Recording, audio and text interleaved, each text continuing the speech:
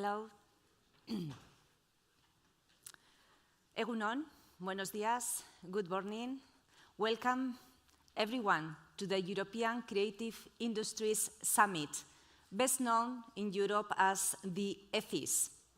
My name is Cristina Ortega. Some of you already know because we have been together the previous past days. I am part of the ECBN team, the European Creative Business Network, and we have just changed our name. Now we are the Creative Fed. We are putting this event together in partnership with the Basque government and the EIT Culture and Creativity. In the past years, we have been traveling around Europe with the EFIS, and I am personally really happy of having this summit now here in my hometown, in Bilbao, to discuss on the topic on this occasion on decolonization of innovation, decolonizing the mind. And on behalf of the organizers, I would like to give a very warm welcome to all participants and speakers. I will give now the floor to the first speakers for the official opening of the EFIS 2023 in Bilbao. First, I would like to welcome Dr. Christian Ihler, member of the European Parliament and a key advocate for the cultural and creative industries in Europe. Your work has been key for us being here today, and we are very grateful that you join us. Thank you very much, Mr. Ihler. The floor is yours.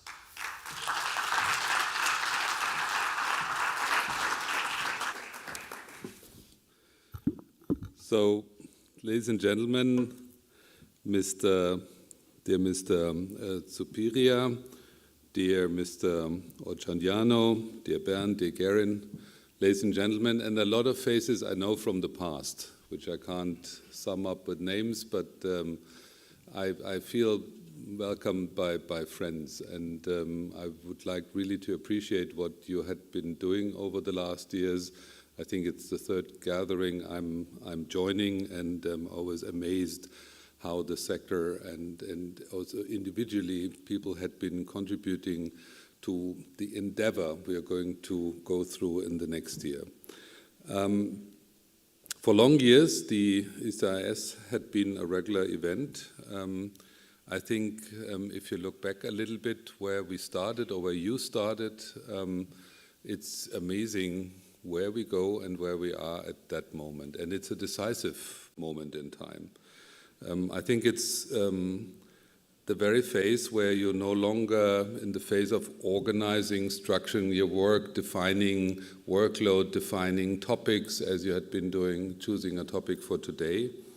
I think you're now in the state, which is very, very important and will be part of the occasion today, that you are able to formulate what you want, but also tell politics, but also the broader society. I wouldn't just look to politics, what contribution the sector can bring and what is actually in the perspective of the sector, not just a contribution to something where the sector could lead or tell society where we go. I think the topic that you had been choosing is a multifold. It is a general topic between, let's say, Europe and its former colonial past and our counterparts in Africa and Asia. But it's also an issue which shows that the endeavor we are facing, so the very fact that we are transforming our society, that we are challenged by something which is unprecedented, the question whether how to keep this world as it is in face of a dramatic climate change with a lot of political, societal, economic implications, how that dialogue is be structured, because I think that you take up a discussion which could be seen as a looking to the past might be also a discussion to look for the future, because what we perceive as a solution for Europe is not necessarily perceived by the rest of the world, and we should be learning from this discussion about the colonial past, be it in Europe or be it Europe being a colonial force in other parts of the world, what can tell us that discussion for the discussion we are going to see? Because we have this natural presumption that we want to save the world. I say that without any kind of irony, but we should have the idea that we are just 11% of that world. And I think our solutions, be it economically, but even be it societally, or be in the question what is the allocation of wealth in that world, should not lead to another colonial discussion, because we might have to convince people and we might not to have to rule people. And I think this discussion is on the one hand about decolonization looking to the past, but it will tell us a lot of lessons how we are going to communicate our common endeavor in the future to the rest of the world. So on the other hand, we are at a crossroad, because I think you might have realized that, and Bernd Fesel representing it, the kick is there. We're there. We're going to negotiate the budget. All of Brussels, a lot of people in Europe are looking to Bernd Fesel. He is the man. He will be accompanying that for the next years. He has any kind of backing you can get in Brussels, and it's a miracle, because to get the backing of all the three institutions, that is something you have to achieve. But by that, it is the kick getting that attention. And the kick is not a standalone. We are now in the phase which is very important, and will give you a role beyond what is discussed on topics, on calls which are going to come, because now it gets serious in terms of also the allocation, the spending decisions in Brussels.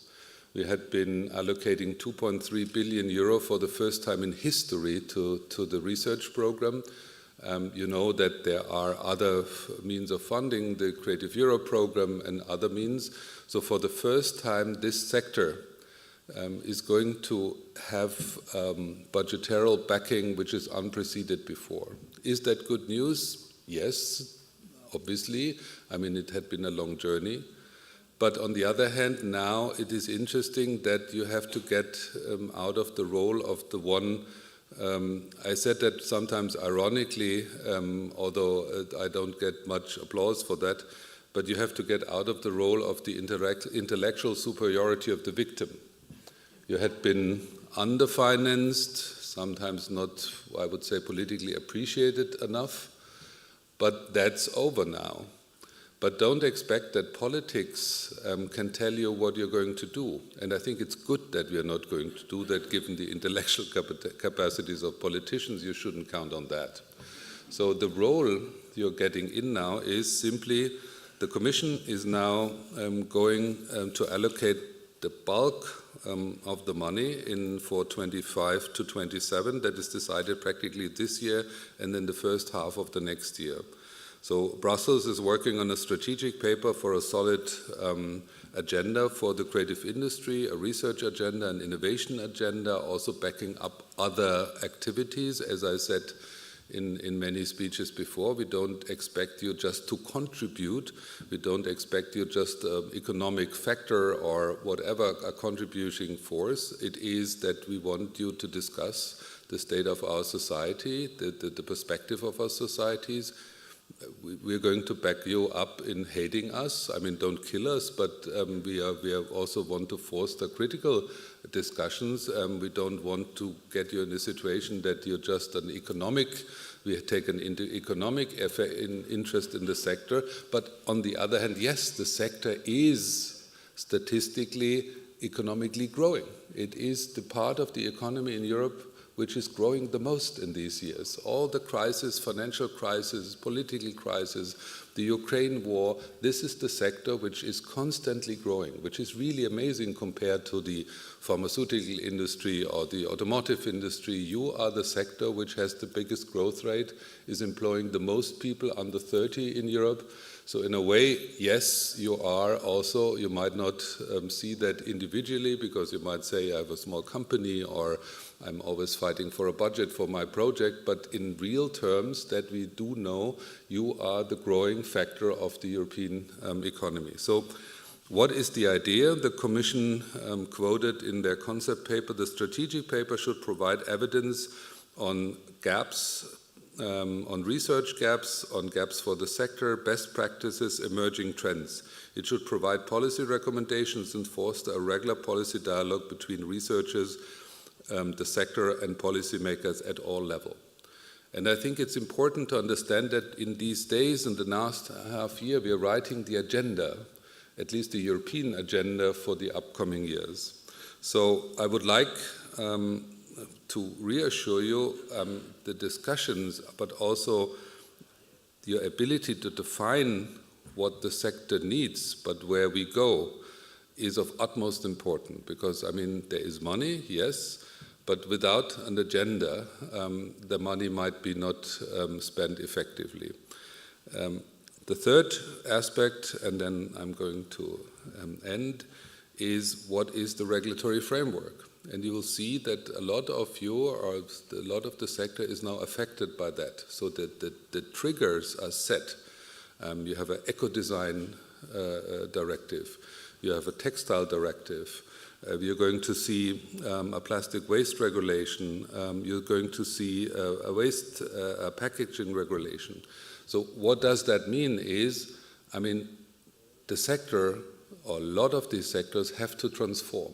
We are going to live in a different textile world than we had been living before. We're going to live, the ecological regulation is going to speed up transformation in that sector. And I think we should understand that the start had been the last year. Now is half a year where we define a little bit the agenda, but then it's about implementation and deliveries. And therefore, I'm saw with great pleasure that there is an opening of the policy club of the EIT KIC on creative industry here today. I think it's particularly important because what you have seen, and in the end, I would like to salute the effort of our hosts here in the Basque region. What you have seen, what you can do if you take up on the community level, on the regional level, on the ministerial level, that gives that the leverage we can't reach even with a pot of money. Because how much can we subsidize? I mean, the KIC is big, it's going to grow, but it might be 100 calls, it might be 200 calls we're going to do in the next years. But if that is taken up on the community level, if we get a vision for citizens, we get a discussion in our broader society, how we are going to change our society, how we create positive utopias for our society, and this society is going to change. That is then really gives that the leverage. So I think to engage with the community level, not with policy in terms of getting money or having abstract discussion, to take it up on the level which is available and understandable for citizens, where they see that their ordinary life is going to change. That is the miracle, and that is the transition we're going to undertake in our European societies in the next state. And the starting point actually is practically today. Thank you very much.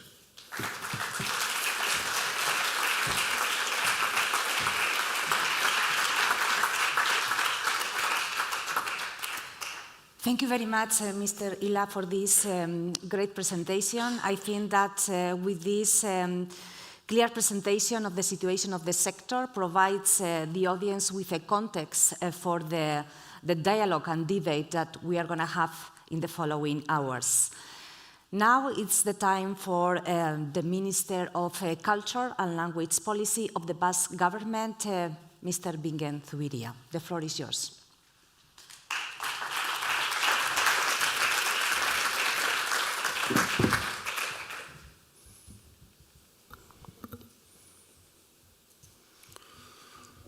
Good morning, Mr. Ila, representatives of institutions, ladies and gentlemen, good morning. Let me say some words in Basque language to say you good morning and welcome. Egun on guztioi eta ongi etorri European Creativity Summit 2023 jardunaldi honetara.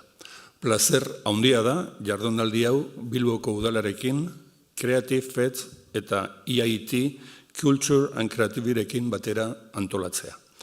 Kultura eta sormen industriak ditugu aste honetan Euskadin protagonista.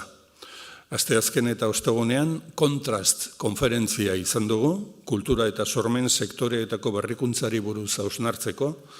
Gaur, European Creative Summit 2023 jardunaldi hau daukagu, eta ezin dugu aipatu gabe utzi Bilbon egunotan ospatzen ari den BIME, musika industriako profesionalentzako topaketa.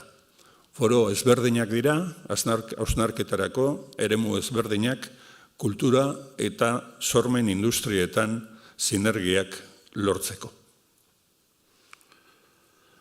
For us, Europe is a fundamental context. Europe is an indispensable context for the Basque Country, both for the policies of the Basque government and therefore for cultural policies. Numerous stakeholders within the public cultural system have also embraced Europe and actively engaged in European associations. The cultural and creative industries are also there looking to Europe. In order to contribute to this international projection, a number of initiatives have been launched in the Basque Country, and they have been reflected in our strategic plan for Culture 2028. Develop cultural and creative industries, support innovation and growth with cultural and creative industries through collaborative programs with the Basque District of Culture and Creativity in partnership with the Department of Economic Development and the Department of Culture of the Basque Government. Increase the involvement of cultural and creative industries in the Basque Science, Technology and Innovation Plan for 2030. Foster collaboration between cultural and creative industries and universities through the KSA Gune initiative in partnership with the Department of Education. Create international networks and attain recognition as a cultural and creative industry reference. All these initiatives are an example of the cooperation I mentioned earlier. The cooperation is also reflected in the EIT Culture and Creativity Policy Club. The Policy Club will bring together for the first time in the next 3 years representatives who will work to promote potential in the culture and creativity sectors in all political areas. It aims to promote innovation in policies and administrations, in regulatory frameworks and regimes for cultural and creative industries, promoting coordination and cross-innovation between public administration and political institutions. At the first meeting, we participate as Basque member of Policy Club, the Regional Ministry of Culture and Linguistic Policy of the Basque Government, the Bilbao City Council and Gaia Cluster. We'll try to enrich the project with our experience and knowledge. Finally, I would like to thank you for choosing Bilbao for this meeting. I hope you can get to know our country and our cultural and creative system and industries policies. Thank you, welcome, and eskerrik asko.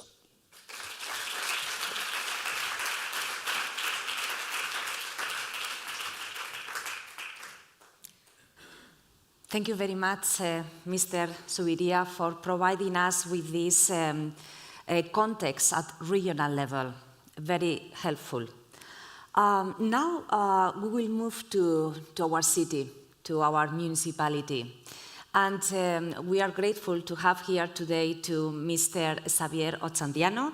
He is the Councillor of Economic Development, Commerce and Employment of the Town Hall of Bilbao. Thank you very much. The floor is yours.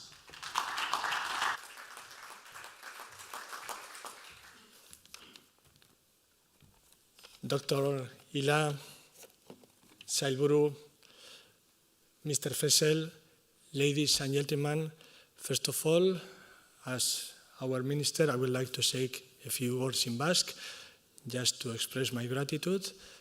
Ongi etorriak, Bilbora, ongi etorriak Euskadira Bilboko udalaren izenean.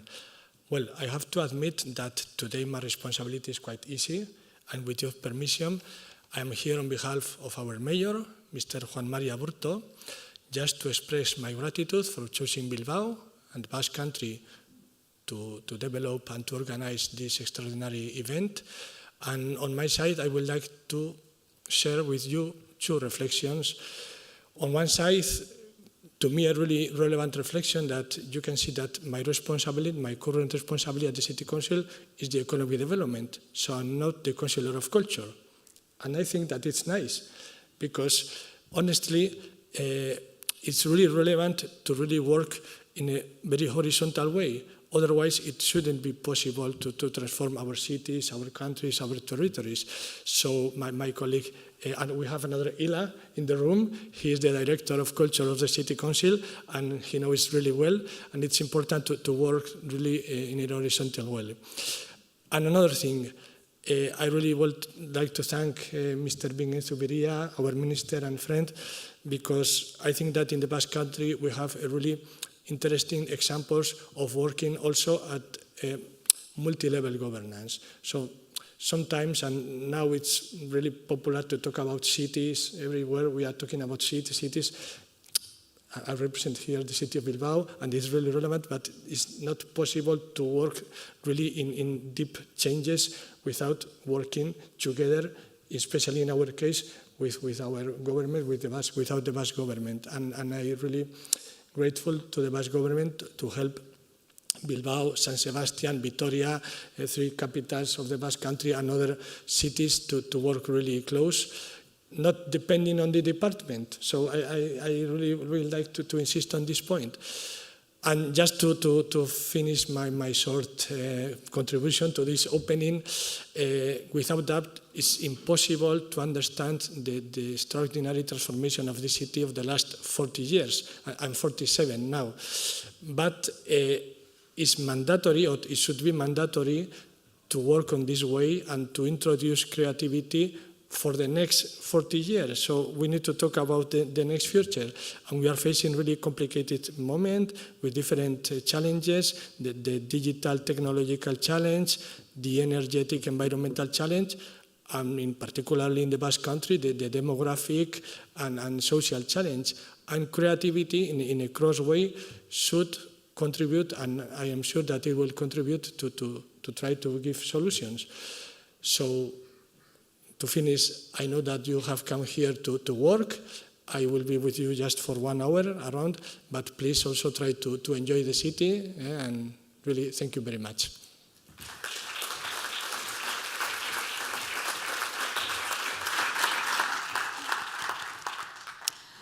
Thank you very much, Mr. Otsadiano, for your welcoming words to our city. And our last speaker in this official opening of the ETHIS is our friend Bernd Fessel. He, you might already know, he was the previous director of ECBN, and he is still a great promoter of the ETHIS. And as you might already know, he's also the CEO of the new EIT Culture and Creativity. Thank you very much, Bernd, for being here today.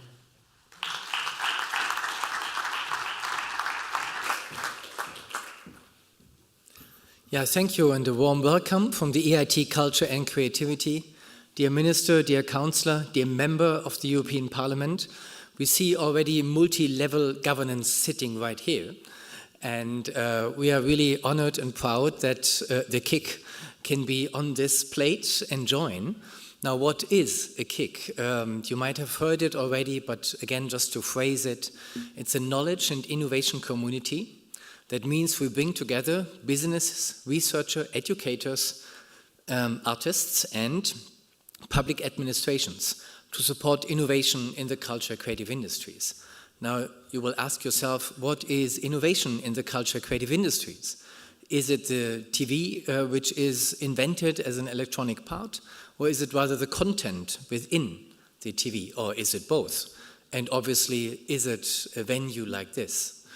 Innovation is defined by the economic departments of the national ministries within the OECD. There is a so-called Oslo manual. That's the gold standard of innovation definition. And this is basically tech and business driven. It's not so much cultural and artistic driven. And so the step from the European Parliament and Council member states and the European Innovation Institute, EIT, to create an innovation community for culture is in itself an institutional innovation calling to open up the understanding of innovation. And that's why we have really a very special setting. Christian Ehler pointed to the initiatives of the Parliament in terms of budget, strategy, and on top is really opening the minds of what we understand as innovation and having really a holistic approach to innovation. And that's why I'm so happy to see, from the region to the economic colleague, and the cultural department is here, and also here in the room we have members from this future EIT policy club, which range from very different policy departments. Here our simple idea is to overcome something many of you have experienced in practice. If you are a company and go to the cultural department, you are likely to economically to receive funding by culture, and if you go to the economic department, you somehow look too soft and just culture.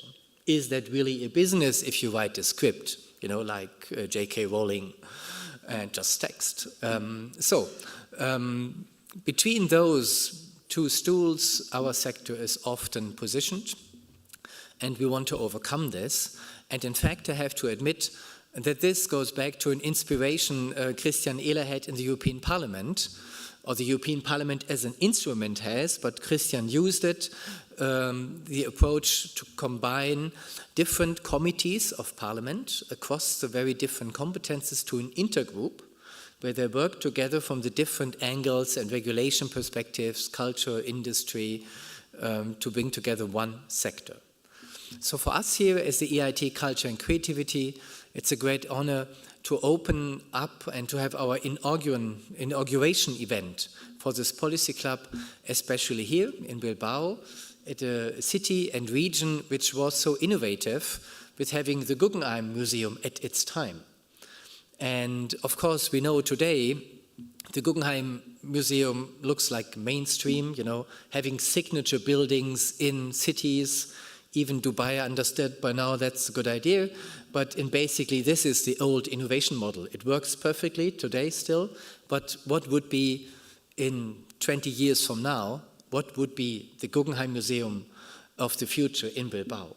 And those are the grand questions this EIT Culture and Creativity addresses. Just to paint the big picture again, innovation here is not just about the innovation about one product or one company, but really about innovation shifting ecosystems, shifting markets, shifting cities. So please, when you are working with us at the EIT Culture and Creativity, dare to think big. This communication, this innovation community is made for the big challenges. And if there is an idea you always try to do and it was always turned down because it's just too crazy, please take it and come forward with a daring, great idea to support innovation and change for the cultural creative industries. Yeah, so with this invitation, I am more than humbled and happy to be here and to be at the ESIS, at the European Cultural Creative Industries Days. With many of you here, we started it some 10 or 12 years ago. At the very beginning, we were just 5 people. And today we are touring Europe, so congratulations also to Gavin and the whole staff doing this.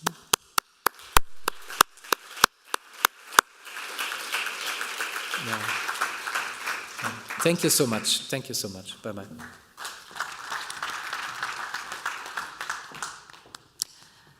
Thank you very much, Bernd.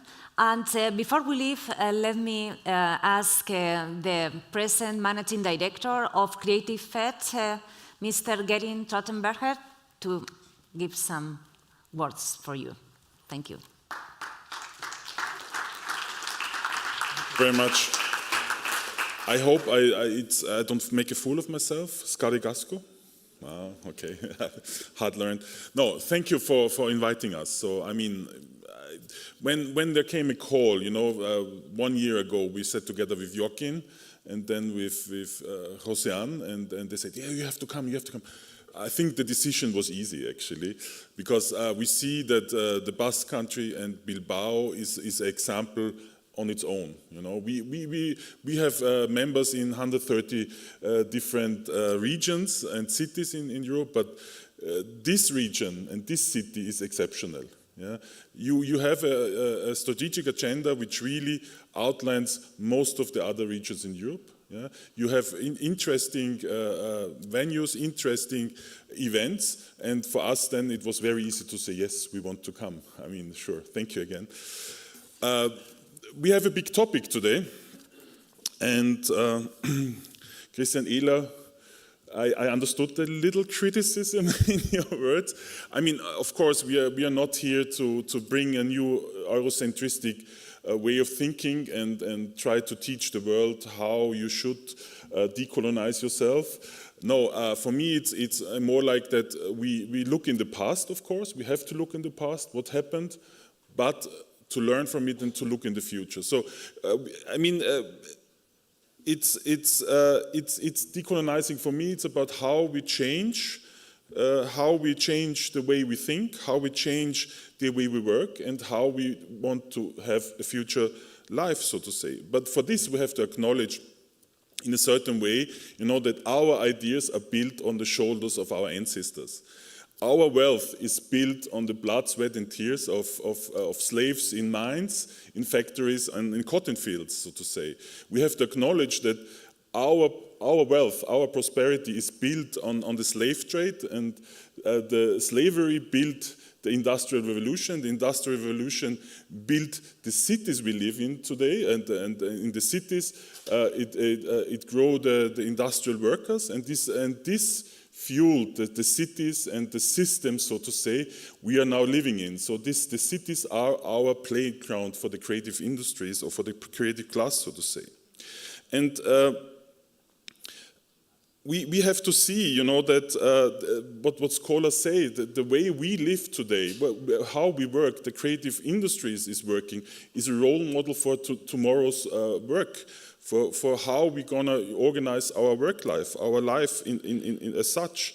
And in that, it's about transversality, it's about multidisciplinarity, it's about how we gonna work between the sectors, between societies, and this blueprint we create today will be lasting for the years to come, and we can show how we're going to change the world.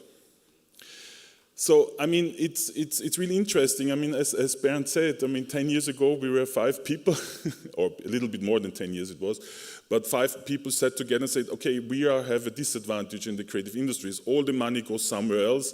We as a creative industries are not acknowledged. But today we can say that the European Commission, the European Union as such, acknowledge that the culture and creative industries is one of the 14 industrial sectors who can support the Green Deal, who can support the triple transition, the green, digital and social transition.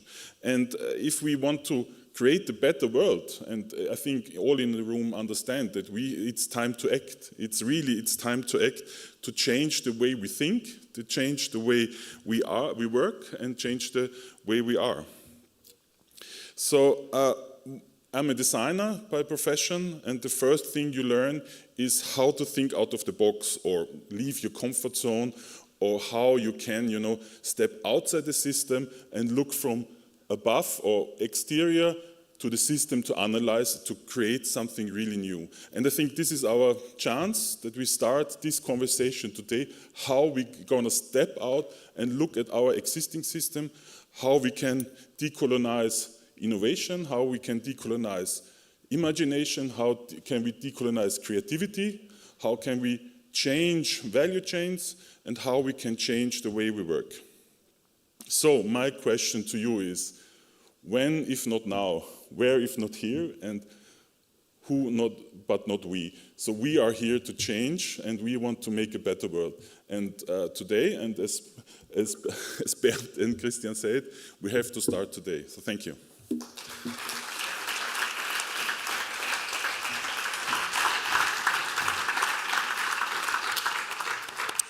Thank you, Gerin, and thank you all the speakers for your support in this official opening. Thank you so much.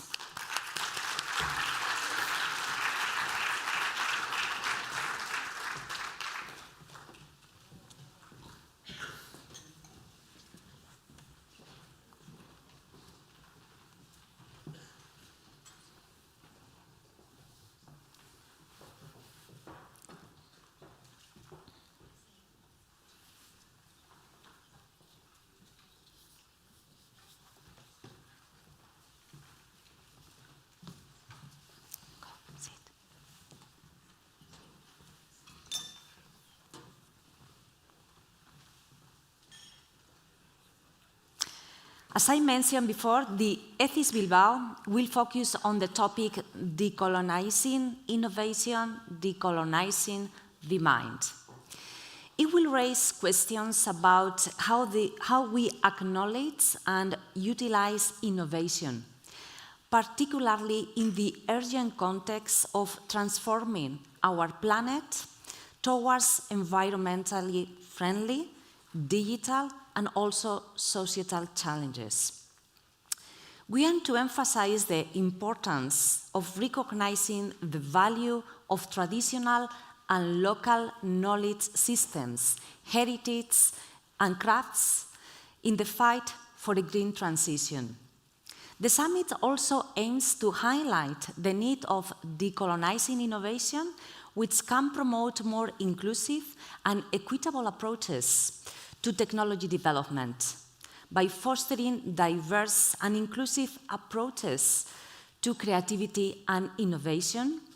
We can develop new ideas and technologies that better address the needs of the society and also the environment. We are sharing this event with the members of the new Policy Club of the EIT Culture and Creativity, and we will share some sessions while some others will go in parallel. First, we will have a keynote speech followed by a panel. Then we will have a coffee break, and after that, at around 12:30, we are a little bit late, the Ethics and the Policy Club meeting will go in parallel. I would like now to welcome on stage, he's already here, Pierluigi Sacco. He is the Action Program Director of the Policy Optimizer of the EIT Culture and Creativity, who will deliver a presentation on CCCIs and behavioral change, decolonizing policy through cultural intervention. Thank you so much.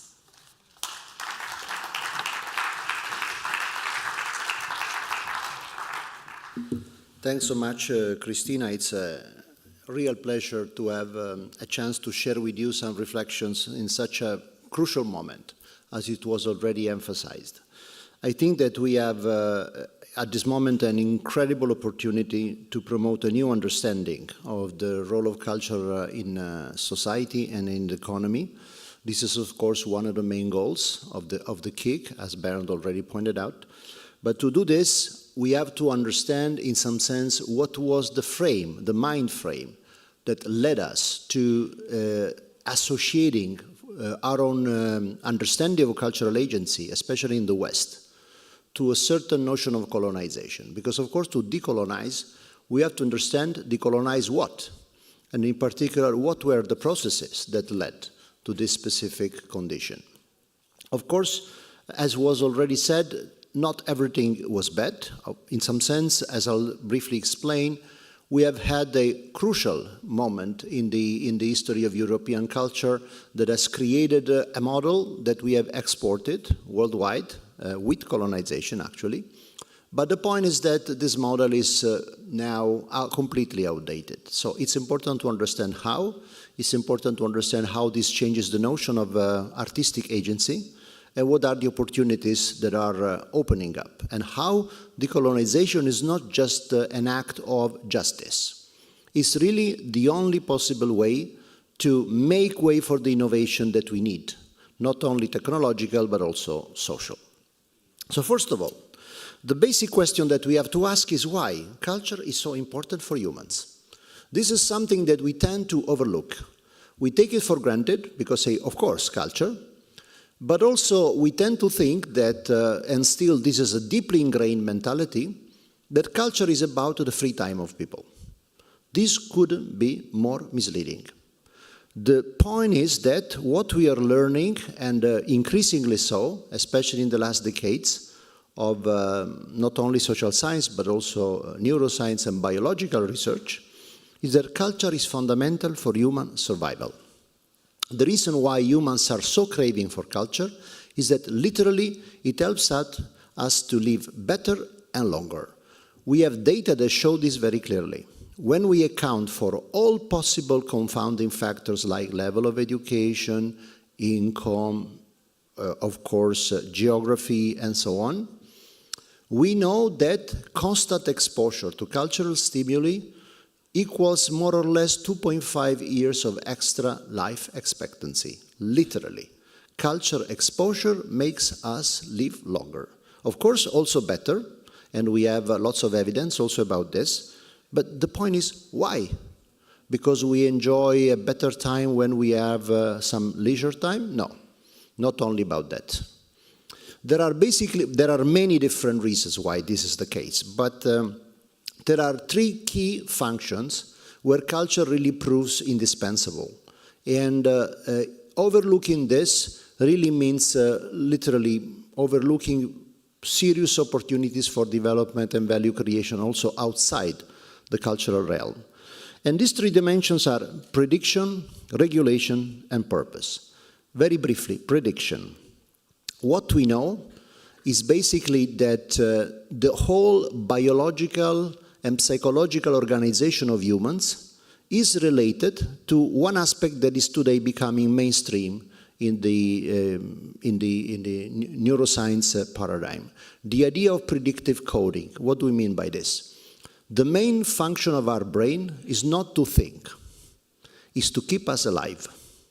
Most of the bandwidth of our brain is related to regulating our inner functionings, biological functionings, which, by the way, are extremely complicated. This means that the purpose of the brain is minimizing surprise. The fact that we have an unexpected urgency, for example, the fact that we have an unexpected threat and we have to run because we didn't see it coming is biologically very expensive. It's very stressful.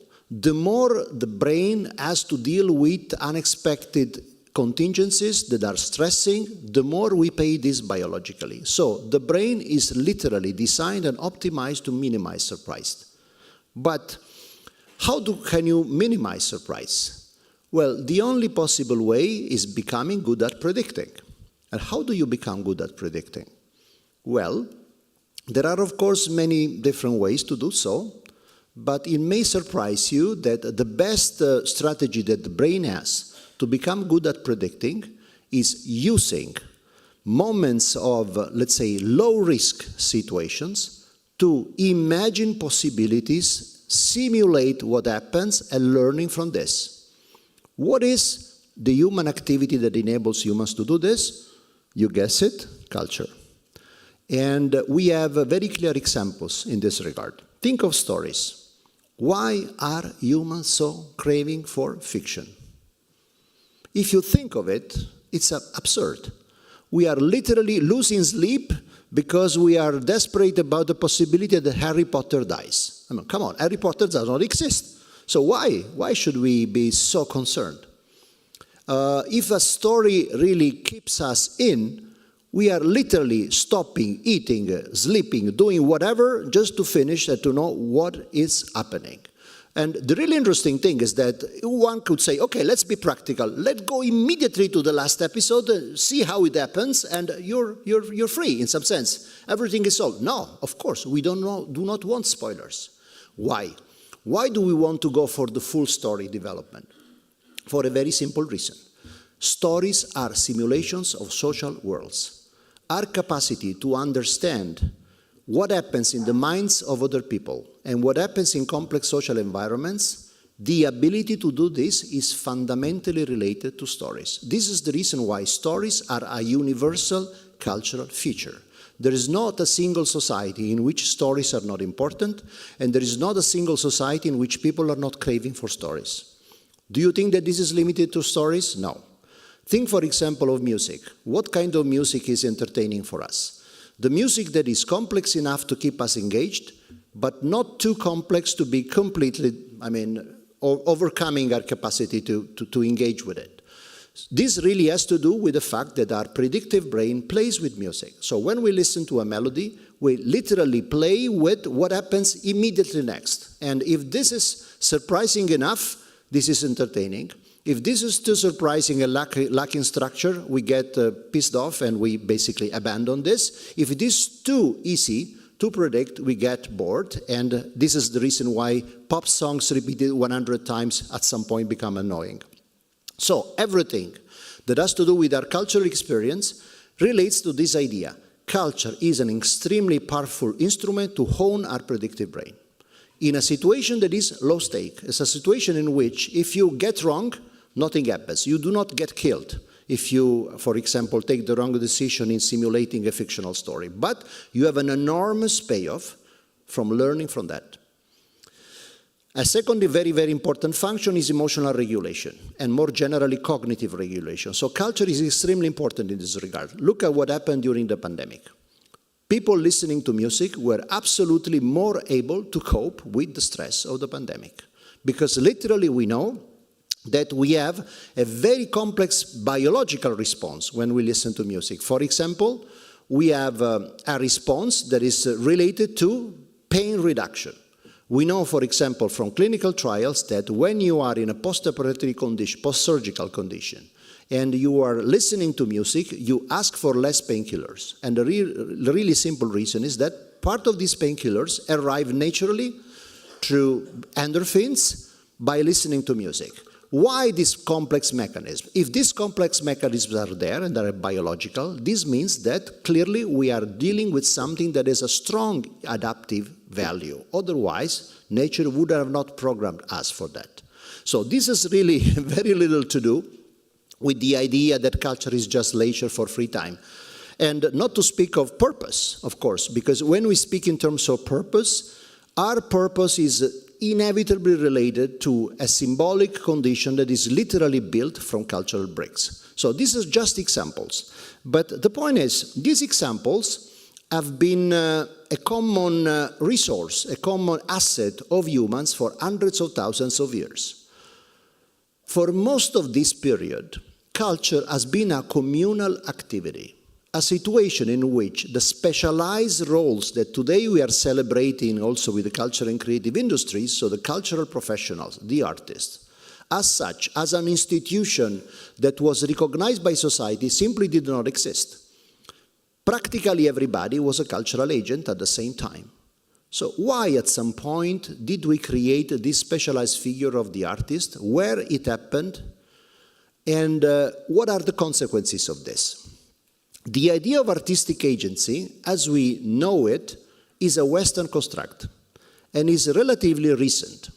If you think in non-Western cultures, in terms of artistic agency, in the traditional, practically in every traditional culture which is non-Western, one way or another, there is no way to distinguish artistry, so the capacity to be imaginative and talented in artistic expression, from other forms of skill. Basically, if you are a good artisan working with wood or with song or with canoes or whatever it is, doesn't make any difference. Just make an example. In Japan, the word sensei, master, is basically applied to everybody who has a certain skill that is above average, and it becomes an example and an inspiration. If this is an artist or an artisan or whatever it is, doesn't make any difference. Why at some point Europeans invent artists? Well, that's the interesting thing, because it really relates to, in some sense, our decolonization agenda. The invention of the artist is related to the invention of democracy in the Greece of the 5th century before Christ. There was a very specific issue that was solved in a very brilliant way. Let's explain why. because also this enables us to understand what is the complex relationship between two notions of culture that we always debate. There is culture in the sense of norms, costumes, languages, and all these kind of things. And then there is culture in terms of theater, movies, let's say poetry, painting. In endless conferences, the discussion is, okay, how do we define culture? What is the relationship between one and the other, and so on? There is a very simple way to structure this kind of problem. What happens in a society that, of course, we don't have the time to elaborate on this, but in a society in which you have a sudden need to create a democratic political system in which basically the laws emerge from the deliberation of people who debate on an equal basis in a parliament. Imagine what kind of shock this is with respect to a traditional society in which there is a ruler, generally a very authoritarian ruler, that literally derives laws from God's mandate. When you have God's mandate, nobody discusses the law. But in a situation in which you have to decide what is better for your society, you have to make choices. What is the trick? To make choices in a democratic setting, you need not only to make choices for today in the situation that you are experiencing now. You have to make choices for possible future worlds in which this law will apply. So, what happens if we give the vote to women and then a war breaks? What are the consequences of this? What happens if we, for example, forgive prisoners of war and do not kill them today for future war scenarios? You need to develop an extremely complex skill that is called counterfactual thinking. This is one of the skills that are more difficult for humans to grasp because it requires an enormous computational capacity. You have to simulate many possible future scenarios that are not necessarily happening, but they are fundamental to be anticipated to judge whether or not that law is good. How do you do this in a society that had no training for this very, very challenging social ability? Well, probably you have some intuition already about this. It was theater. Theater is literally a laboratory for social cognition. The reason why theater flourishes in Greece in 5th century before Christ is that literally it becomes the social lab for society to hone those abilities that are indispensable for the functioning of democracy. And interestingly, the commissioning of theater festivals is political, is related to the families who want to have a role in the Greek political life. If you are good at commissioning festivals, then you can also have a public figure, public position. But what happens then? Okay, we have already said that. When we are into fiction, we simulate possible social worlds. This hones fantastically our ability to imagine possibilities and so counterfactual reasoning. But this means imagining very crazy things, like what happens if I kill my father and marry my mother? What happens if a mother kills, for example, her children? These kind of things are extremely challenging and even very risky for a traditional society, because if you ask questions like those, and everybody starts to ask questions like those, this can really put under severe stress the social order. So what do you have to do? You have to create a monopolist for this particular function, which is imagining wild things, but at the same time getting away with that, having no responsibility for this imagination. You need to create literally an institutionalized deviant. Which is this? Is the artist. So this is also the reason why you have, with the Greek theater, systematic transcription of the text, because of course you cannot imagine just whatever. It's this. And second, a specific responsibility related to the identity of the artist. Of course, we have examples of recording of identity of the artist before this period, but that was unsystematic. The moment in which individual agency for artists is created as an institution is in this moment. It is in the West, and it is for this purpose. Interestingly, through the development of Western civilization, artistry serves different purposes. For example, in the case of Roman Empire, it serves virtue signaling. It has a different function. So in this case, the artist is not honing, for example, counterfactual thinking, but is literally creating the signal of moral nobility for the ruling power, for the ruling politicians through, in this case, artistic patronage. In the Renaissance, it becomes an instrument of soft power. In the bourgeois revolutions after the French Revolution and in the bourgeois new nation states, unfortunately, it becomes a signal of social distinction. So the interesting thing is that artistic artistry serves different purposes across time within the Western civilization, and the point is that at some point it becomes related, but it's a relatively late phenomenon. It becomes related to social distinction, which means creating a distinction between an elite, bourgeois people who need a different way of distinction that is not nobility, and all the rest. What happens in this case? That you create a wedge between those who are part of this elite and the other people. Literally, the distinction between high culture and low culture. Highbrow, lowbrow. What is the consequence of this? Unfortunately, the consequence of this is that we create the association between, first, social privilege and cultural innovation. Second, unfortunately, between culture as a very, let's say, sophisticated form of leisure, something that is not really related to fundamental human needs, but something that is related to a very sophisticated way to enjoy your time. Okay? We are now in a situation, by the way, this also has to do, as we said, with the distinction between two different types of culture. Why? Because basically, think of the Greek example. The role of theater is, of course, imagining wild things, but this applies to creating new laws. What are the laws? The laws are, of course, an example of that culture that has to do with laws, social norms, and customs, so the more general definition of culture, whereas, of course, theatrical imagination is an example of the narrower notion of culture, that really related to cultural expression as we mean it. How are they structured from the point of view of the organization of time? The more general definition of culture has to do with weekly time, with instrumental dimensions of human living. The imaginative version of the theater, it has to do with festive time. It has to do with that dimension of time in which we feel free to express ourselves. So these two notions of culture are related to different modes of functionings of human beings. The interesting thing is that the instrumental dimension, so, for example, our organization of laws is fundamentally depending on our imagination. So the festive time has an enormous impact in imagining the social organization of our societies. This is, for example, something that we systematically forget.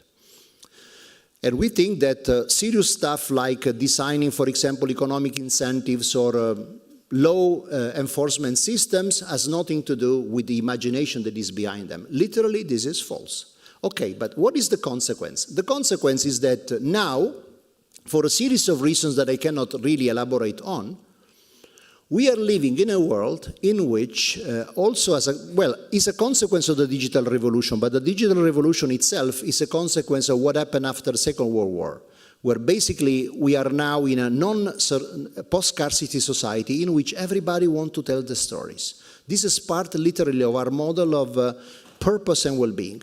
In this situation, the idea of leaving a monopoly of artistic agency to some specialized deviants that are called the artists or cultural professionals is simply not socially sustainable. Does this mean that these people have lost their functions? Not at all. They have an even bigger function. Because, of course, the fact that everybody wants to contribute to the creation of content creates an enormous possibility of value creation through collective intelligence, through cultural participation on a very big scale. But what is the point? We have to disrupt that barrier between the specialized deviants, the monopolists of imagination, and the public. By the way, this distinction has been at the root of the birth, for example, of modern European cultural institutions. The British Museum is basically a temple of the colonial superiority of the British Empire over the rest of the world. So this really means that we have not only to renegotiate the meaning of our artistic institutions and cultural institutions, but literally we have to renegotiate the notion of artistic agency. How? Well, by renegotiating what does it mean not only to be a cultural and artistic professional, but really what does it mean to be participating in an active way in a role that previously was the role of the public. A situation in which we work again on distributed collective artistic agency. Do we have models to do this in the West? The answer is no, and for a very simple reason. I mean, we have been centuries into this idea that it's the artists that do the work, and we are just the public that appreciate this.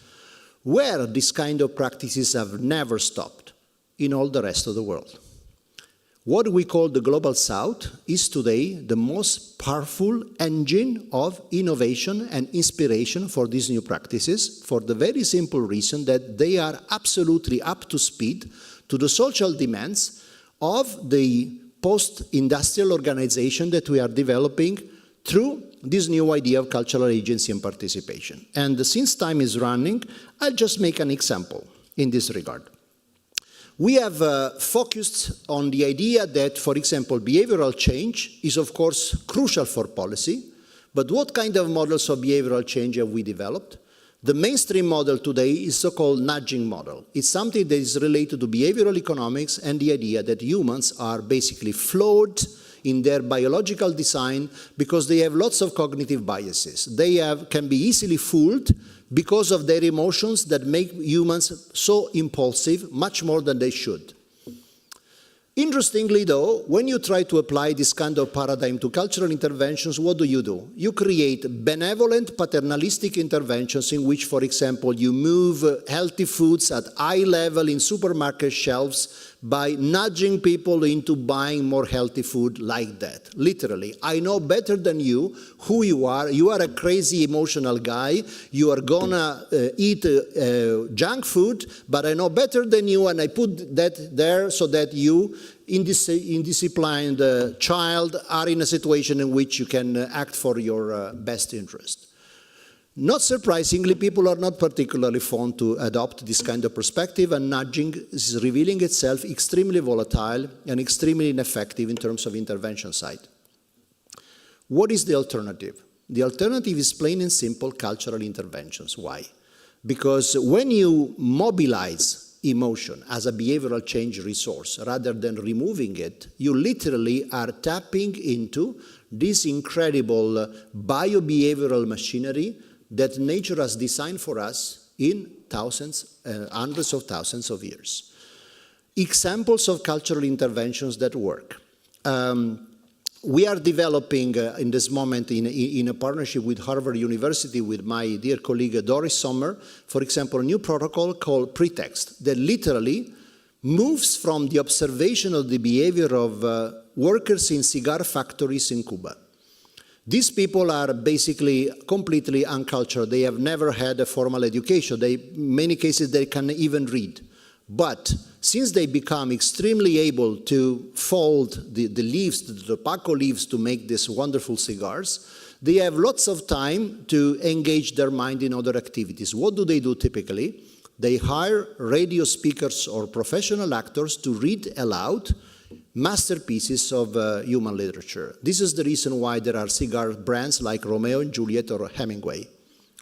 Literally, what is the idea? That the text becomes for you a source of inspiration and energy. Let's use this not as we do in schools, like, okay, this is the text today, you read chapter 1, you show to the teacher that you understood chapter 1, that you move to chapter 2. Of course, this is a sort of engineering of the relationship with the text that is completely alienating people. But let's do something very different, like this kind of culture would address the same problem. Let's play with the text. Let's use the text as a canvas for a variety of different possible collective creative activities inspired by the text, following a certain protocol, literally playing with it and making the use, the interpretation of the text that you like most, because there is no prescribed interpretation. So it's a particular protocol in which you create a situation that is non-competitive and non-judgmental. You create with other people using the text as a canvas, literally to enjoy yourself. Results of this experiment, we conducted a randomized controlled trial in Kenya in an extremely difficult situation.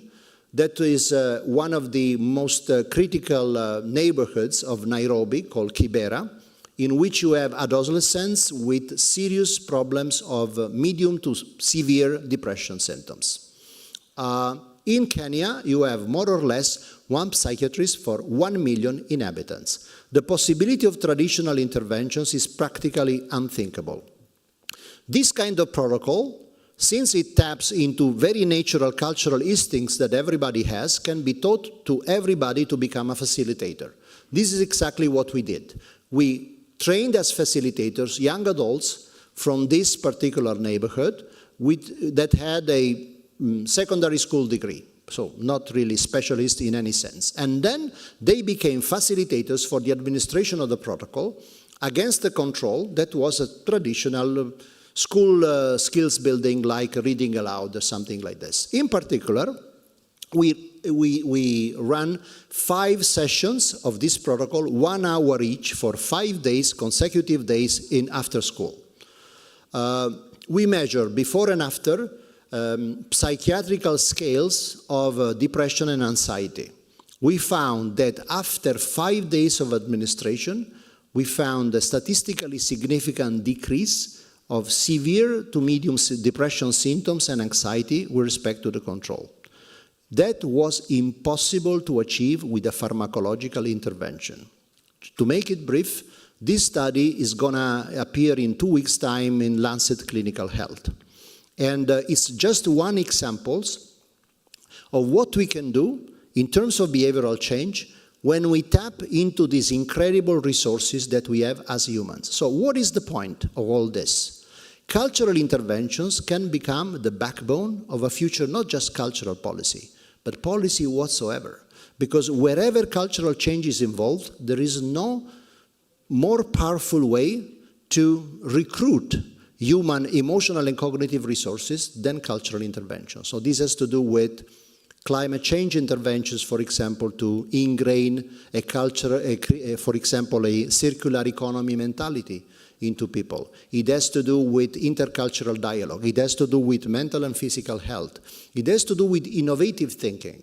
So this is basically the new European agenda for culture that has been the cornerstone for the imagination and the putting on track of the new KIC. So the KIC can really become, from this point of view, a platform for not only, as it was already said, unleashing the power of culture to an unprecedented degree, but also in recovering the role of culture as the basis of all forms of behavioral change for our future society, not only at the European level, but at the global level, through a decolonization that for once means that we have to learn. In some sense, this paternalistic attitude that we are teaching lessons to the rest of the world is over. We are basically learning how to be innovative from the parts of the world that have been, in some sense, on the losing side in terms of this colonial game. But this can really create a new cultural synthesis in which we learn from each other and we start addressing the big societal challenges that we face, which are absolutely not trivial, as we know, from a completely different angle. Thank you very much.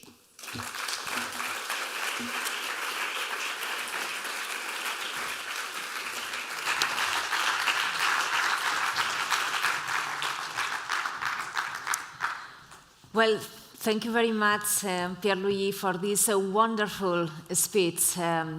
We know, we are aware that on this occasion we asked you a difficult task. This is a very complex topic with many edges, but I mean, it was really inspiring with so many cases that, you know, enlighten your speech. So we have some time for Q&A. If there is anybody that would like to make a question, Valentina, you are the first one. Please, the microphone. Can the runner provide a microphone to Valentina? Yeah, good.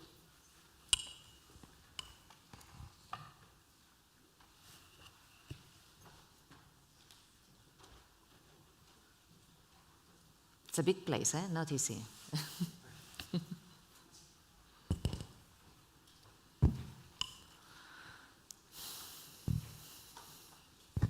Thank you so much. Really. I think I listened to half of your speech, because while you were speaking, I was thinking and thinking and thinking, so I then had to catch up, and it was so difficult. So first of all, you mentioned transcription. If we could have a transcription of your speech, that would be great, I think, for the entire audience. I believe I speak on behalf of everyone here. Now I have two thoughts and two questions. So you were mentioning the survival power of culture. And I was thinking, culture can also have destructive power. It's the causes of wars, and how to overcome this. I mean, I cannot stop thinking of the fact that populists play a lot with culture and with emotions. So they can be used in a good sense, as you mentioned, but not always, unfortunately. So I would love to hear your thoughts on this. And then I loved also what you said about the predictive power of culture. This is totally new to me. I found it fascinating, and and it's interesting that this is coming from an economist like you, because usually we only use economic model for predictions, or at least the society mainly uses economic model for predictions. So I was wondering whether we are ready to accept and integrate into our policies new predictive models, perhaps based indeed on culture. Thank you. Well, thank you, Valentina. Super important questions. Very briefly, because unfortunately we're short of time, but they will really require much more. First of all, I think that we have a fantastic test exactly of this during the pandemic period. Because during the pandemic period, as you saw, there was this flourishing of conspiracy theories that were, by the way, extremely dangerous in terms of fostering certain behaviors that exacerbated the effects of the pandemic itself. So in that period, I worked a lot with the WHO on this idea of infodemic. So understanding how these cultural processes, because they are cultural processes, no, the conspiracy theories are literally cultural words, parallel words that you invent. Of course, they are dysfunctional, but they are there. And they are extremely, in some sense, appealing to people exactly for the reason that they appeal to emotions in a very, very powerful way sometimes. What kind of strategies have been found to counter this? Literally, debunking and scientists speaking rationally about what was right to do or not. So we conducted a huge computational social science study over 1 billion of tweets to understand what was the capacity of the scientists to address large sectors of the public through their communication. It was negligible. Literally negligible. There were trolls, there were far more, even single trolls unknown, that were far more influential than extremely authoritative scientists. Why? Because, by the way, the idea was exactly this. We have to nudge people into thinking better. They have even developed now inoculation approaches to, let's say, providing the right information to people so that they can reason better. Why this kind of attitude cannot really solve the problem? Because it does not recruit emotions. So we really have, in the post-pandemic case, as a textbook example, populism, of course, another textbook example, we need to create a new way of public communication and public discourse in which the emotional side is recruited as deeply as the cognitive one. From this point of view, I made an example of a cultural intervention in the case, for example, of depression symptoms. But there is nothing that prevents you to imagine and to design similar cultural interventions, for example, to address misinformation and conspiracy. Can you do this just with scientists? The answer is no.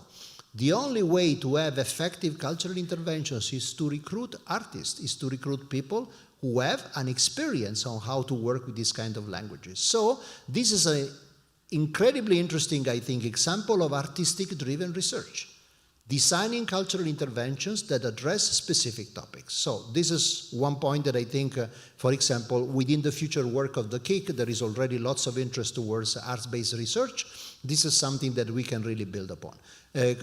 Coming to the second question, I think that we are starting to be ready for new kinds of predictive models exactly for this reason, because traditional interventions are failing, and are failing spectacularly. So if we are good, and if we provide now a new wave of not only good ideas in terms of cultural interventions, but specific tests, possibly randomized control trials, the kind of interventions that are today accepted as the gold standard to show that a certain type of a measure works, we are probably able to create a new mainstream even in behavioral science, which means that we can reach out basically to every single sector of society and the economy. So for us, I think this is a lifetime opportunity, and 10 years ago, I would have said, no way, because they would not even consider us. But given what's happening, especially given the spectacular failure that is now being witnessed and acknowledged by everybody in the field of the post-pandemic coping scenario in terms of information, we have the once-in-a-lifetime opportunity in this regard. Yes, there is a question at the back and then at the front. Thank you.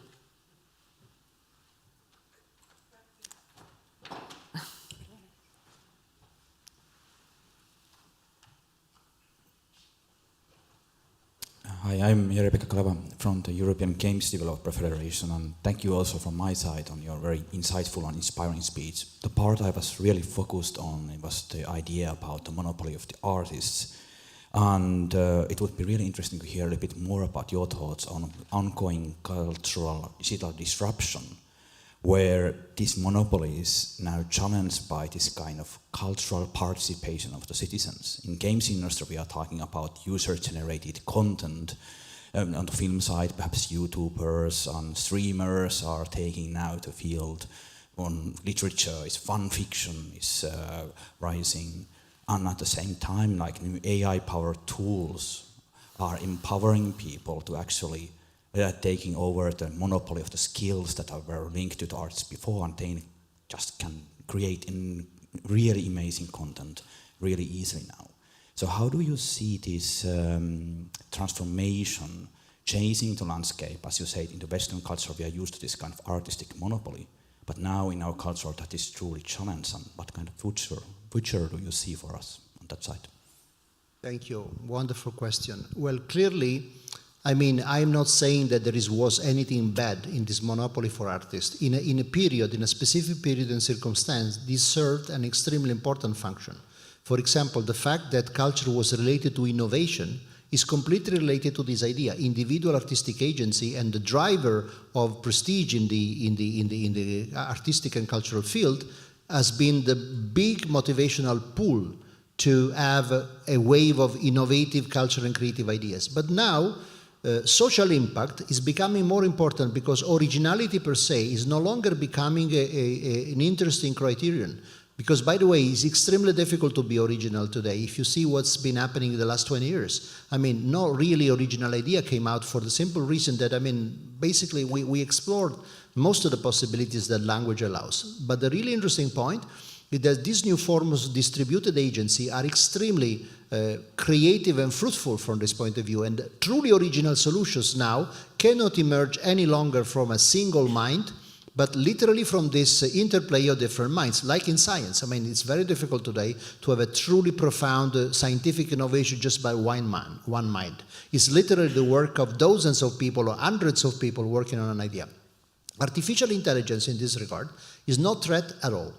I think it's going to be a very, very interesting tool to participate in this distributed agency. We spoke yesterday, for example, in the Contrast conference of ecosystems. This is a real example of ecosystem. It has to do with this kind of diversity. So the idea that we have to defend, for example, let's say, even intellectual property as we mean it today, is very much linked to a notion of artistic agency that is 20th century.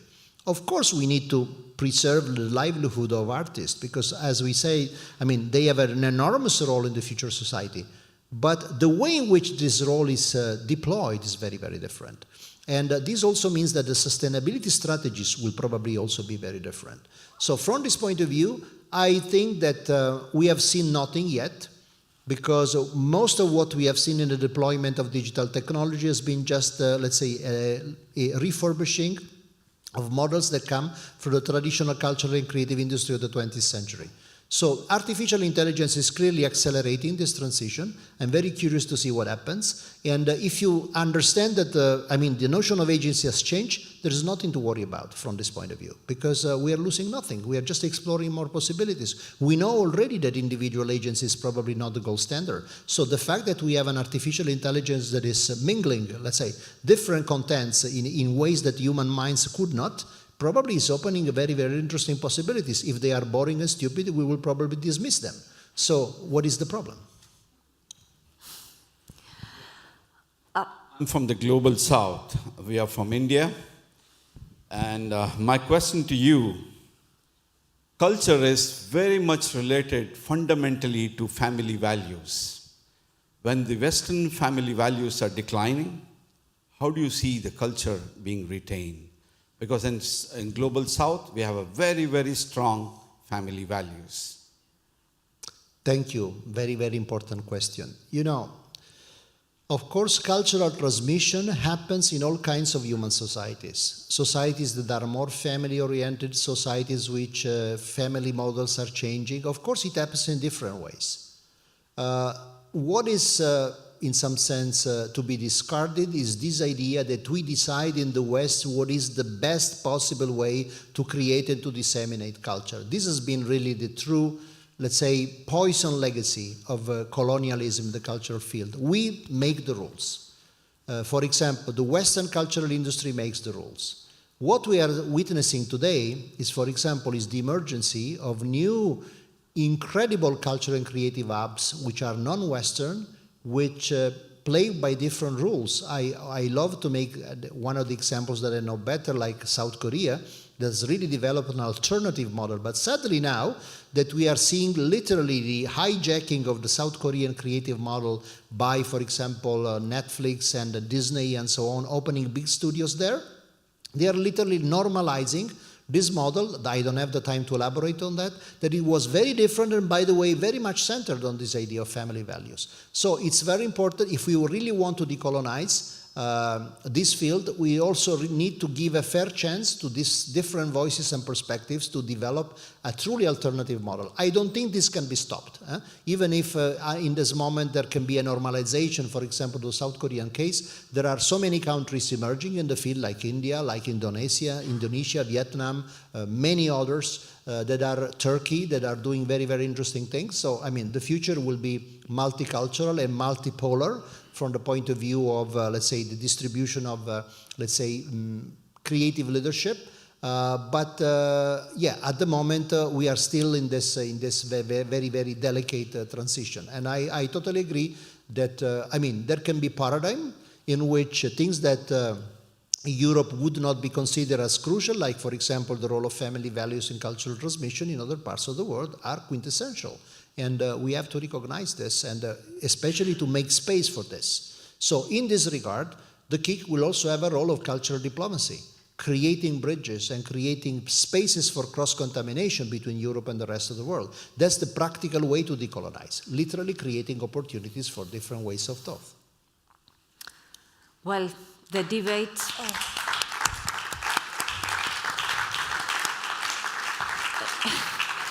The debate is really interesting, but I think that we have to leave it here. Thank you so much, Pierluigi. Don't run away without giving you big thanks.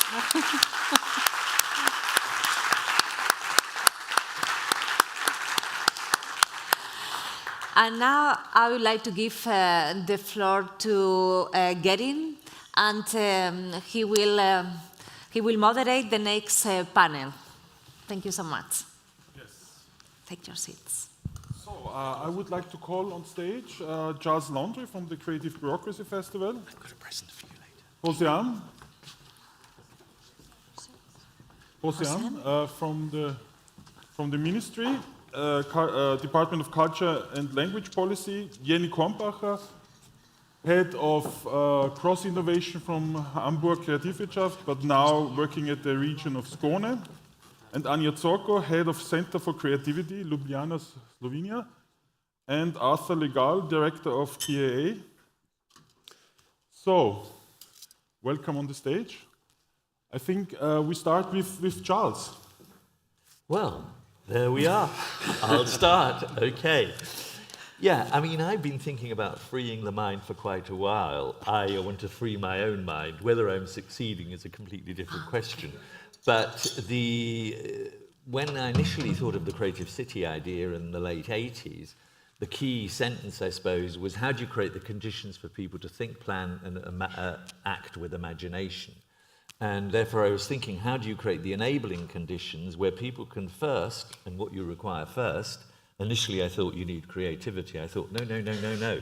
You need to have an environment, legal, administrative environment that enables curiosity. If you're curious, you might be imaginative. If you're imaginative, you might have a creative idea. If that's one of the many that are there, it goes through the reality checker, and out of the 10, 2 become inventions, ultimately, and innovations that leads to a cycle. So that's what I thought, and this was all to do with these times of stress that happened, obviously, at that period, that you needed to look at new resources. And one of the resources, of course, was arts.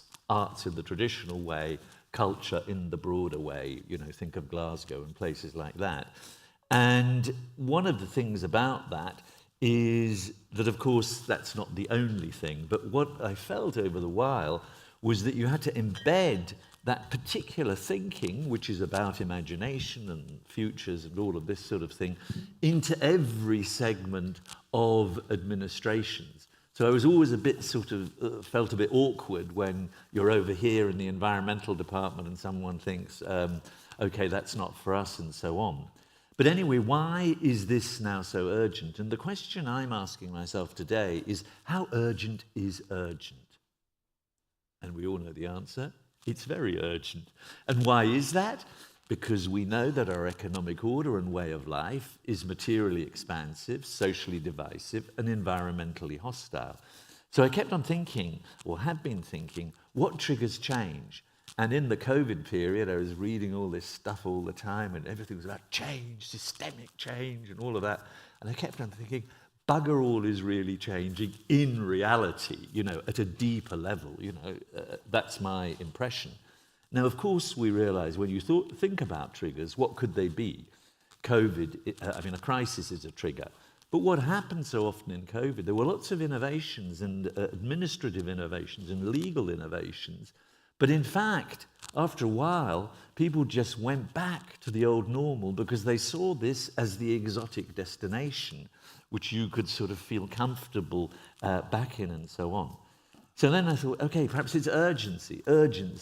And here, obviously, you get the artistic imagination being quite good at it. You know, Olafur Eliasson bringing the bits of iceberg to Paris, you touch it melting, suddenly you don't need a long story there, that's iconic communication, you can work out later what it's all about, and this difference between iconic and narrative communication is incredibly crucial in shifting change. I also loved that Simon Beckert, you know that thing where he took a red cart with 99 Google all open and walked down a Berlin street. The Google Maps suddenly went from green to red. The street emptied. It was brilliant. It's just amazing. But that was a subversion that was incredibly powerful to show how you can suddenly, let's say, get rid of cars. So what about triggering change? Obviously, values, ethics, ambition, intent, a mission, all of that you know. But one of the most powerful ones, or two of the most powerful ones, are generative ideas or concepts. There are lots of ideas, but not many are generative. And a generative idea is that catalyzes. 15 minutes, we were with Carlos yesterday, Carlos Moreno. It does something and it spreads like wildfire. A generative idea, in fact, is giving nature a legal right, like the New Zealanders do for a river. That suddenly sparks someone to copy it and so on, which is brilliant. The other one, of course, is reframing. Reframing, waste is a resource. Linear thinking to circular thinking. All of that, because if you circular think, you tend to get rid of silos and so on.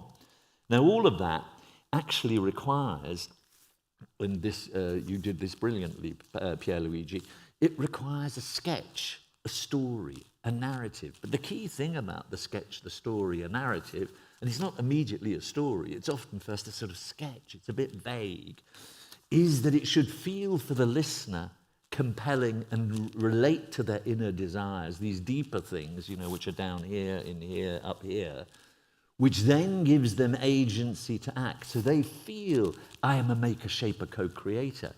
When you've got then those people feeling they are actors, then you begin to develop this movement of change where people then become much more committed. So the picture I'm painting.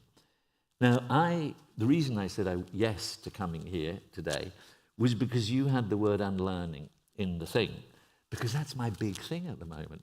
It's my really big thing. I'm trying to write a book about how do you unlearn. And one of the big things is you really need the beginner's mind. Many of you know what the beginner's mind is. It's that mind that allows you to see things as if it's for the very first time. But you still have to do something in that fresh mind. Tell me when I should shut up. I'll shut up whenever you like. You have to then see if you can also get rid of the patterns that you have. And if it's really fresh, those patterns do dissolve because you're looking at someone, Josiane, he's so strange, he's Basque. But I'm not having a prejudice about Basques. I just say, you are Josiane. You see what I'm saying? And if you can do that with the fresh mind, you're beginning to do whatever the next panel, I think, is about. So I'll just mention 3 examples. I was sitting next to dinner with Daniele Nardello, who's the mayor of Florence, and he's a constitutional lawyer, and he said, do you know something? I learned more about politics than anything else by playing the violin. And then he started playing the violin in this meeting. It was called Megacities. It was really only a hill, but they called it Summit, but anyway. And he said he found he was listening so deeply and connecting with the totality, a bit like Luigi was saying, when the orchestra was playing. And that really affected me. That's a small example, but here's a mayor who said that. The second, and vaguely associated with the Creative Bureaucracy Festival, well, not vaguely, I am totally associated with it. But anyway, what that has to do with is really 3 pillars. How do you think of regulations and incentives for the 21st century or now? How do you change the inner life of bureaucracies? And how do you connect with the outside world in different ways? So it's about allies, it's not only about the administrator, but it's saying not every public servant in the world and in Europe is an idiot. Many of them are quite interesting, but they are trapped in systems and ways of thinking that may be good in their time, but not today. So how do you do that? So we have lots of people give examples. I think there were 37 countries this June, 1,300 people present and so on. So that's that. I think there's something there. And the main sentence that we have there is how do you move from a no because to a yes if culture? What that means in essence is yes if, how, can I experiment, try, da-da-da. So it cradles you ideally in possibilities. And what we've seen is there are lots of examples. But I just want to finally finish off because we're in Bilbao. And for the last few days I've been here, and I'm sorry, Christina, that your thing was at the same time as ours, which is called the Urban Revolution, where we've launched what we believe will be a major initiative, which is supported by the Basque government, various businesses, lots of people throughout this country here. And what that is about is saying, this is the time. We know about Guggenheim. And it's launched by BM30, which was the strategic think tank in a way for the city. Unique, talk about innovation. I think we would agree it's quite innovative historically. 140 entities come together. They have no power. They have no resources. And that's the brilliant thing. You can often create more when you have less resource and less power, but you have this convening capacity because you're bringing people together. And so, obviously, they were very involved historically in the Bilbao and all of that, the Guggenheim and so on. But what they're really saying is we have to get well beyond that. And the key words that is in our mission which will have a whole awards scheme, which is called the Bay Awards, is disruptive, radical, courageous, pioneering. And so we're going to give these awards, and I hope some of you apply for them. They're called the Bay Awards, for things like the Horizon Shaper. Who is the Horizon Shaper? Who is the best, what is the best project that is the prosperity catalyst? Which one is the SDG champion? Which city, which place, which entity? Which one is the big pioneer of pioneers? So, I'll shut up. Thank you very much. Well, thank you. So, great statements. Actually, you already answered my question I would ask you, but I have to apologize. Going from here to there, I totally forgot, how to start the conversation with you. So, I mean, we invited Charles because he famously wrote the book about the creative city, so to say, and runs the Creative Bureaucracy Festival for many, many years, and you explained it. I mean, this summer it was really a great show, over 1,000 people came. So I think, we will, in the future, we will hear more from you, and I hope we can invite you. Well, we obviously want all of you to be part of it, because you're all pushing at the boundaries in your various ways, so, yeah. No, so thank you again. So I would like to go to Anja. She's the head of the Center for Creativity in Ljubljana, Slovenia. She's specialized managing and developing creative industries ecosystem. So that's also where we got to know each other very deeply in how to develop creative industry strategy for regions or even for countries. And maybe you can explain a little bit your learnings and the learnings from developing the national CCI strategy of Slovenia. Yes, thank you, Garin. Thank you for inviting me. So I think I need a presentation. Yeah, just to go briefly through, I have my timer on. So Slovenia started with strategic development and support to CCSI quite late, I would say. And it started around 2015 with the smart specialization strategy, where on one spectrum of development of innovation, they envisioned art thinking and science thinking, and on the other spectrum, more design-oriented and production-oriented support for the creatives and the companies.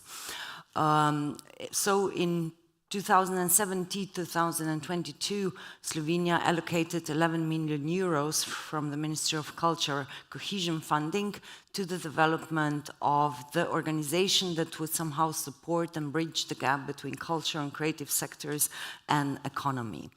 And to enable and start this organization, the Center for Creativity as a national platform for development of CCSI in Slovenia, they actually invited a National Museum for Architecture and Design, as the museum was also a national hub for CCSI in the country.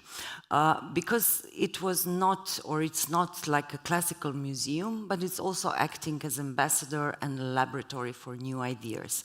So we thought it would be really interesting to look in the past, to use this heritage as a bank of ideas for the future ideas, and to connect it somehow also with what the center could do, because the museum was already presenting the different international exhibition events on the field of design and architecture and creative center, and was also developing new programs through Biennial of Design, Future Architecture Platform, and from this and the needs, also the Center for Creativity was developed in 2017.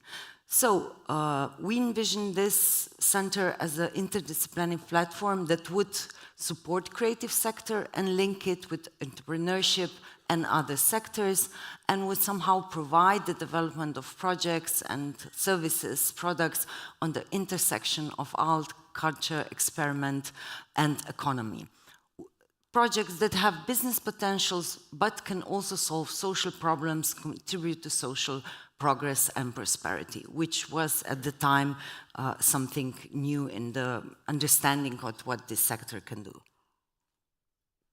We developed two measures that were very important for this project. First were the grants for the support of CCSI companies in different stages, and the second was the platform, which was developed under the museum with the support programs. So with the CCS grants that were bestowed by the Ministry of Culture, for the phase of idea development or concept development for creative startup and creative connector, in the next 5 years or 4 years, more than 160 projects were developed within different sectors. So we supported the project from the fields of architecture, from the fields of design, heritage, fashion, music sector, gaming sector, but in the second or in the third part of the calls, we supported especially the connection between traditional companies or non-creative companies to work together with creatives. And on the other hand, we in the museum and the Center of Creativity were somehow taking care of all these activities to bring them together and support the grant system with the services, product development, with education, with network internationalization on the 6 pillars that were somehow the basis for our programming and our goals that we had to achieve. So we were very much involved into international projects where we enabled new commissioning of products and services. We were very strong on education for creative sector and also companies in networking and internationalization of our sector abroad. We started the first researchers in Slovenia, online platform with all the informations for the creatives, and of course, national and international promotion of our sector.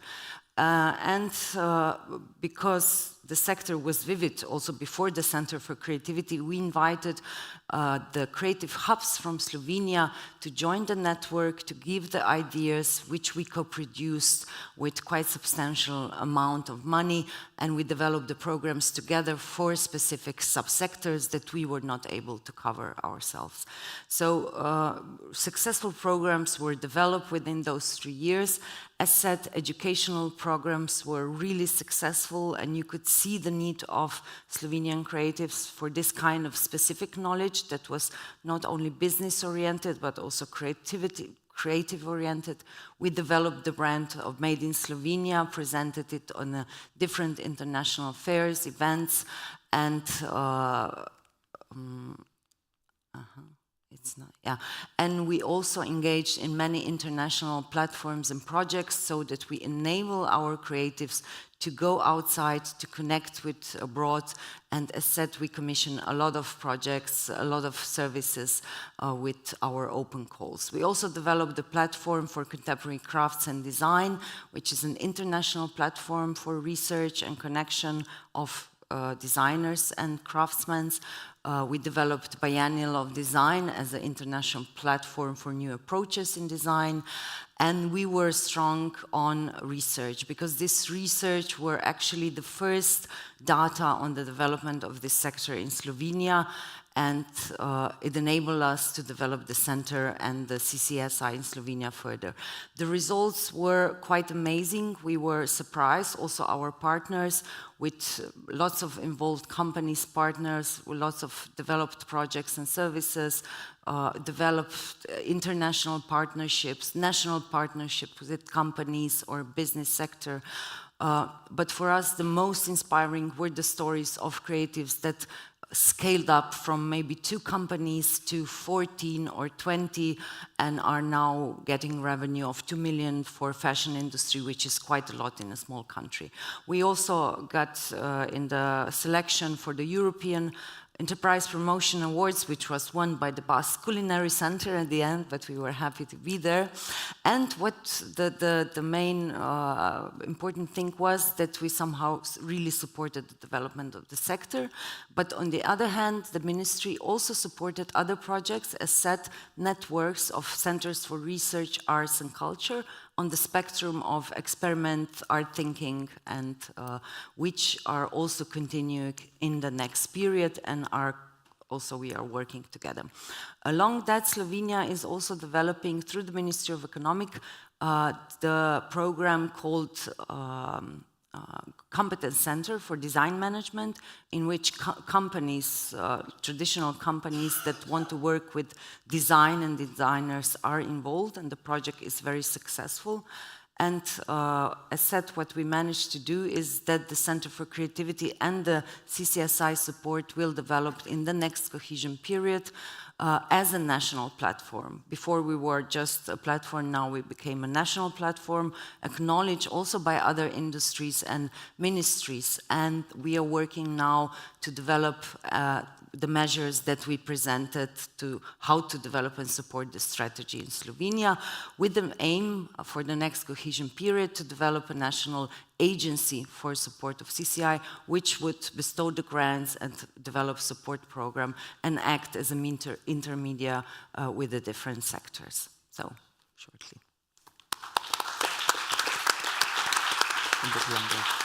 Thank you, Anja. I mean, as we heard today, it's not natural that the ministries work together in the different countries. So what is your experience? How did you bring the ministries on the table, or what were the obstacles to do that? Yeah, it was very interesting. When we started, it was actually blank paper. Of course, the sector in Slovenia was strong, but not connected, not knowing what CCSI is, how they are a part of it, how the economy fits in here, or how they can fit in.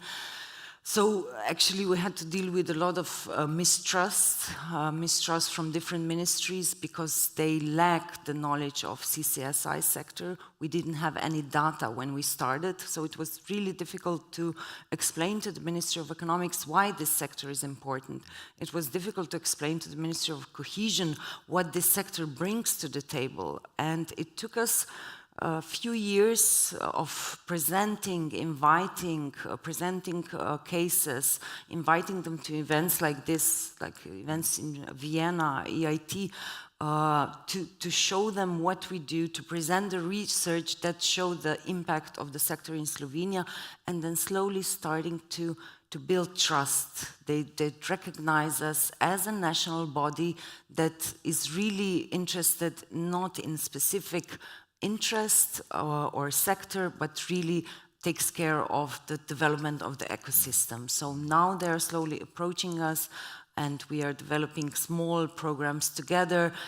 So we are trying to enlarge the money that we have for the center in partnership with other ministries for specific programs that are dealing with economy, cohesion, regional development, Ministry of Foreign Affairs, and so on. So this is how we want to put our foot into another sector and somehow bridge the gap through the cases. Yeah. I mean, for Austria, because I'm also in Austria working, I have similar experiences that at the beginning it's very strange for them, you know, why does culture work together with economy, but it's a longer process. And I mean, Bernd usually has his example that the EIT is like a Swiss Army knife. It opens now all the doors. Before we had always to ask and never were invited. Now we're invited, and I hope that with Slovenia we can do really great stuff together. I think so, and it's also for us very important, because now we finally have on a European level a community that does something that we are also developing, and we can show your work to our government and say, look, this is happening in Europe, it's interesting and you should follow, and we can develop our own path in this way. Okay, great. So, Josiane, thank you again for hosting us and for inviting us. I mean, you studied philology and worked as the manager and head of the language planning from 1989 to 2002.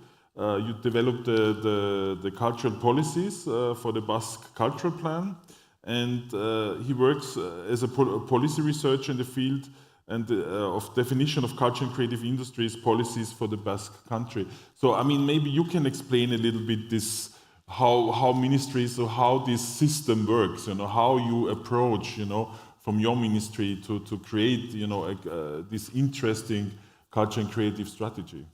Okay. Thank you. I will try. I'll do my best. Okay.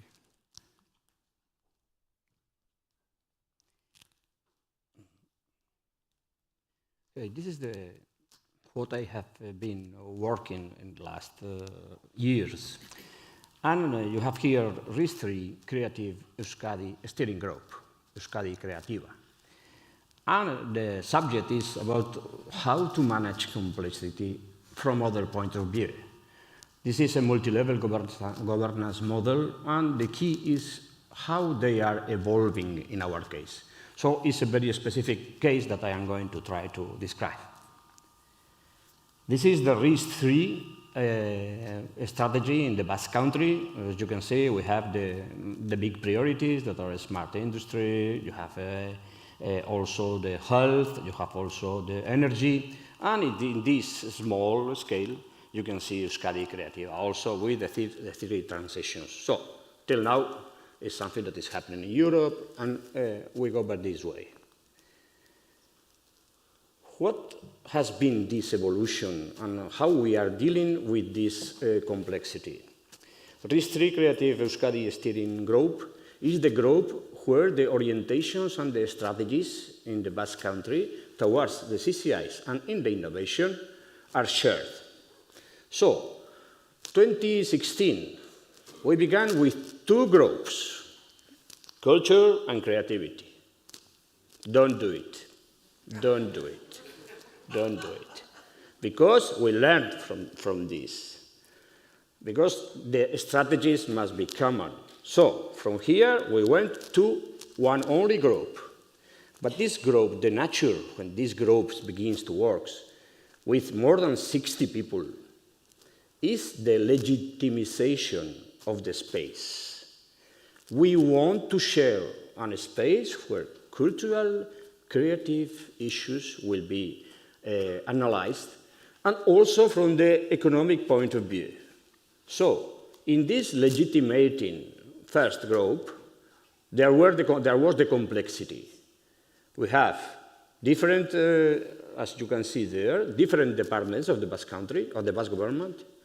We have economic and cultural managing authorities of the three provincial authorities and of the three capitals.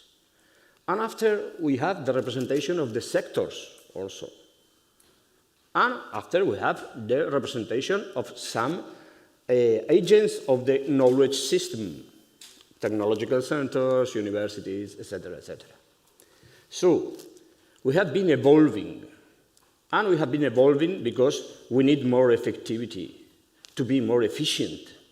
And now, actually, you can see that is a group that is 14 people there, is 4 departments that assure the transversality.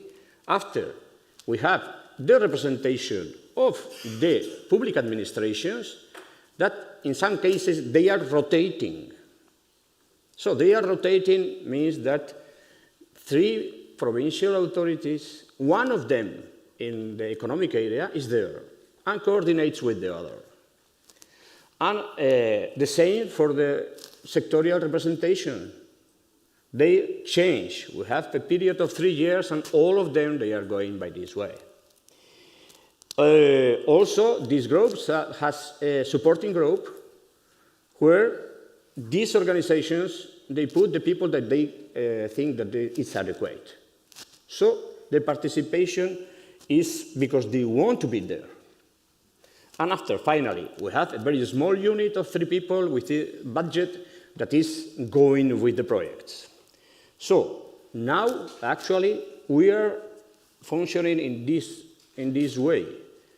3 meetings a year of both groups, some of them in virtual, but a very careful evaluation of what we are doing. These are some of the results. I am not going to elaborate all these results. But we have results in structuration. We have results in data. We need data. We now have, by the first time, data about the creative sector, because cultural statistics exist. But creative statistics are not so frequent. We have also the Basque District of Culture and Creativity, 2021, is working towards the small and medium size enterprises. We have also the pilot of KSA Berritzaile, that is a call that is giving more weight to the innovative area. So it's for high potential of innovation, small enterprises. And we have also the line that we have been working in contrast these 2 days here. So you can see the results of these steering groups. So which are the lessons learned in this process? Three lessons or three things that are interesting. The first is these steering groups needs time to gain confidence. It's not so easy to put very different people and say, okay, they are going to work effectively in 1 year. No, this is not like this. You need time. The second is to be a little bit clear with shared strategies and viable agendas. Not projects that are like 3 years thinking about what we are going to do. After the years, if you have a concept or a project that is viable, we'll go to this steering group. If not, not necessary. And the last one, and I think is the most important, is the openness. We have to change how we work with others. And here is the only way, or one of the key ways, to arrive to collaboration. If you are very in your silo, it's very difficult. So this change is slowly being normalized. And now we are dealing with the projects. We are not dealing with our relationships. So this is what I can tell you about this process in a small steering group. Thank you.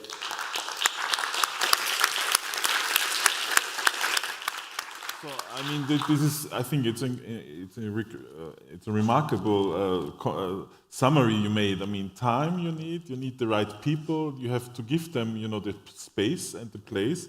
And what also strikes me in what you said, I mean, it's also about not only bringing these people together, but also to have a right database, the data you can work on. Because we see it across the board in Europe, that most of the regions don't even know how many creatives there are. Maybe they know how many tickets are sold in the theater or in the cinema, but not what the creatives really do in the region. I mean, how did you approach this, the local data gathering? This was a process. We have a Basque Cultural Observatory. So we went, and there in the Basque Cultural Observatory we had good statistics in cultural. This is, classic also. But what happens with the creative sectors that are more here related to the economic development departments? No data. We have, like very general data. So there is not a shape of the creatives. So we went from the initial step. Okay, we are going to agree with the sector which are the main concepts they want to be analyzed. With this, we applied a little bit all the formulation for a survey. With this survey, we perimetered all the creatives before analyzing data. We agree with the sector in this. Okay, we will go. And now we have the data. This is official data. This is another point very important. We can be always making punctual surveys, but this is very energy consuming and it's very expensive sometimes. So we put it in the statistical plan of the Basque Country. And this is repeated every 2 years. So you have assured that you have constant data during the time. And now we are seeing if the results are consistent, because you need consistency. Maybe the first time you are not sure, so you need 2 or 3 points, and you say, okay, this is the real shape of the creatives. So it has been a process that you need also to do it with the sector and with the managing authorities also. Very important, very important. So I would like to give the word to Jenny Kornbacher. She's working now for the region in Skåne, in Sweden. She was leading the Cross Innovation Hub of Hamburg, Kreativgesellschaft. She has a brilliant expertise in cross innovation and how it works. And for me, the question would be, I mean, what does it mean to work in two different systems? You have experience in the German system, and then you have experience also in the Swedish system. So maybe from that point of view, you can really see, you know, what unlearning, de-learning we have to approach. Yeah, thank you, Garen. And also in a time zone, developing over maybe now 12 years of time has changed quite a lot. And for those who've already attended the Contrast conference yesterday, you've heard about how I have been working with cross-innovation, and today it's more about the structures and the policy behind, and which Garen asked me to present here today. And I was first like a little bit like, oh no, we are not ready yet. And then he said, okay, it can also be prototypes. And I was like, okay, we have a prototype. We are on our way, and I think we are learning all together. 2010, the Hamburg Kreativgesellschaft was founded. It's a public agency in the city of Hamburg in northern Germany, and was one of the first public support agencies being responsible for the whole creative and cultural industries. And we started with about 4 people, not really knowing what we would do, and really started to ask the industry in the city, and worked a lot with space development, helping the creatives to obtain space in the city for working, and developing also areas to cultural and creative areas in the city. And then finance, of course, has always been a large topic, and then knowledge and counseling, mentorships, also helping students from different universities to successfully settle in the city as entrepreneurs in the cultural and creative industries. And then a few years later, the topic of innovation came up. It took some years. And it's both the innovation within the sector, supporting that through incubators and accelerators and different kind of open spaces, and also financing, of course, and other programs, but also the topic of cross-innovation, which was a large topic in, especially more in research and academy, and no one was really doing it. So we decided we go for it, and we just start, and then we founded something which was called the Cross-Innovation Hub, which was a European project, and we were quite aware from the very beginning that we needed a lot of manpower to work with that topic, also because we were such pioneers. So we had a team of I had a team of 10 people, which was great because we needed so many people also to network. We knew our sector, but we had no clue how to contact in the all different sectors: aviation, medicine, pharmaceuticals, all these different sectors. We've never been there, never worked with them before. So that took some time, but we just threw us into it and started to network and ask them, what are your challenges? Okay, how can we cooperate? So, at the same time, we were, of course, also part of a city. And the Hamburg Kreativgesellschaft is founded by the cultural department. So we were not founded by the economic and innovation department. And of course, when we started the Cross Innovation Hub, we wanted to start talking with them as well. But they didn't want really to talk with us. They were more laughing and like, okay, you and your artists do whatever you want, but we are not involved. So that's maybe the prototyping behind the scenes, and it got better with time, mainly because we had so many large companies quite quickly involved, global players like Jungheinrich and Cisco and Airbus and Lufthansa, and everyone was really willing to work with us and did good recommendations about our work. So that helped to convince also the economic department over time to see this a little bit more seriously. But still, cross-innovation is not part of the innovation strategy of the city of Hamburg. And then I moved on to Sweden, and I'm now working for the region Skåne, which is in the far south of Sweden. Maybe some of you know this movie, which made the region a little more known, that Sweden doesn't start with Astrid Lindgren's Småland, but there's a region south of that, which is called Skåne. And there I was employed by the cultural department of the region, and they directly asked me to, could you not implement the concept of cross-innovation also into our structures? And I said, okay, yes, we can do that. We'll have to see how we're adopting that. And then I was thinking, of course, we needed funding for that. So I was thinking about applying for European money, and then I took a look at the innovation strategy, and the cultural and creative industries were not included. And I mean, not included meant really not included. They didn't want the cultural and creative industries in the innovation strategy, which also had, of course, was directly connected to the structural funds, like the European Regional Development Fund or the Social Fund. But then there was a deadline right after Christmas, and I thought maybe no one else is applying, because it was January the 6th or 7th, the deadline. So I applied instead for the Regional Development Fund, and we got the money for the first cross-innovation project. And my cultural director was so happy, so he's directly running over. We're on the same floor as the economic department, directly running over to the economic director, telling him, we got the Regional Development Fund money. And that director was not amused. He was like, this is our innovation money. Why are you getting that now? So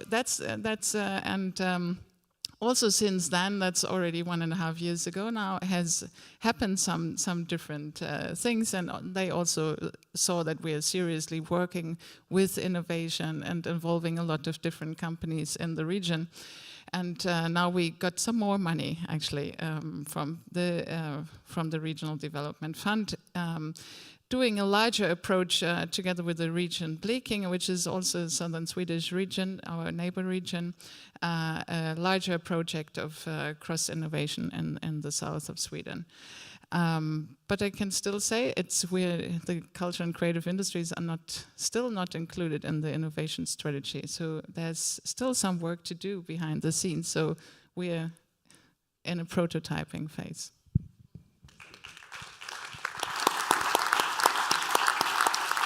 Yeah, congratulations for getting the fund, you know. And if we and ECBN and all of us can be of any help to push the idea that there should be a culture and creativity strategy, please invite us, and we will push for the idea. I mean, and your experience combining Germany and Sweden. I mean, I'm living also in Sweden, and the Swedes make more often the fun about themselves that they are more German than the Germans. Is it true? I mean, also for in that sense. Shall I answer on that now? We're in Bilbao, so I can say I feel very much at home. That's maybe an answer.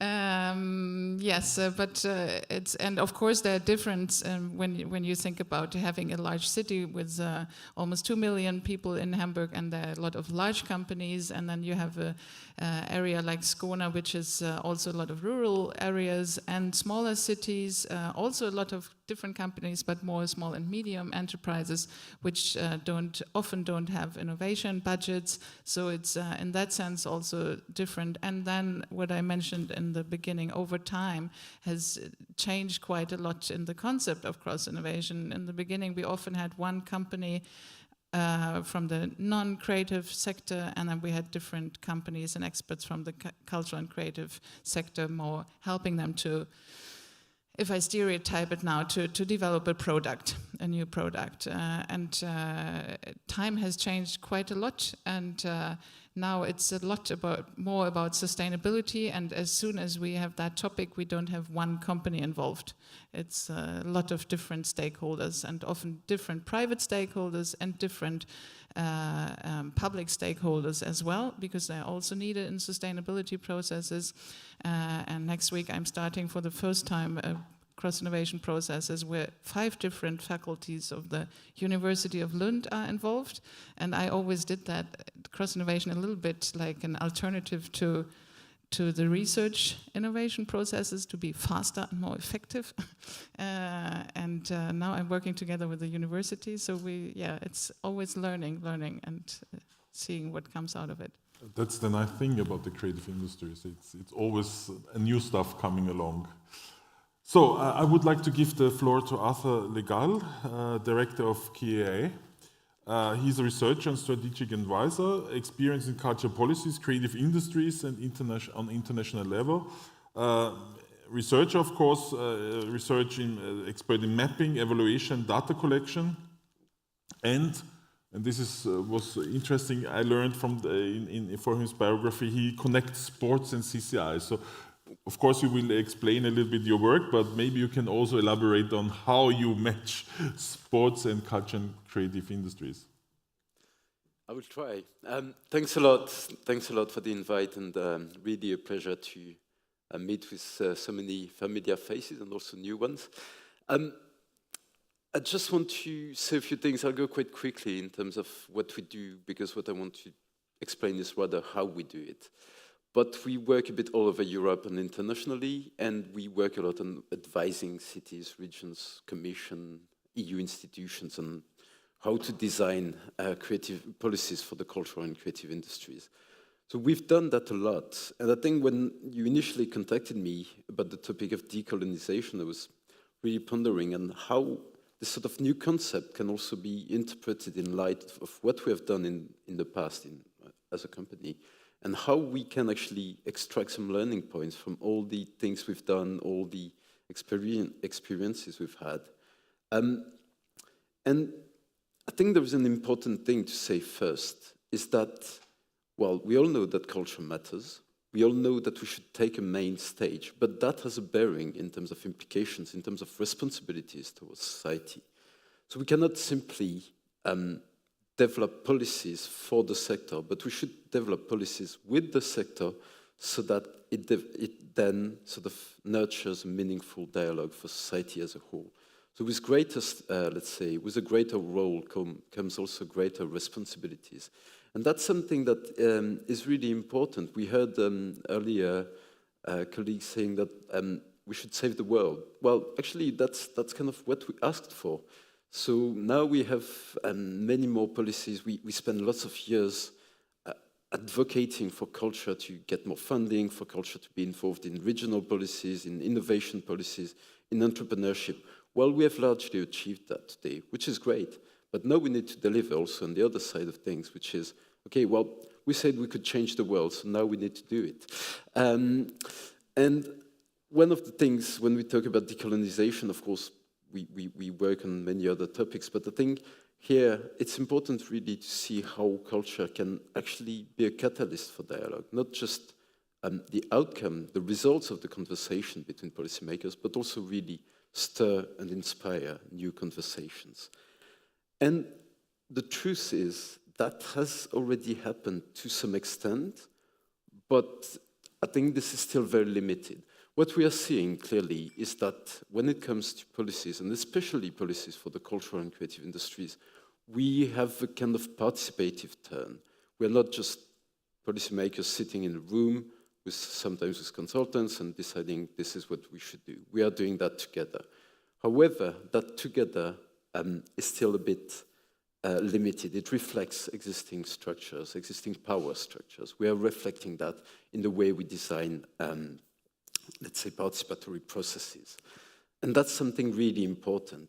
So when I look back at what we have done over the past 10, 15 years, I think that we have always sort of taken great care in going deep in terms of consultations, in terms of working with operators, etc. But today what we need to do is to go beyond that. The same way we have sort of established partnerships across policy areas, we actually need to do that across the fabric of society in a wider sense. And that is, of course, a very challenging process. It's not something that will happen immediately. It's something that needs to be nurtured. It's something that needs to be carefully crafted, designed, and it's something that will take time and trust. How can we do that? I think when you look at this so-called participatory turn, well, the question is, with whom are you working? And I'm sure you all know that. You're all involving various operators in the way you made decisions. The truth is that doesn't represent the whole fabric of society, and this is what we need to do today.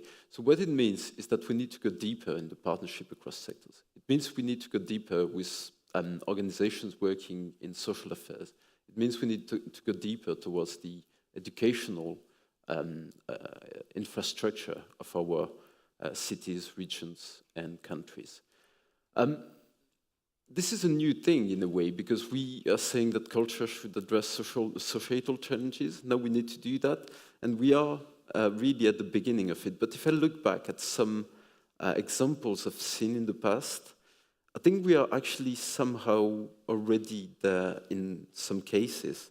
When we were doing some work with Eurocities on, let's say, policy dialogues across cities and regions, looking at how cities, regions were developing their creative industries policies. And what you saw there is that, for example, in Helsinki, they were really developing this sort of wide fabric of partnerships with social centers, with youth centers, and they were actually activating spaces for true open spaces of cooperation. And that's something that really has to do with decolonization. It's about creating the spaces, both physical and both in terms of dialogue, in terms of open conversations, in places where we are not necessarily present in a traditional way, and activating a multi-layered, multi-spot approach to working with different, let's say, types of audiences, the diversity of people in this case, this metropolitan area. Then you really start to get to this sort of equal footing ground that you need in order to truly decolonize your policies and your programs. So it starts from the very local, the very sort of simple and very targeted action, working really in partnerships. So, skip that. That's one approach. That's sort of what I would call the multi-spot needle approach.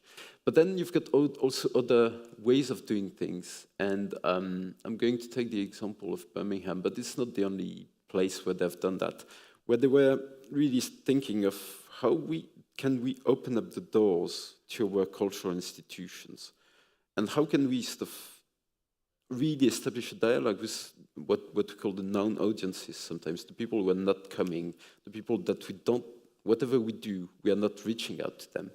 Well, the solutions they found was to actually discuss with the neighborhoods, residents, people they were not talking to, so going really to the places that they were not reaching out to, and designing a program with them where they would actually deliver their program to the residents of these neighborhoods. And that, what does it mean? It means that instead of sort of expecting people to sort of bridge the understanding that you may have with them, you're actually doing this in a sort of two-way relationship. And I think that there is a lot of learning points here. One is partnerships, I mentioned that before. The second is the resources, the time, and what you need to invest actually in order to be the right listener. And I think that is a really important consideration to have when we talk about decolonization. It takes a lot of time, a lot of listening time, a lot of openness, and actually you really need to go out of your way in order to deliver on these objectives. I'm going to skip through that. So what are we talking about here when we talk about decolonization in creative industries, cultural and creative industries policies? Well, we are talking about a lot of different things at the same time, but clearly we are talking about new roles for a lot of people here. New roles of spaces, be they creative hubs, the places like this, to open up to new discussion spaces that the discussions we are not having yet. So it's the whole culture beyond the walls discussion. It's not only what's going on here, but how can we involve the wider fabric of society within our conversations? How do we move to them? That's the kind of things we should ask ourselves. And very importantly, the with whom question, because there is a big issue when we talk about decolonization, and especially this drive for culture and creativity to go towards the wider society, is with whom? Are we asking cultural workers to do that? Are we asking artists? So there is a big issue of what kind of mission statement are you implicitly giving to the cultural and creative industries, which is fine. I believe they can and should do it, but we need to be clear, and that needs to be a discussion, a conversation with them. So there is an important thing here, which is with whom are you doing this, and how do you value the cultural and creative industries in delivering on that? There are lots of things we could say in terms of creating enabling environments, in terms of unleashing experiments, unleashing initiatives.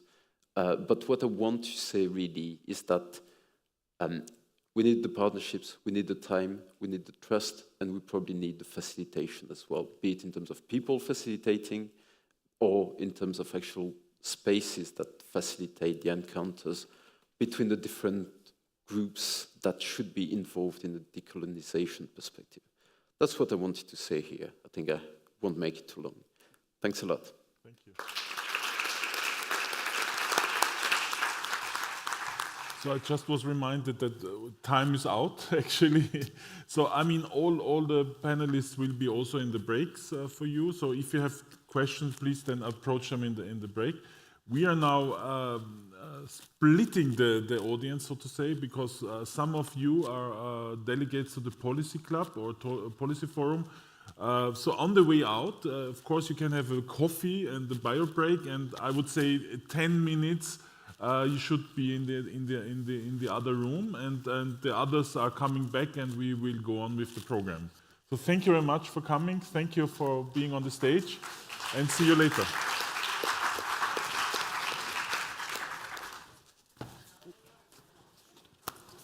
Good. Yeah. Thank you. Yeah. Well, I think people...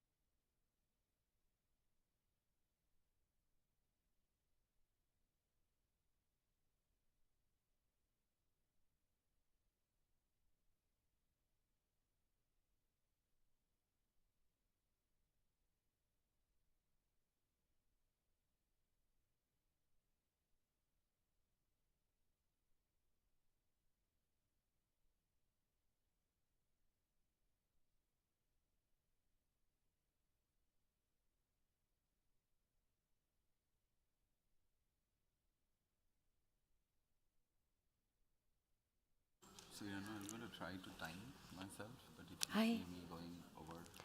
Yeah, it's true.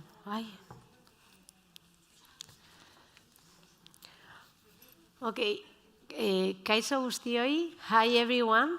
We are going to start with the stakeholder forum, Decolonizing the Mind for a more sustainable and equitable societal development. The transition facing our societies, imaginary creation and environment is substantive, structural and systemic. The transformation we face requires unlearn, questioning and challenging dominant narratives and perspectives, valuing the diverse experiences of invisible and marginalized thoughts and creations. So we need to co-create for the starting point. Our new reality could require new ethics, new governance, new institutions, new regenerative investments and creations, and smart services. First of all, decolonizing the mind is a process of personal and collective transformation that involves recognizing the ongoing impacts of colonialism, Western-centric knowledges and practices, and also working towards creating a more just and equitable society. Secondly, decolonizing innovation is a process that frees itself from the conventions and purisms of innovation as a concept in order to dialogue, mix, and ensemble with other practices and disciplines. An innovation that builds bridges between different fields, crosses knowledge frontiers, exchanges relationships, and promotes flows of different experiences. An innovation that empowers and takes advantage of the opportunity to join with others and add capabilities. I am Iranzu Guijarro from Colabora Bora, a small social initiative cooperative from Bilbao. We are a transdisciplinary studio dedicated to designing and facilitating collaborative situations centered on people and the environments they inhabit. Also, I am a member of RIS3 Creative Euskadi group, and today I will moderate this forum. So today we will have four different perspectives: decolonizing imagination, decolonizing creativity, decolonizing education, and decolonizing value change.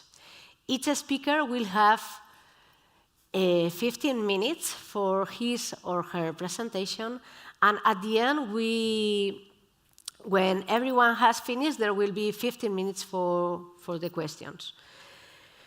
So, well, we will start with Abhishek Ganguly. He will speak about decolonizing the imagination. He's an interdisciplinary scholar who works at the intersection of translation, theater and performance, cultural studies and contemporary literatures.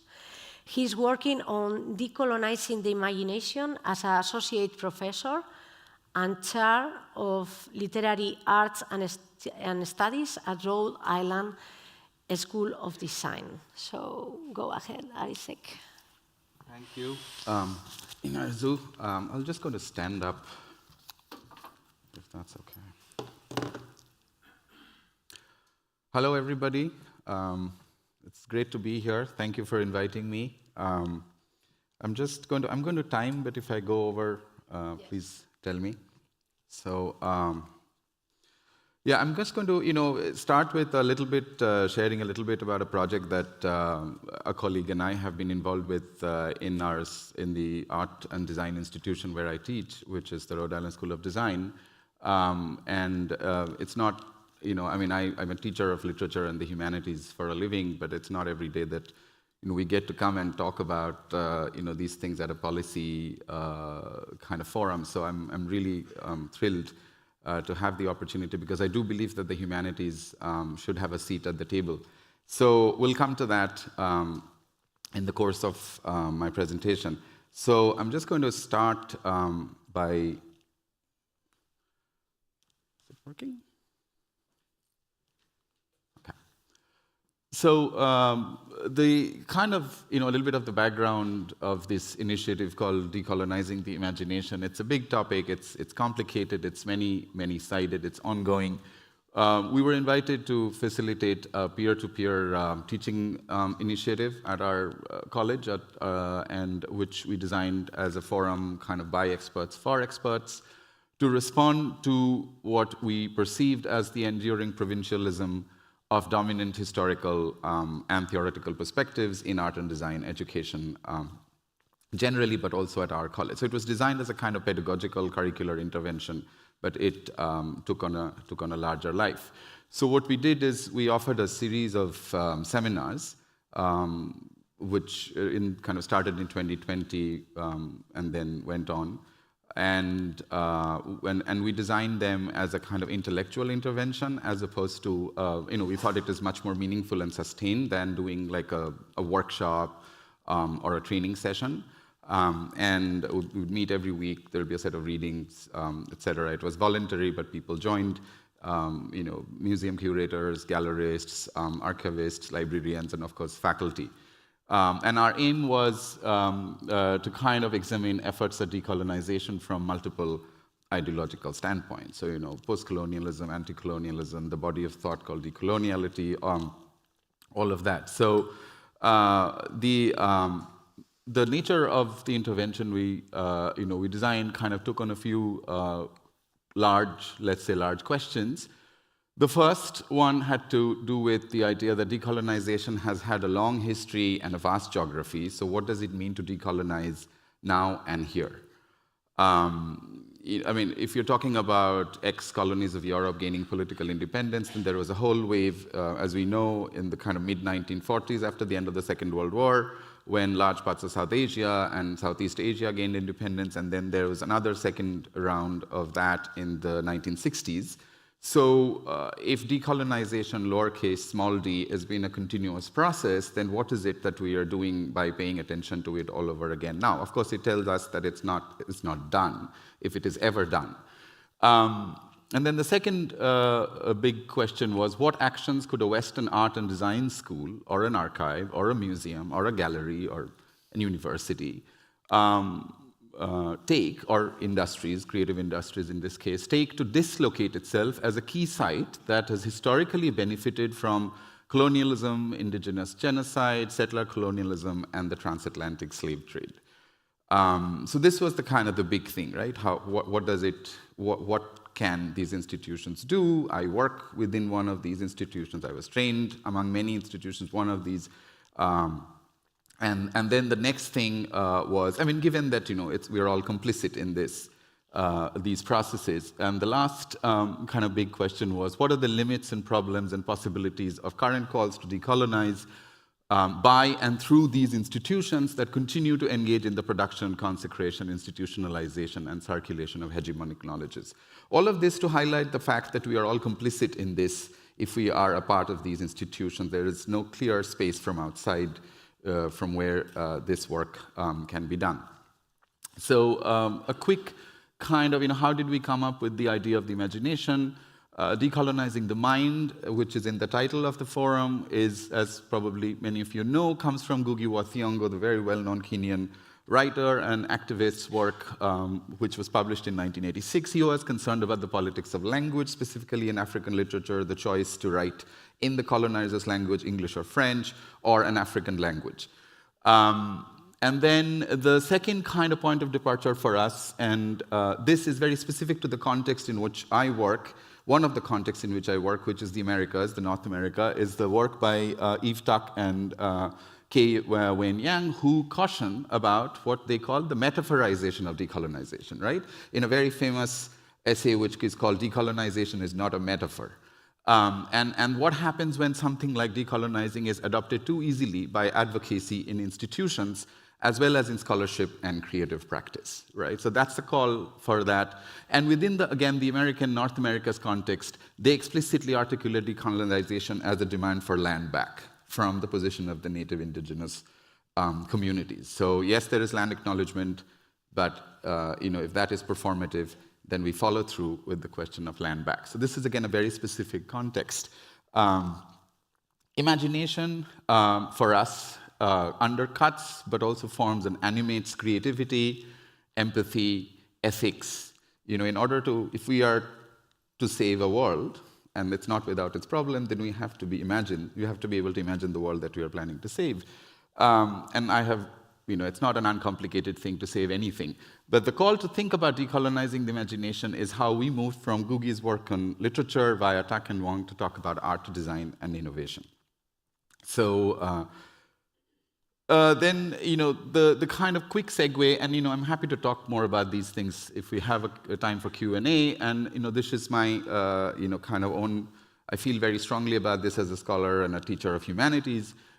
Is that specifically the imagination that is nurtured by a training in the humanities, by literature, literary, training in literary imagination, and what are the stakes? What could we hope to do? Is when we talk about decolonizing our imaginations, what we mean, or we should probably mean, and I hate to use the word should, is rearranging our desires to decolonize. And again, it's important to keep in mind, I think, that not every act of activism and protest and decentering and destabilizing is decolonizing necessarily, which is why I put up the very specific context, right? And this varies from different places to different contexts in where this conversation is happening. There are contexts, for instance, where calls to decolonize could be appropriated by a much more conservative right-of-center politics. So one has to be aware of how these things get picked up.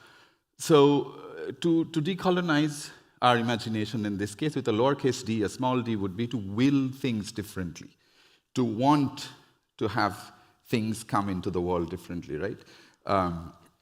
One of my professors had a very nice phrase called to think of democracy as other people's children, right? Not just my own.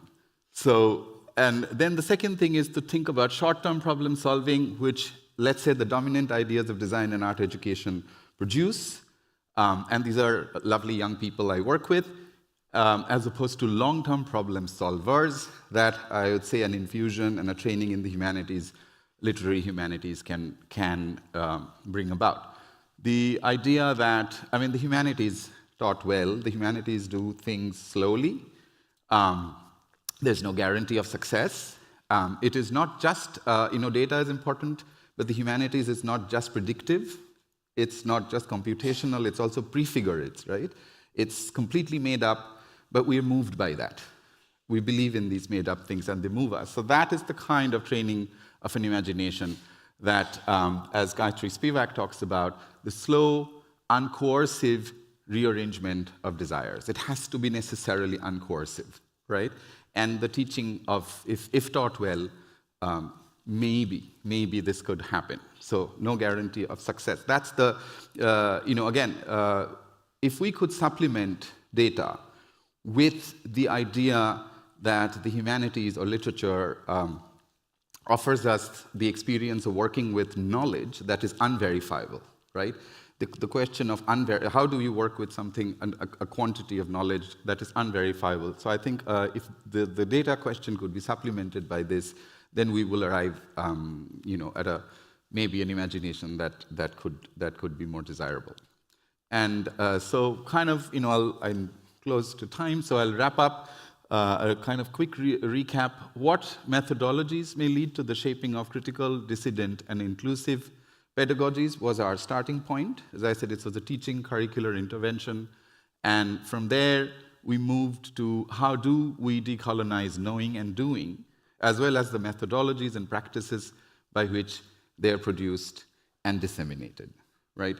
So, and again, to say that decolonization means different things in different contexts. the North American context, I said it's, from the native indigenous context, it means the demand for land back. I think Salman Rushdie said in a interview that the problem with the British is their history happened overseas, and we could say that, for large parts of the world, including maybe Europe. And so when we think about how do we talk about decolonizing in that case, then it's a whole different terrain. And then if we move from the pedagogical intervention to knowing and doing, to things like creativity and innovation, then how do we think about the methodologies and the practices in which we are complicit? We have to work with them against their intention. So that's what I'll leave you with. Thank you very much.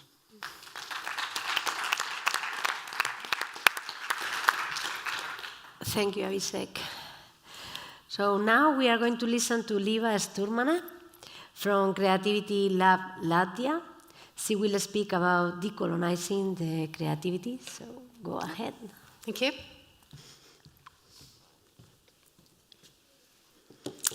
Hi, ladies and gentlemen. Thank you so much for staying for the second half and for the case stories and not being out in Bilbao or enjoying a nice cocktail or wine in this Friday afternoon.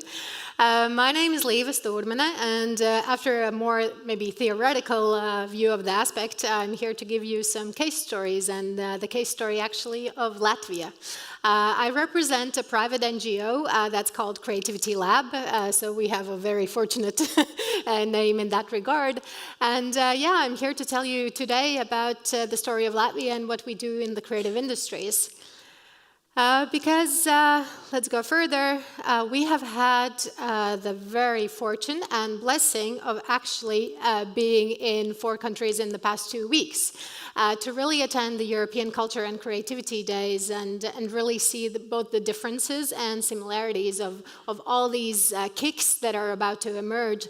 And I think it's going to be a fascinating several and couple of years ahead of all of us. And I can't wait to get on this journey together with all of you.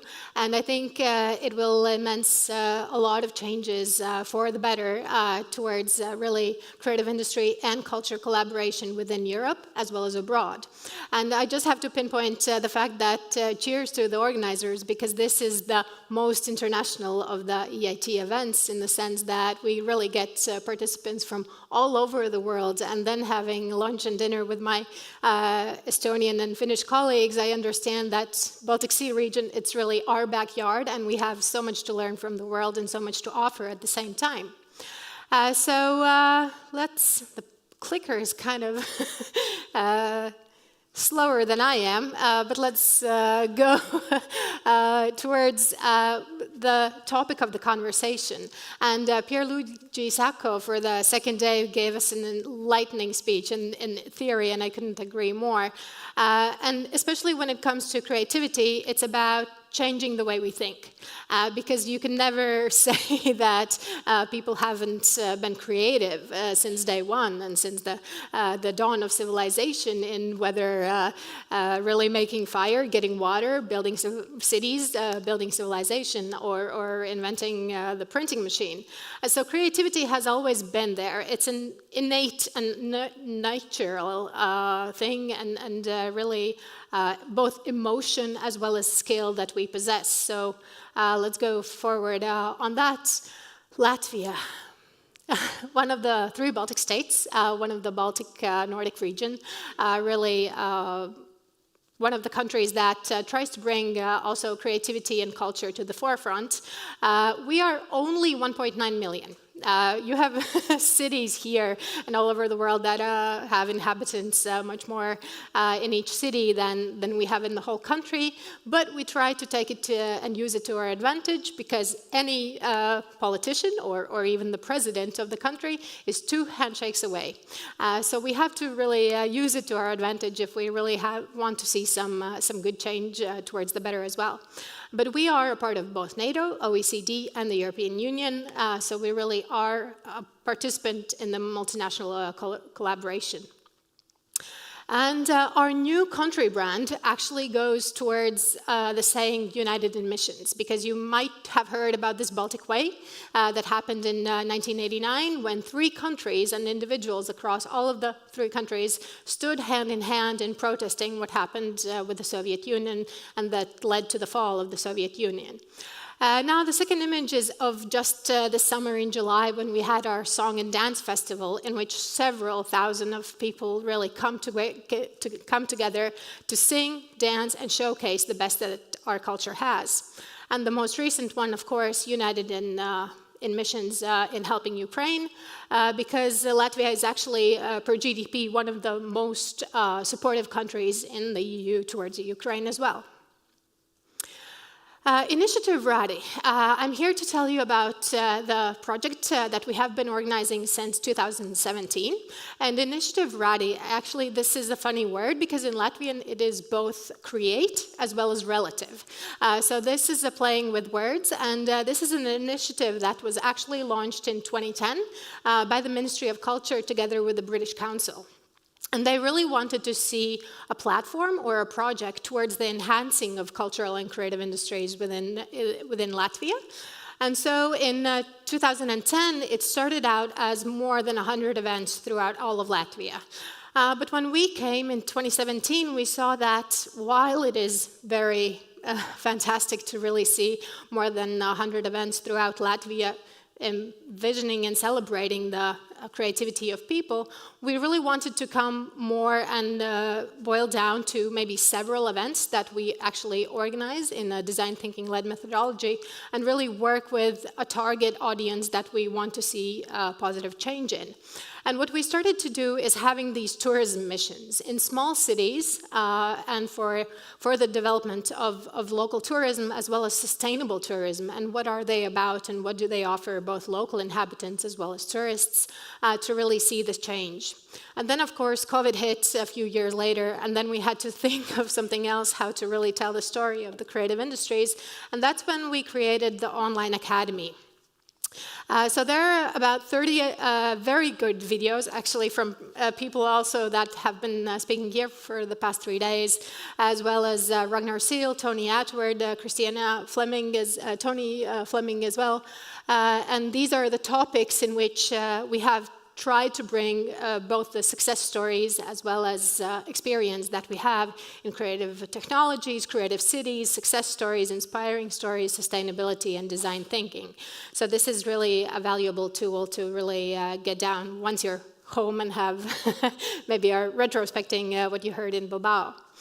And then another interesting story actually is about the European Capital of Culture, because as you might have guessed, for small countries such as we are, this is an opportunity that you can't forgo. And in 2014, Latvia and Riga actually was the ECOC, and now last year, so the new competition arose for 2027. And so 9 cities entered the competition and 4 were in the second round. And actually this summer we had the opportunity, together with my colleague Ragnar Seal, to have a debate in this Lampa festival, where we heard about this creative bureaucracy festival in Berlin. But this is just as big. Unfortunately, not that everything is in English, but we're still getting there. A lot of translations still available about really how the cities feel after this process has been completed. How did they do? What are the key takeaways? And most importantly, would they do it again? And the interesting part is not everyone would be willing to go through it the second time, but maybe that's an advantage of life as well. Yeah. So the City of Wind is 2027. If you get a chance to come to Latvia and Riga, make sure to mark it in your calendar. And as far as 2027 might seem at the moment, for Liepāja and the crew behind it, which is very, very small, it's around the corner. So they are planning now, and what we want to do also this year is we really want to go to them and see how can we help, how can we involve the whole region? Because it's not only then about Liepāja, it's about the surrounding cities, it's about the country, and how we as a small country can position ourselves on the world stage, and most importantly, how do they plan to involve culture and the creative industries, and what will the world know afterwards? So the spillover effects. And this very nice image is of Kuldiga. And this city just in September gained the UNESCO World Heritage title. So once you're planning the trip to Latvia, make sure to drive through Kuldiga as well. Wooden architecture, fantastic in the culture and creative industry sector. And that again, once the first hype boils down, that what we will be able to see is both the spillover effects and what it actually means to both the community and the local people there. And what I started with and what I want to actually really stress is that creativity is not something that only we as the creative industries do or possess. What Pierluigi Sacco yesterday said, you're not the only dancer in the room anymore. You might be a bit better than the rest, but I have a fantastic story actually. I'm also associated with the Riga Technical University, and a few weeks ago, September 29th, they hosted the Guinness record for design thinking. 1,217 people came to a huge auditorium. They had buses there, they had bean bags, they had beer and wine, and whatever you'd seem necessary to really allow the creativity for people to foster.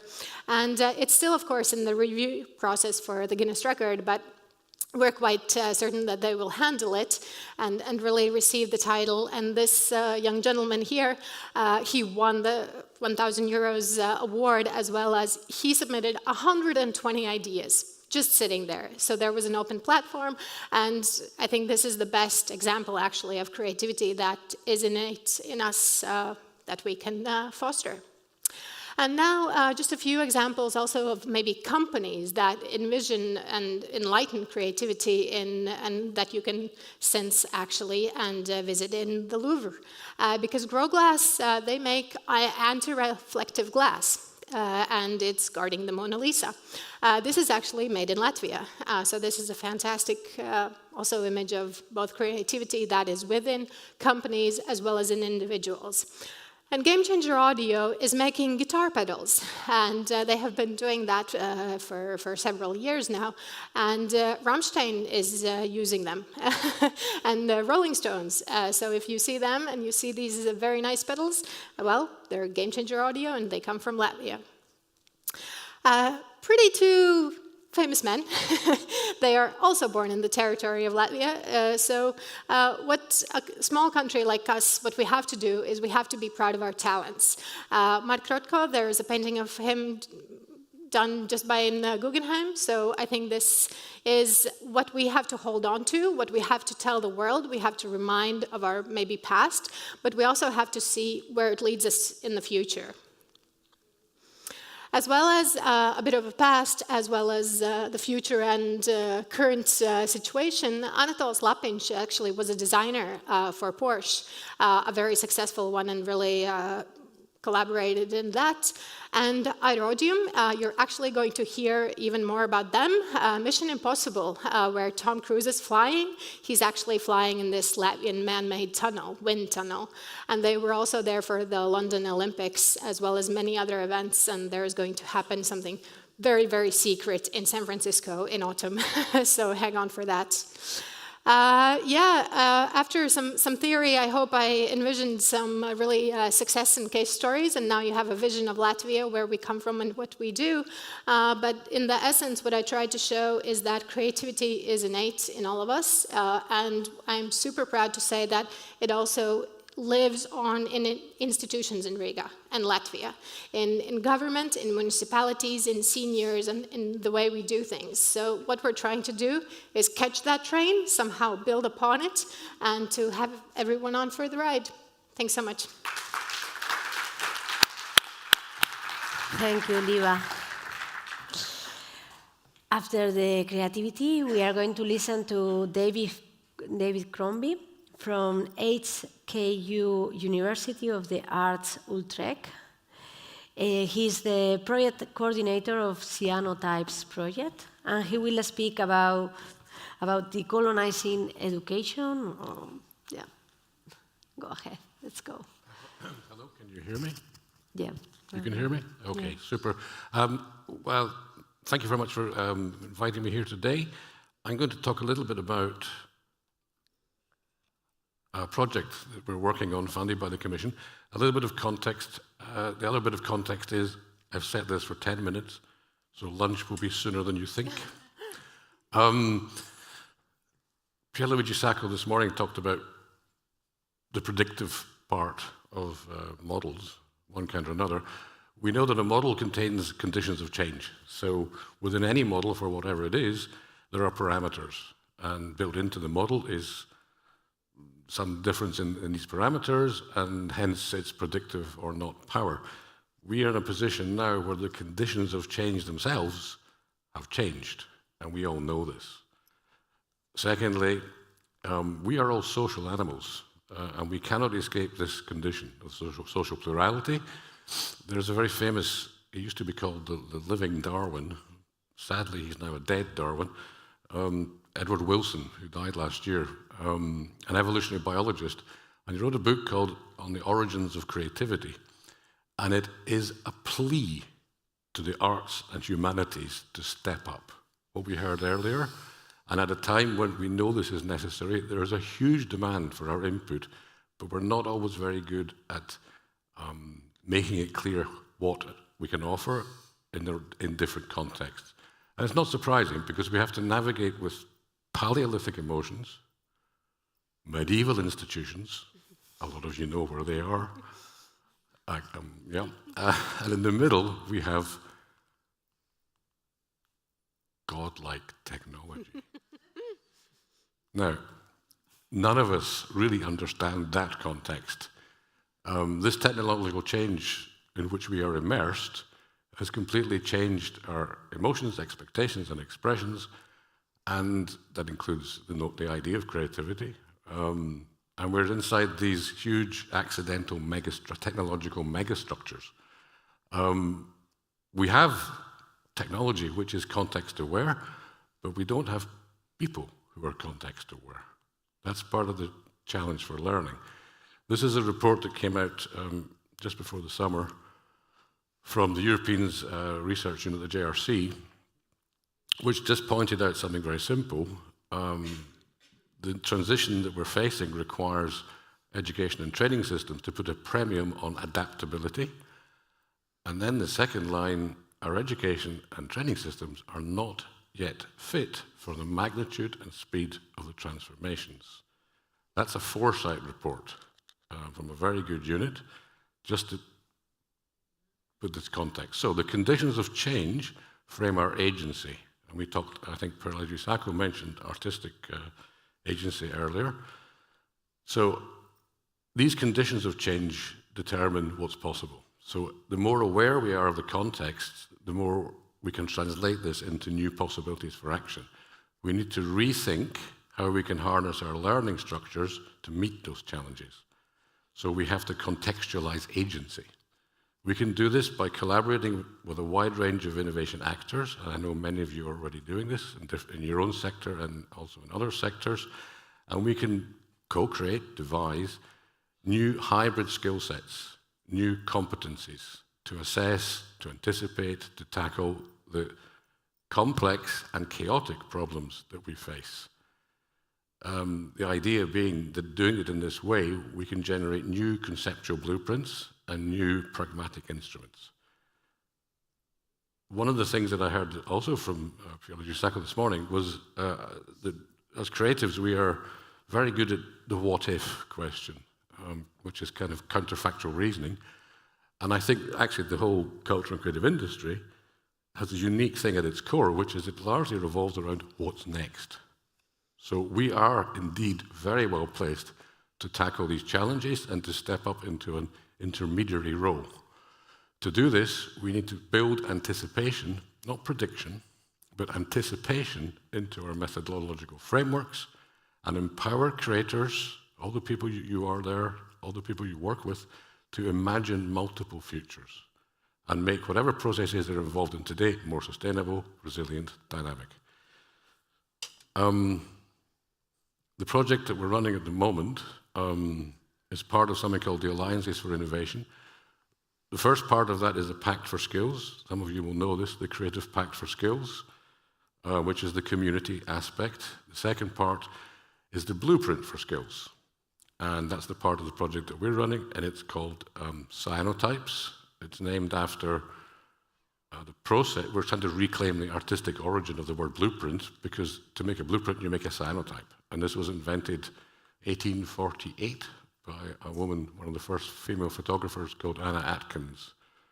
So our argument's very simple. We're all cyanotypes.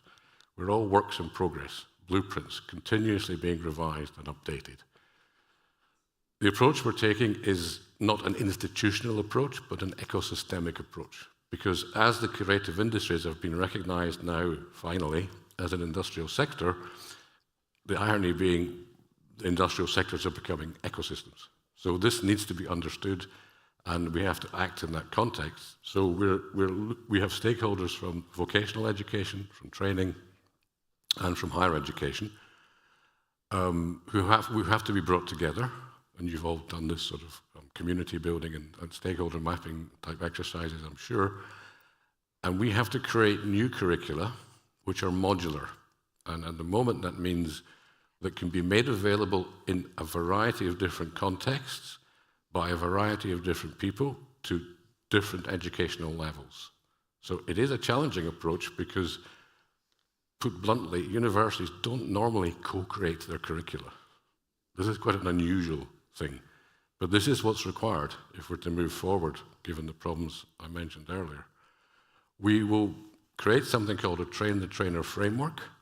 So we don't just create content and then throw it into the world and say, okay, use it if you want. But rather we create a 5-phase framework where everybody can understand what you're doing, why you're doing it, how to do it, etc., etc. And we will roll this out in a series of about 25 pilots starting in about a year's time. So I hope that some of you can get involved in that. We're very open to people who want to come along, test the materials, or even help us co-create the materials. That would be great. We've spent the last year doing essentially the research parts of this project, and we'll spend the next 3 years implementing. So it's really, we're looking at what we can really achieve in this project, but also in the broader context of the cake. I think there are very good opportunities to collaborate. We've looked at new occupational profiles. Very often we're educating students for jobs that don't exist yet. That's quite a tricky one. So there's a need to sort of constantly try to update these ideas. We've been looking closely at urgent needs for the sector, and the Commission decided post-COVID digital and green transitions with the triple transition, and we've been trying to anticipate future skills for the sector. We don't do this in isolation. The context is there are competence frameworks which are European competence. The latest one is called Green Comp. It's an extremely good piece of work. You see, for example, the word adaptability there, which is the word from the problem at the beginning. You begin to see that a lot of these issues and problems and areas of competence that need to be developed have already been applied. We found in our work that the Green Comp framework really matched the needs, most closely the needs of the CCI as a sector. There are other ones. This one, anybody who's in policy making, this is quite new. It's called Competencies for Policy Making, again produced from inside the Commission. Get hold of it, it's staggeringly good. And will give everybody some insight into the kind of skill sets that we all need to develop. We have got a long list of about 150 different competence areas. We're going to spend the next few months reducing this to the most important ones. I'm going to jump forward because it's nearly lunch. These are some of the skill sets and competencies that we've been thinking about, some of which will be familiar to you, some of which are just through the conversations and the workshops, etc. we've had, the kind of things that are coming forward. Data literacy is a very obvious one. It's not something these are not skill sets that are widely taught in the curriculum, if at all.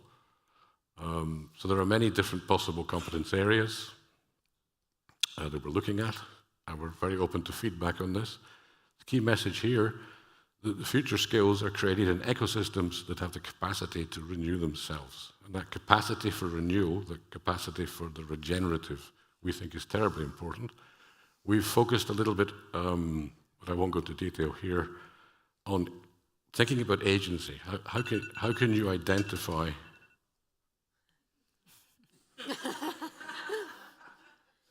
one more minute.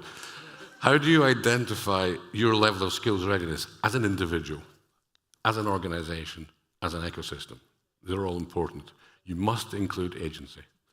And I think this has not been the case in previous competence frameworks, so we're going to try and introduce this in, we hope, a reasonably easy way. Maybe I skipped to the last one of these. You will find yourself within different types of agency contexts. The last one there being regenerative. And again, for policymakers, you need a change of perception. There's no creation of new spaces of action without shared narratives. And I think that's one of the messages that we've heard from many people today, but we really need to do this because much of our existing policy for the sector sounds the same as the policy for the sector 15 years ago. We have an approach which we call triple loop learning. I will make sure the slides are sent out to everybody, so I won't go into any detail. But for us, it just means co-create new skills and make sure they're effectively adopted. I put this approach of unlearning to the head of a university a couple of weeks ago in Brussels, and I said, you know, the real illiterate are those who can't unlearn. And he looked at me with absolute horror, and I went away thinking, okay, that's not going to work. Went to the airport the next morning, and this piece of advertising was there from a spin-off from a university in Rome. It's already happening. But our education systems have to really start thinking about how they become ecosystems and how what they teach becomes a little more strategic. So please join us in the project. The project is cyanotypes.website. Thank you.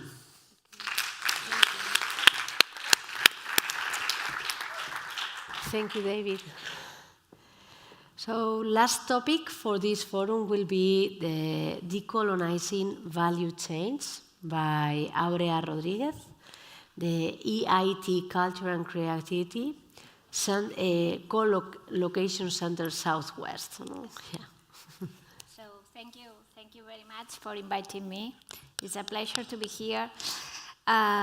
Today I have to explain a little bit what is decolonizing value chains, okay? Not about the EIT, later about the EIT, but right now about this. This is because I have been working in innovation and industry during the last 20 years, so I would like to explain you what is happening right now. So for me it's important that it's the best moment to explain this, because I think that you have said that this is about creativity, this is about education, and so on. So it's all connected, okay, with the future that we are facing. So in fact, the Global Competitive Report, two of the pillars of the Global Competitive Report is based in innovation. So it's the main core thing in the competitiveness of the countries, of the people, of the organization. So this is why the Global Innovation Index showed this as a currency. But it's not a currency. Innovation is a value. It's a value for all, for organization, for people, for territories, whatever. So that's a good picture of the Global Innovation Index. So innovation is about all of this. It's about collaboration, it's about talent, it's about science and technology, of course, but not only. It's about value chains. It's about value chains because we have to connect all these kind of things, and it's not easy, and it's a global thing right now. Why I say that it's a global thing? Because at the end of the day, everything is connected. So we have global value chains, and we have several problems about these global value chains. Problems are opportunities. It's the point of view that you have. So we have, I don't know if you know, but we have 500 submarine cables that connect the world. Internet is connected by 500 cables. So that's one thing. The other thing is that we have limited natural resources in the global. So we are working, everybody is working in a digital world, but at the end we have a limited resources. In fact, as an example, the global lithium, we have some mines around the world that we need for the batteries, for everything that we are doing. So it's a natural source and it's limited. And we are facing another problem, that is the talent. Where is the talent? The talent is in the red side of the map. So Europe is white. So the future here, we have to connect this talent with the rest of the things. So all the countries, all the developing countries, has an important strategy in innovation. In fact, China, since 2000, has a strategy called Innovated in China to lead the world through the innovation, to lead the world. And the same, the United States, that wants to continue leading the world. And they speak about IoT, they speak about AI, they speak about blockchain, all these technologies. And here in Europe, we have our innovation agenda based on that. Okay. So we are in the sixth wave of innovation. What means the sixth wave of innovation? It means that it's about AI, robotics, and clean tech. That's the three messages. But the sixth wave of innovation is accelerated.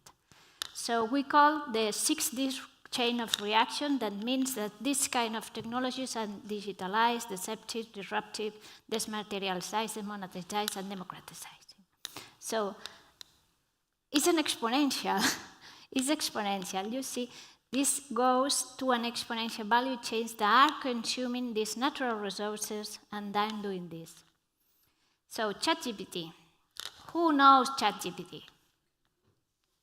If you don't know ChatGPT, you have to check. Okay, so ChatGPT is important because AI, generative AI, will significantly alter the 70% of the design and development effort of the new web applications and mobile apps, everything. Okay? So we have to take this into account. There are other models like Japan that they have a strategy that it's called Society 5.0. That means that all these technologies have to have a human-centered approach. And it's the same in Europe because we have the triple transition. That means that it's digitalized, sustainability, and social. So putting the people. These are the main companies in the world, the biggest ones that most spend in innovation. The biggest ones. The biggest ones are the companies that spend more money in innovation. That's clear. And they are also the companies that has the 80% of the income that is intangible. So they are the same. The biggest ones are the ones that spend more money in innovation and has more intangibles. And when we speak about intangibles, we speak about talent, human capital, we speak about relationships. Relationships means social media, means connections, of course, and means structural capital, intellectual property, but also data. So the main companies in the world that spend more money have talent, data, and connections, okay? So what is the next generation? You have been speaking about cyanotypes and the next generation. So next generation thinks like this. Z generation thinks that we have to take care of the people, we have to unite them for change, and we have to make me feel safe. That's the key messages of the new generations. That was born literally connected. So we are going to this directly. So I don't want to show this, but that are the top skills that are necessary in this new world of sustainability, but also digitalized world. So the 5 main ones are creativity, innovation, analytical thinking, and complex problem solving. So they are related with culture, creativity, and so on. So at the end of the day, we have to be a STEM. Of course, we have to be a knowledge of the technology, but we have also to be to have this social and humanities with us. So this is AI is not good or bad. It depends on the use. So this is the dress of Rosalia is volunteer. The dress of the Pope is a fake. So They are quite similar, okay, this fashion. But I think that we have to take into account that the AI could be an opportunity or could be a threat. So that's the message. What's a car? Okay, about value chains. This is the value chain of the car. So today, a car, an autonomous car, is a computer on wheels. It's really a computer on wheels. This is the value chain of a car. So you have here a lot of companies related with technology. You have a lot of companies related with batteries. So you have to take in mind that batteries needs lithium and another kind of natural resources. So at the end of the day, everything is connected. Everything. This is the value chain of a car. But what is a car? An autonomous car could be also a library. So what is a book right now? A book could be, it's not a story written in a paper right now, and not only written by a person right now. So what is a book right now? Is a product, is a story, is an educational content, is an audio. What is a book right now? And what is the value chain of the book or the editorial or whatever? This is disruption. So there are no value chains right now because we have to think creatively that we can have a library in an autonomous car, a leisure, so we can read a book there. So what is a book and what is a car? There are no value chains at this moment. There are descolonization. We are descolonizing the value chains. So if you will see, this is an example. So there are two examples of what's happening right now.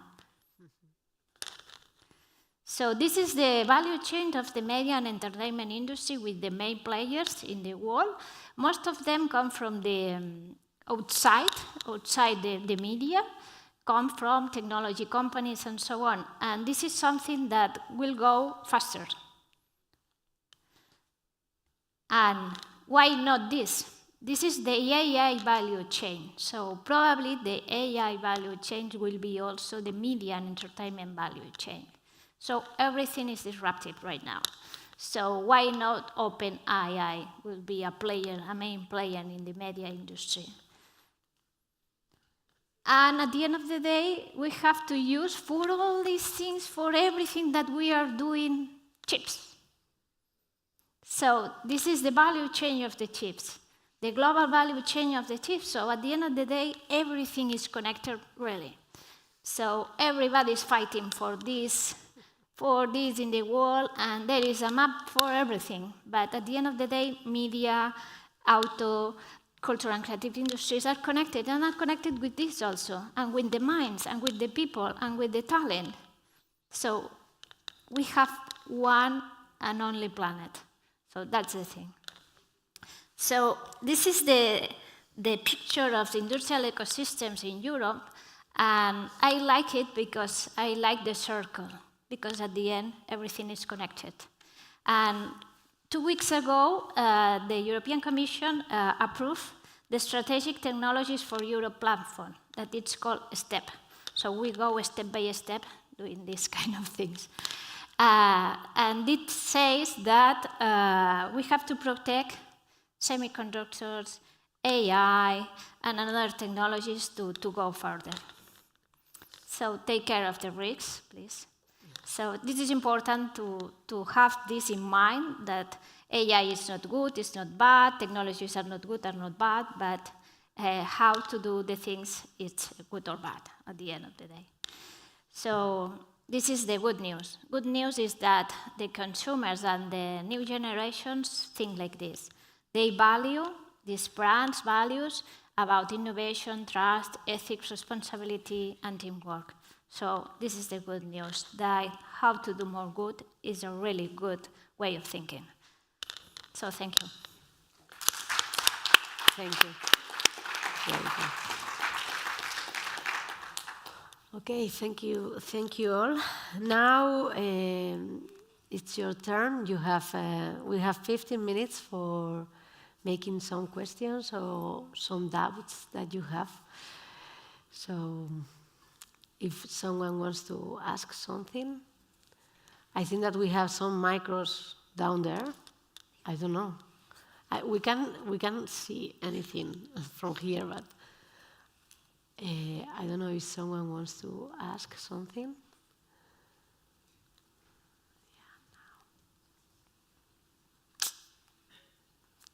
Yes, go ahead. I don't know if there are micros. Yes. So I don't know if you remember Augusto Boal. He was brilliant. He developed the theater of the oppressed. And he helped to bring theater to communities so people could literally learn about their problems by acting them out, and then became masters of their own solutions. And then he went and became a member of the Senate and helped his staff go out to the neighborhoods, figure out what the problems were, and come back and make legislation. So my question is, how do we get out of our own way and release ourselves from the prison of the belief that we are in control or that we have the right to control or decide, and listen to those who really need to be the masters of our future? Who wants to answer? It's an easy question. Easy. Go ahead. We need the alienígenas. That's the solution. The alienígenas. Alliance. Alliance? Alliances? Aliens. We need the aliens. Yes, because if we have a common threat, I think that we will solve the problems of the humanity. So that's my. So I hope that we will have alliance. It's a very difficult question. I'm not familiar with the dramaturgy. I remember, of course, the pedagogy of the oppressed. There is wonderful work being done in Barcelona by a spin-off from La Fura dels Baus. Epica Foundation. And they do astonishing stuff. That's a research unit which is attached to a theatre opera company. They do interventions at the local level where by bringing people together, groups of young people, they force them to drive a forklift truck during the performance. And to do that, they have to get a license, they have to do a course. So just because they're intrigued enough to do the performance, they accidentally get this license and they qualify. So there are lots of ways in which you can use the stage and the creation of performance. They do it with, and my particular favorite is groups of researchers from different disciplines who bring their research problem to the table, co-create a performance, and then the audience can be up to 40, 50,000 people. It can be measured, shall we say. They've got some great tech there. But one of the lovely outcomes from that sometimes is that researchers change their disciplines. Now that's a real outcome. That's a real level of understanding. I think the problem is not so much, the problems are on every level, but I think we need to think of ourselves, how we can change, and how that can be triggered. And I think the notion of individuality is not one that's really what I don't think that's what we need at the moment. We need to understand much better what the collective is and what the collective can do. I think one of the biggest hindrances is at the organizational level. We very rarely challenge the nature of the organizations that we are working within and that we are sustaining in ways that we really shouldn't be, and we're perhaps not encouraging them to change and take a more ecosystemic approach. So I would say, yeah, future skills, you need ecosystems that can renew themselves. So somehow or other we need to have ourselves and the next generations, they need these skills really now. Yeah, my question is to David. It's about, you had a very interesting slide on Paleolithic emotions, in the center the godlike technology, and medieval institutions. This was also reflected in the book Thank You for Being Late by Tom Friedman. And how do we get over this? Because the institutions and the requirement of the industries are totally different in the present moment of time. That's a very good point. I'm not familiar with Tom Friedman's work. I'm much more familiar with Edward Wilson in this respect. But the general point that he makes about what he called medieval institutions, I mean, it's a very simple point. I mean, universities were essentially created at a certain point in time for a certain purpose. And they haven't really changed that much. I mean, within the university, you have the different disciplines. They are in their own silo. Everybody talks about multidisciplinarity or transdisciplinarity. It's not always obvious if that's happening or not. You have all the tensions within, let's say, this umbrella thing. I'm not saying that they're not places of inspiration and creativity. They often are. But I'm not sure that we don't need to think more about how do we get organizations such as universities, such as vocational education institutions, and industry sectors themselves. They need to be together. They need to be co-located.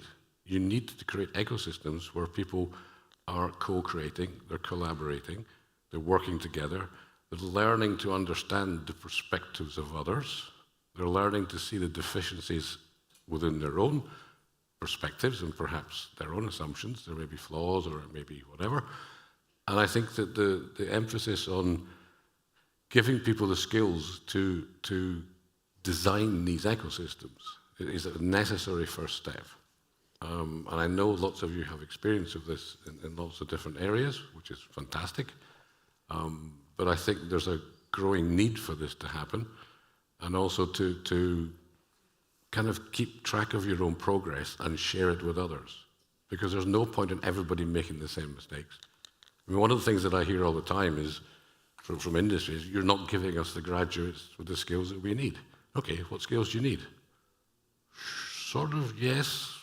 We want people who can analyze things. We want critical thinking. Yeah, exactly what do you want?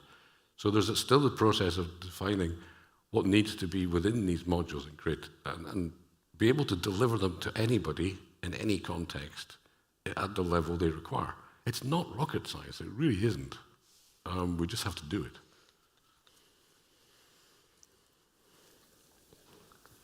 Thank you very much for the presentations and for the questions. I think we are having a very interesting dialogue, and especially what you were saying, how do we do all this? We are decolonizing, we are talking about individualism, all these silo things. And the one thing that I have experimented in the last 20 or 25 years is that only when we have this mobility in between departments within a university, in between different organizations, when we position ourselves in the shoes of other people, then we start understanding how it feels, what are the problems, what are the differences that we are facing in the ecosystem. And the more we are mobile, and I'm going to the house, just the solutions, because we all know the problems, and now we need to find these people that are giving ideas and solutions that have been experimented.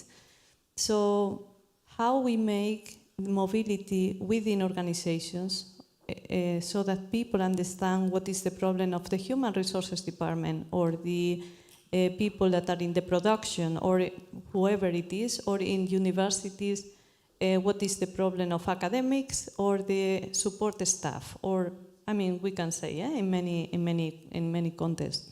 So one thing for me is mobility, and the other one is how we train people to think systemic. Is only if it's my problem and concern me or my closer ones, I move. But the thing is, how do we think in the common good? Because we have one planet, we have scarce resources, we see that it goes very quick. So are we prepared to think beyond our own interests and think in a more systemic approach. And how do we do that? So we need to train people, as we are very young, to think that we are a collective, because that's what we need. So that's the second thing I would say. And the third one that I also said yesterday is we need this profile of the bridgers. So these people that are trying to understand what is needed on the other side, and they take the mile to cross and to build the trust and this connection. So for that, we all have to have new curricula, new ways, new performances, etc., so that things happen. So thank you.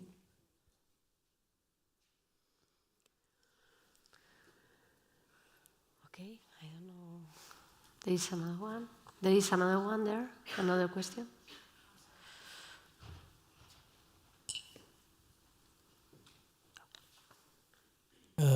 I'm a dumb technology professor.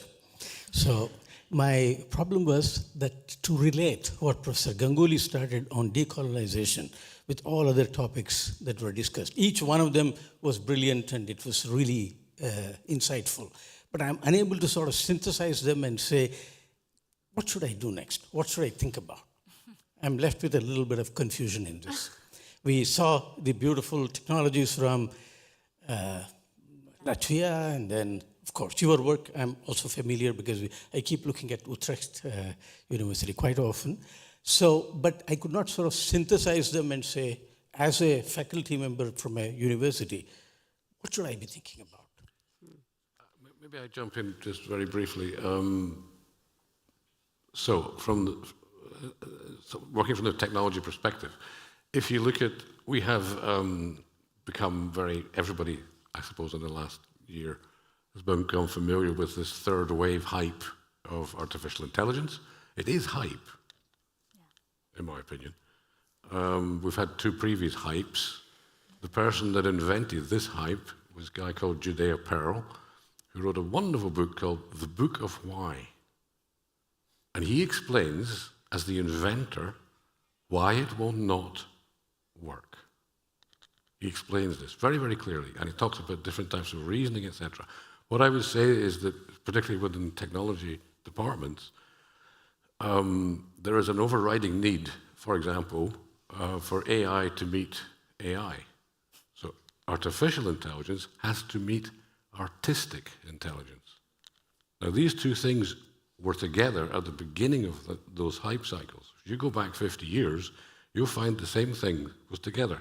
We talk about triple loop learning. This concept comes from cybernetics. It comes from Bateson, many, many years ago. At the time, he was married to a woman called Margaret Mead, the anthropologist.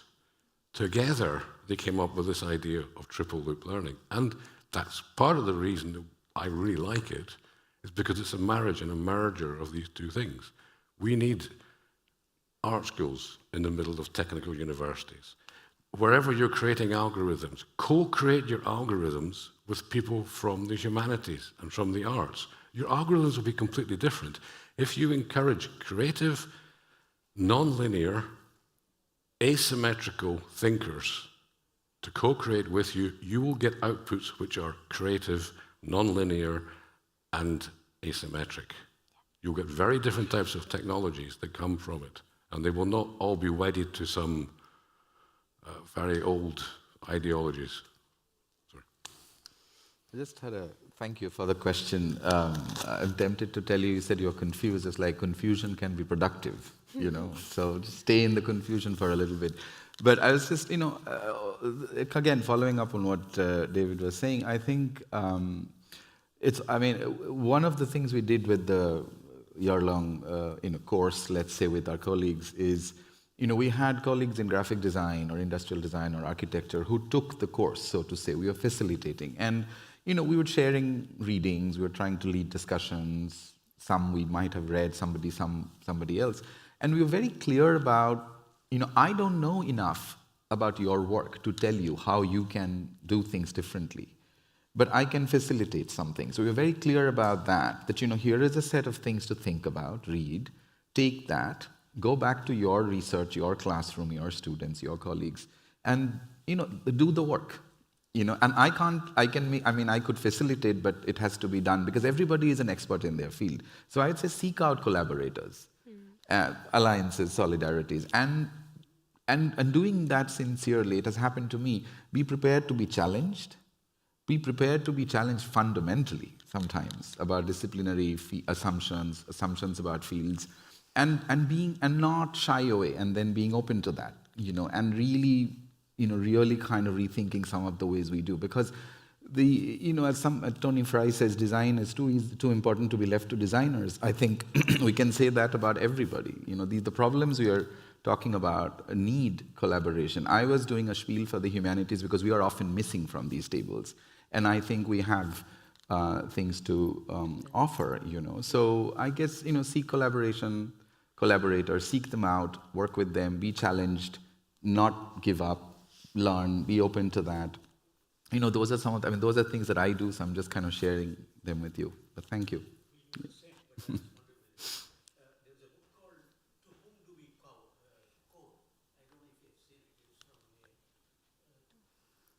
To whom to code. Actually, it reflects what Professor David was saying, in a way. Not specifying particularly art, but saying you'll have to be aware of whom are you coding for? And involving them from the beginning would be an important stage, is what that author says. I think that's it. I mean, there are lessons you get from the complexity side. Even just thinking about, if you're going to work on a problem, what kind of problem is it? If you use the wrong methodologies for the wrong type of problem, you're automatically doomed to fail. I've seen that happen with, I better not say that. It's a very common problem. The type of problem is not diagnosed at the beginning, so you end up having entire programs created to solve something that are destined to fail. So I think the context, as I said earlier, is terribly important. But it's also true of agency. If you can establish from the point of view of where your agency lies, whether it's you as an individual, or you as an organization, or you as an ecosystem, in the same way, if you identify that at the beginning, your chances of success are much, much higher. So maybe, we are finishing. So I want to finish with one question for all of you, in one word. Which is the first step we can envision through decolonizing lenses from each perspective? Sorry, what was the last the first step of that we can envision through decolonizing lessons. In different perspectives, in the imagination, creativity, value change, and education. Can you repeat the question? And who is going to take it? No? So could you repeat the question? The first step? Yeah, is the first step. Which is the first step? If we are putting some glasses with the decolonizing, lenses, which is the first step, and who is going to take it? From the imagination. The first creativity. Step for me is to listen. To listen to the others in the sense that sometimes value chains, industrial value chains, work as a silos. So you need to listen to the others because everything is connected. So you need to listen and to collaborate with other people because most of the time they know more than you of other things. No? And innovation is about the things that are not obvious. So it's not a linear way of thinking. It's disruptive. It's all the things that we have said. So the first thing is to listen. For me, I could continue on that because I totally believe it's about collaboration and speaking to each other. But then I would go to the opposite and say, look inward. Start with the individual. Assess yourself. What are you coming from? What is your expertise and what do you bring to the table? Because if you don't know that, you're not really a good dialogue partner. Yeah, I would pick up on that. I think Walt Whitman, many, many years ago, he was an old grey white man in America. He said, I contain multitudes. So look in the mirror. That's not an individual. You contain multitudes. And I think that you have to start that journey by realizing that you have as many identities as the people you know. So you start by questioning yourself, I think, and relocating yourself in that sense. So it's not just an external, it's also an internal process. Yeah, I'll just follow up on what has been said. I guess, it's important to not become complacent, to remain, critical of one's own positions as we locate ourselves, doing this work. So I know you're getting ready for lunch, so I don't want to. Yes. So now we go for lunch, no? We have time. It's upstairs? Okay. Yeah. We can follow someone. So, thank you. Thank you.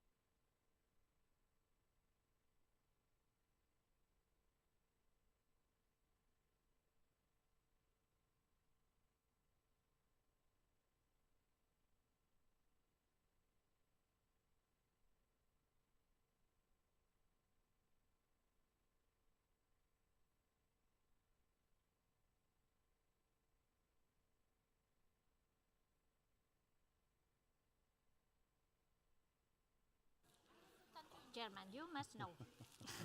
Okay. Welcome back.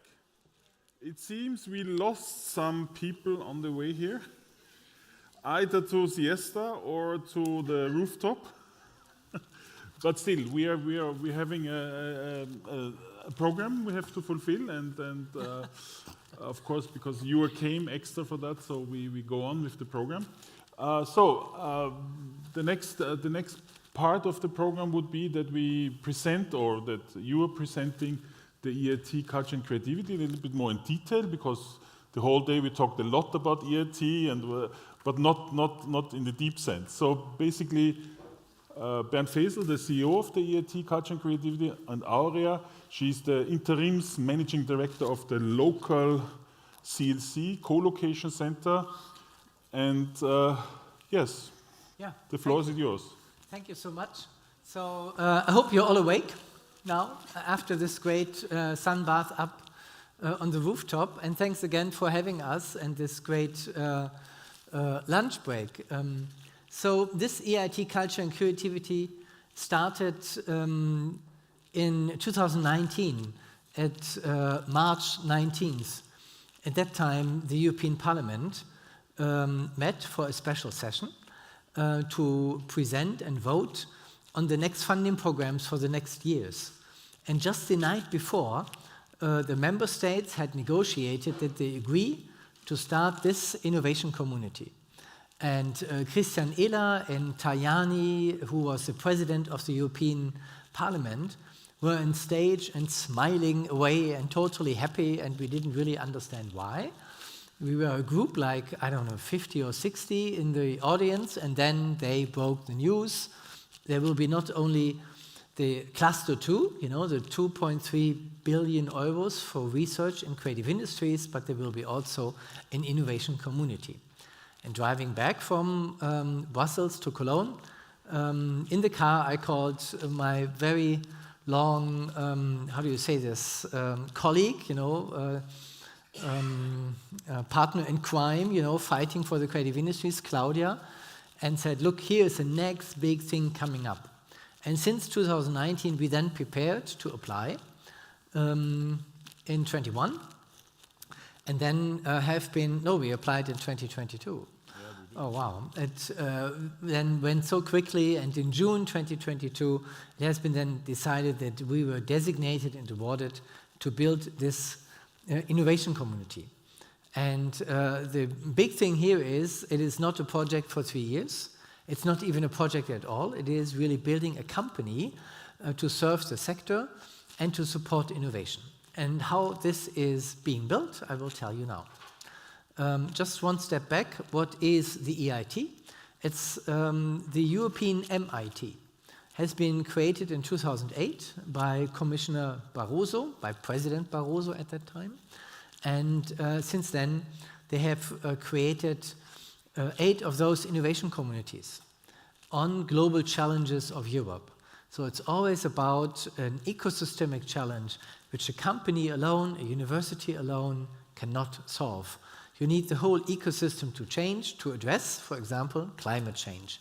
In 2008, this was a really daring pitch, because at that time, green economy, circular fashion, all this was not a trend and policy, mainstream as it is today. There was no regulation as there is today. So the EIT was really daring to start that. And then digital, food, health, you can see, we all know throwaway fashion, but also throwaway food just as well. Food waste is a major problem. And so they're addressing all those challenges, and now also with culture and creativity. By doing so, the EIT created an ecosystem of companies, universities, research centers, and cities and regions. And you see here the big numbers. While the numbers are important, it is also the connectivity. An innovation community is always about research, business, education, and then civil society, or in our case, cultural organizations, to create an ecosystem. The EIT calls this the knowledge triangle, though there is a 4th dot by now. It's still a triangle if you see it, in multidimensional space. We are, as the KIC, a European institutional partnership. This is a specific phrase for the European Union to create a certain legal body. And this is quite an exception to be in European institutional partnership. And this means that on the one side, partners contribute funding or in kind, and on the other side, public funding is coming in. So we received now for the first 4 years something up to 250 million euros. This is not a fixed sum yet because it depends on our performance, on many criteria. And we have to apply for these budgets every second year. But this seed funding from the public sector, from the EIT, needs to be matched by private funding. And so we are underway to create a partnership, a public-private partnership. And we have to win another 500 to 600 million euros to then have overall an investment in innovation between 700 and 800 million. And this is, together with taking along the whole ecosystem, really hopefully a system change, at least for certain problems. Of course, I always like to call the KIC the Swiss Army knife, you said it already, but it cannot solve every problem, and it can attack and address specific problems. As much as we are all thrilled and really enthusiastic about the KIC, one should not overestimate it. And having a fund of 800 million, Christian Eller said it today also, is an industrial size, a small fund. Still, for the creative industries, with this mix of infrastructure and funding, I think it can be really a game changer. And what do we want to change? We are on a journey given by the European Green Deal. It has been enacted and adopted in 2019 with the idea to be carbon neutral by 2050. And this created change across the board, society, sectors, civil society. And for this reason, our overall game is to support a sustainable value creation, and from these values, and also growth for our sector. This implies, fairer payment for artists, but also better competition for global companies in the global competition. So growth, please really think it as an open model which addresses all players, the very small and the very big in our sector. And you all know, obviously, creative industries, 95%, I think Arthur knows it even better than me, something like this, are small and medium-sized companies up to 5 employees. And that is the bulk of the sector we are working with. We are providing to those players better education by helping universities to create new curricula. We're helping to support growth by really investing into companies. We also support the ecosystem as such for businesses, so creating accelerators, incubators, helping universities to have an accelerator for creative industries, and not only for big tech. We all know the digital hubs in Europe, and we are building now also an infrastructure where companies, but also non-profit organizations can get support to scale and to grow. Last but not least, culture and creativity, of course, has the power, as we heard so many times today, to envision new futures, to imagine a new world, a new, better world. And if this is done in fiction or in films or in hands-on products, like handhelds, like the mobile, those are all imaginations which then turn into products or brands and global films and blockbusters like Avatar. And this kind of imaginative power we want to strengthen. So it's also about the free space to think, but also the individual artists. So while we are a European institutional partnership, and while our members are mostly institutions, our services also address single artists.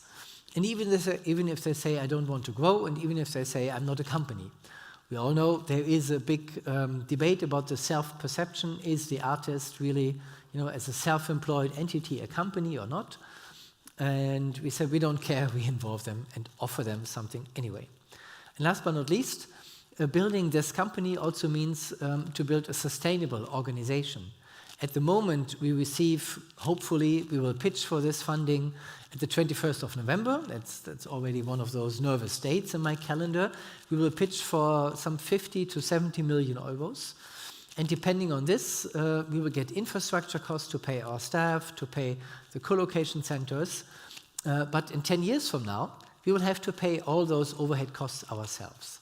So how do we build an organization which earns 6 to 8 million euros every year to pay its own costs? We do this by member fees, but we do this also by investing in companies, but also working with public institutions, and of course in-kind contribution. When we now start out next year, our members, about 60 to 70, will bring in something like 2.5 million euros on member fees. So you see, we already have a strong backing. 1/3 of all those funds we need to earn comes from members, from believers who believe in this mission that we have to create a sustainable growth for Europe. We are present across Europe. And you heard already here, Aurea is based in Barcelona for the co-location center South. Gavin, by the way, is the interims director for the co-location center Southeast Europe and the Alps. And those centers are really meeting points where these different stakeholders, if researchers, educators, business, artists, public institutions come together. You could also speak of co-location centers as silo breakers or meeting points, meetups. They have some standard services which they always offer across all Europe. They are the same. But each CLC also has an own focus point, a specialty. And later on, maybe you say something on those specialties. Now, the creative industries is a sector with a lot of sub-branches. In the max, I think it's 15.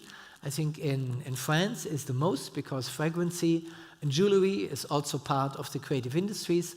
In Germany, that would not be the case. In Italy, in Spain, you have obviously cultural heritage. In Germany, you don't have this. But so we had to make a decision.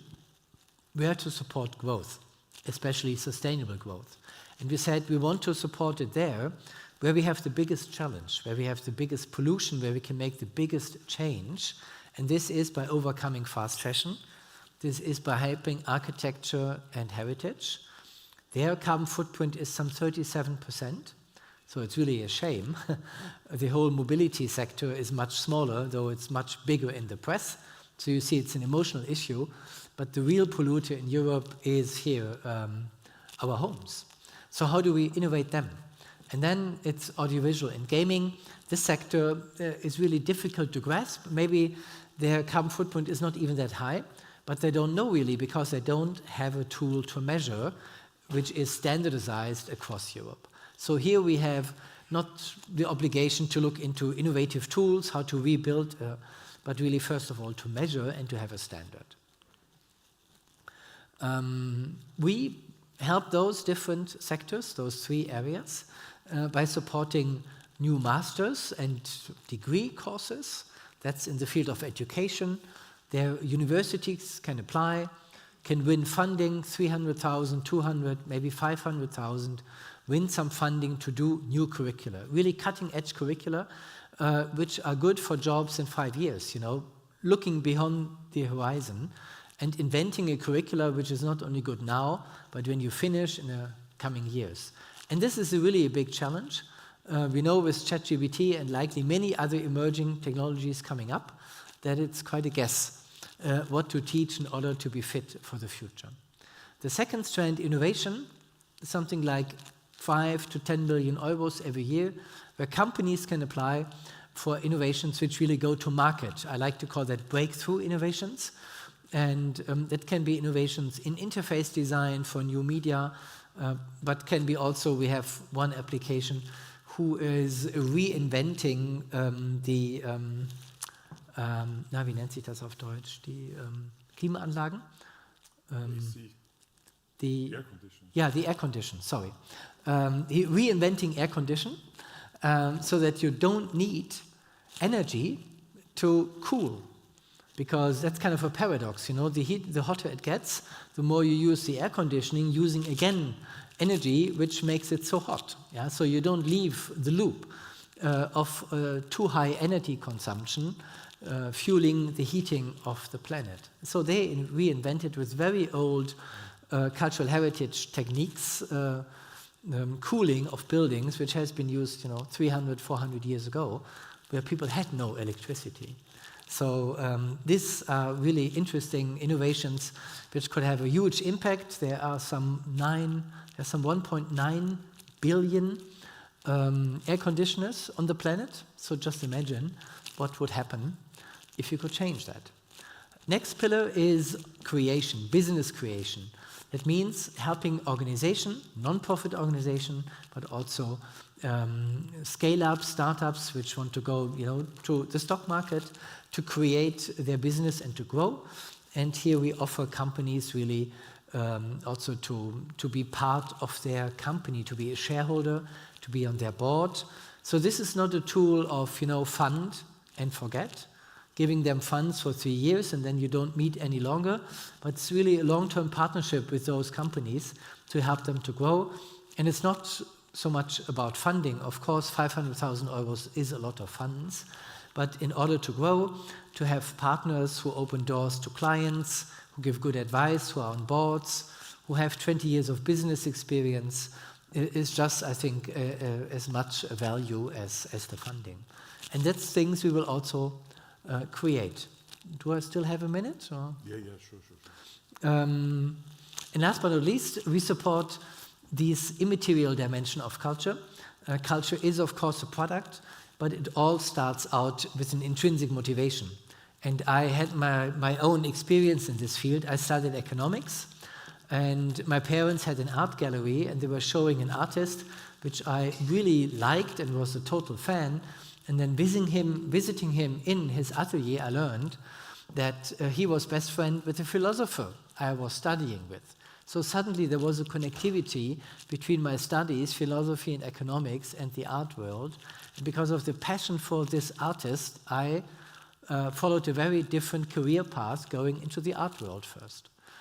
And this intrinsic motivation to follow values, if it's as a city, renovating rundown spaces, renovating with the Guggenheim Museum, rundown derelict spaces.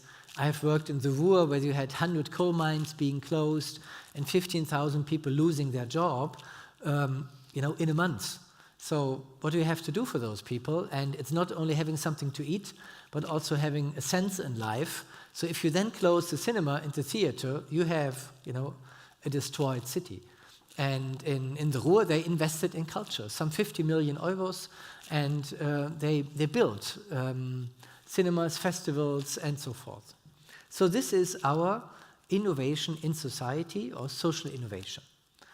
So having new masters, having new services, having stronger organizations, companies, and having better life conditions, better urban spaces. Those are the 4 strands we invest in. And you can wrap it up and say we are basically a one-stop shop for innovation. Wherever you want to innovate, likely we have a tool. So if we have a tool like this, imagine we spend those 30 million euros, maybe it is 50 projects we fund every year. So how does this then can claim to really change a sector? How does this really address a global challenge of Europe as the EIT set out to? And for this reason, you have to have additional tools, some way to multiply those interesting projects and to take role model projects to mainstream. And the first thing we do is to provide just very easy, it's not rocket science, just more capital, to do good things more often. And for this reason, we created this investment network. We had the first meeting in August at the Gamescom, then we met in Bergamo. And here again, it is about the whole variety of investors, from the philanthropic one, the crowdfunding platforms, and the venture capitalists, but also fools and friends, family offices and business angels. And with this, we aim to win some 200 investors in the next 4 years. And our big ambitious aim is that those 200 investors unite a capital of 10 billion euros, And we then hopefully can convince them year by year to spend a little bit, a fraction of this wealth in our sector. Overall, our research showed that the venture capital investment in the creative industries is about 30 billion every year, now already. So if we would be able, to add another 10, that would be amazingly enough, to really scale and have a big impact. The other scalar is not about capital, it's really about better frameworks. So you could say it's about non-capital. It's about better procurement rules, better frameworks for you to work, better funding programs maybe also.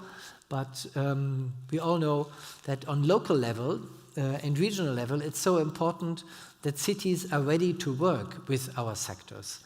Quite often, if you have a company in the creative industries, you are between the stools of, on the one side, cultural policy, and on the other side, economic policy. So if you go with your, let's say you are a founder of a music club and go to the cultural department, your music might be too avant-garde, or they might even tell you it's not music at all, it's just noise. And if you go to the business economic development department, you say, well, where is the business? You have a room and you have 1,000 visitors every night, so that's it. That's not a real business. We are not interested. And between those extremes, a lot of our businesses get lost, even in the game sector.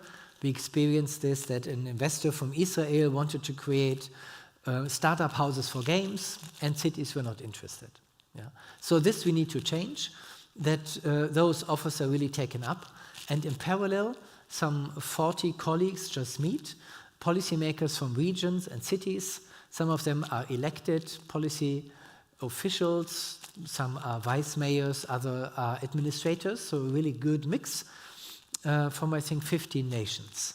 And they're just sitting together and considering what to do and how to learn from each other, and also to be innovative about policy.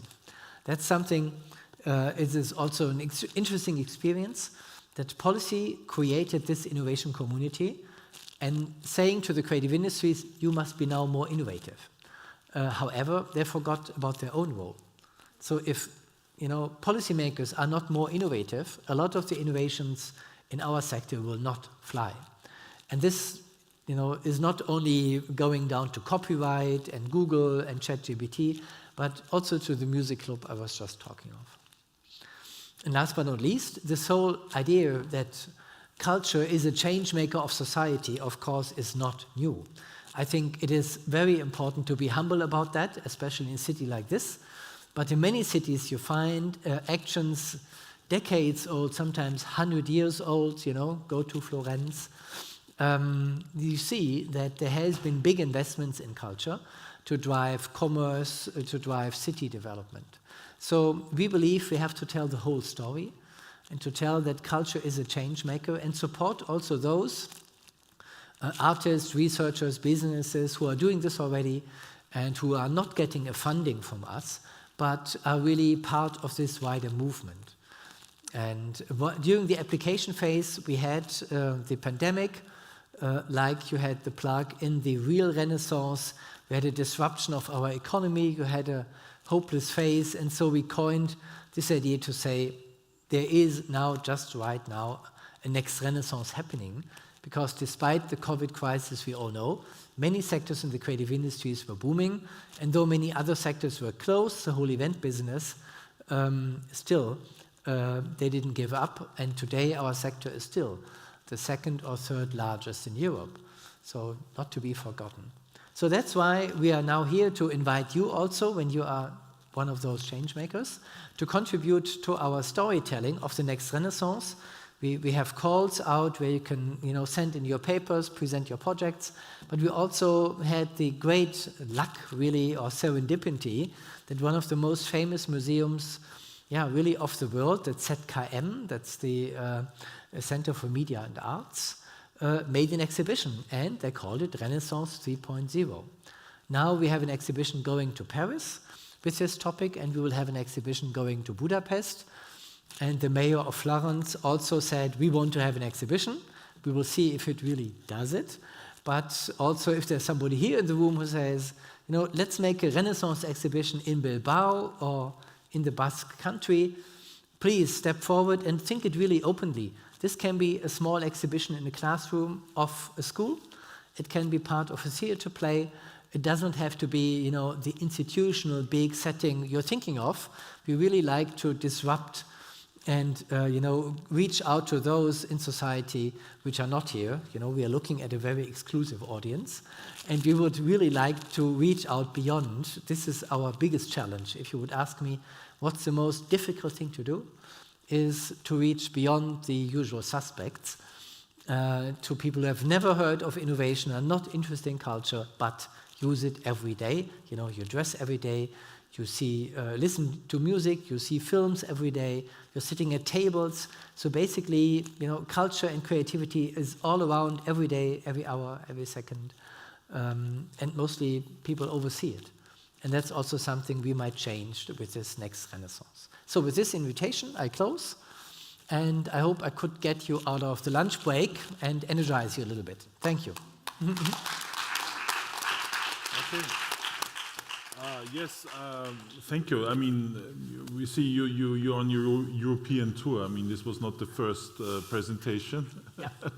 And also very extensive presentation, so thank you. I would say I'll also make now a disruptive intervention. Yes. Because it took a little bit longer as expected. Okay. I didn't want to interrupt you. So maybe Rosa is coming up to the stage, so we can start the next part of it, where we talk about SMEs and how they can work together. And because Aurea is also here, is Rosa in the room already? She was here. That's at least. A perfect disruption. That's a perfect disruption. Speakers lost. Speakers lost. Okay, then we make a short break, and I will search for her. I mean, you explained also why there are not that many people here, because in parallel the policy forum is still in session, so to say. They have to discuss how they want to work together and how they want to build the organization. But is there any questions also? Maybe or if Aurea, you want to say something on Barcelona? Yes.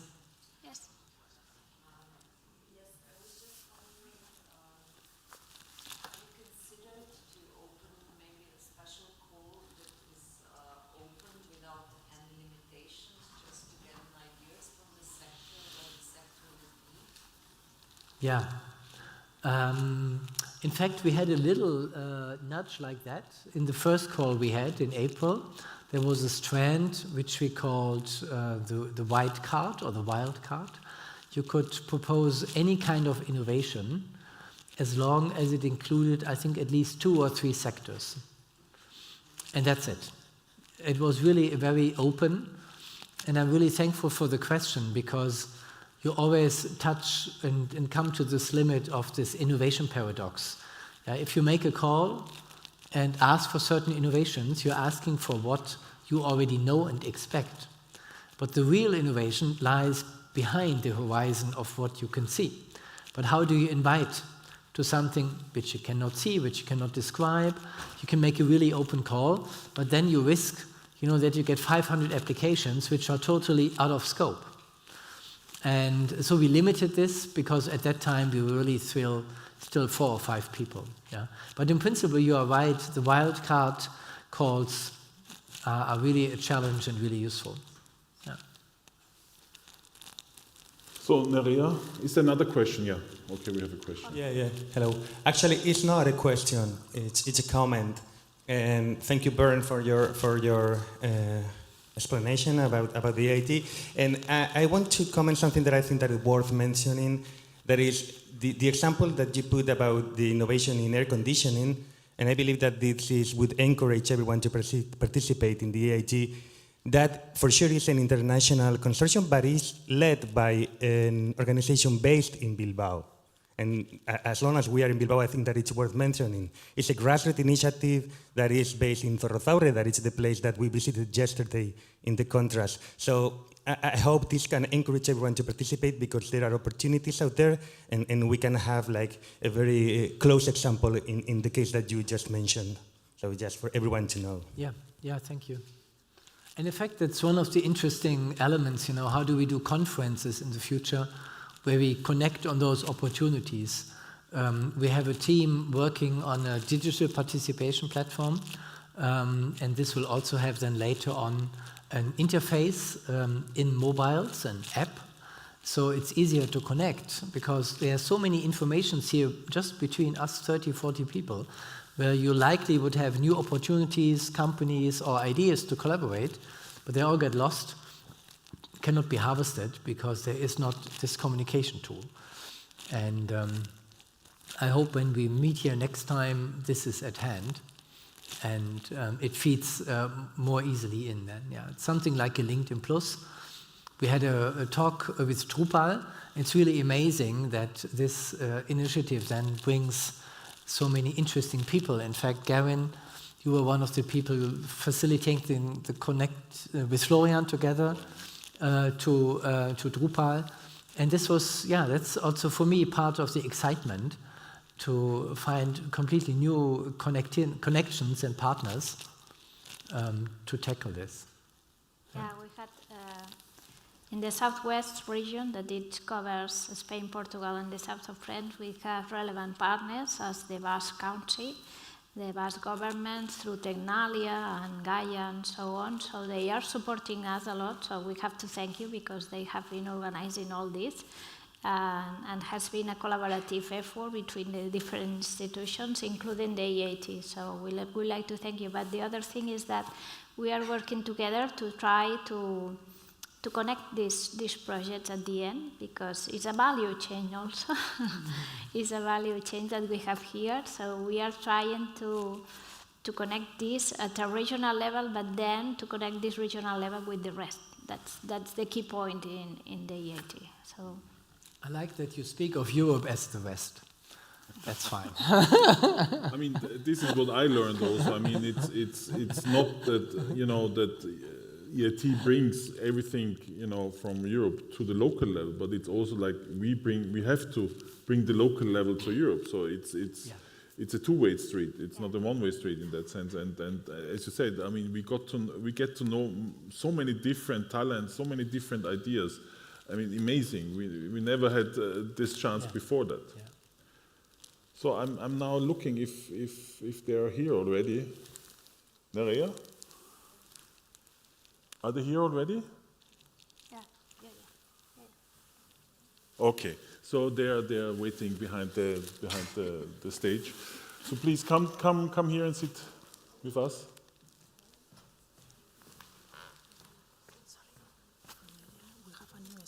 Yeah, I know.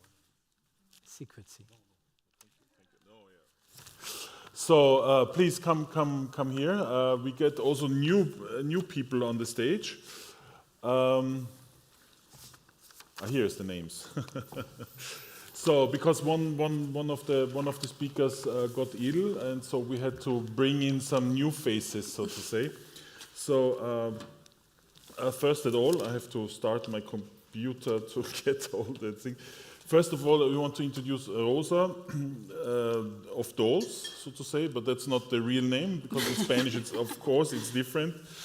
She works as a creative consultant and for creating premium content, director, writer, innovator, directing the Iceland Festival. Seriesland, yes. Of course, I was wrong. And of course, she holds a PhD in web series.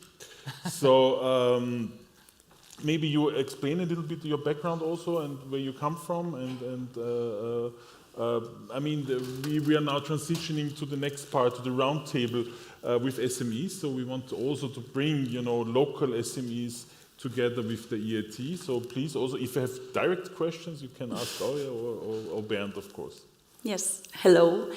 Thank you very much for having me, for inviting us to represent small companies here in the Basque Country. So I was researching a little bit to try to sound intelligent, and I saw that in the Basque Country, there is over 10% of all the companies are in this cultural and creativity brand, and over 5% of the employment is within this branch. So it's a really important part of our economy even. And there's, but the companies are small. You know, the average is 2.2 people per company. So I'm exactly the average because Oliver over there is my partner and we have someone part-time. So we're exactly, you know, almost that 2.5 or 2.4 kind of company. And first of all, I think Basque Country is a really good place to, and Bilbao specifically, to hold like a creative company.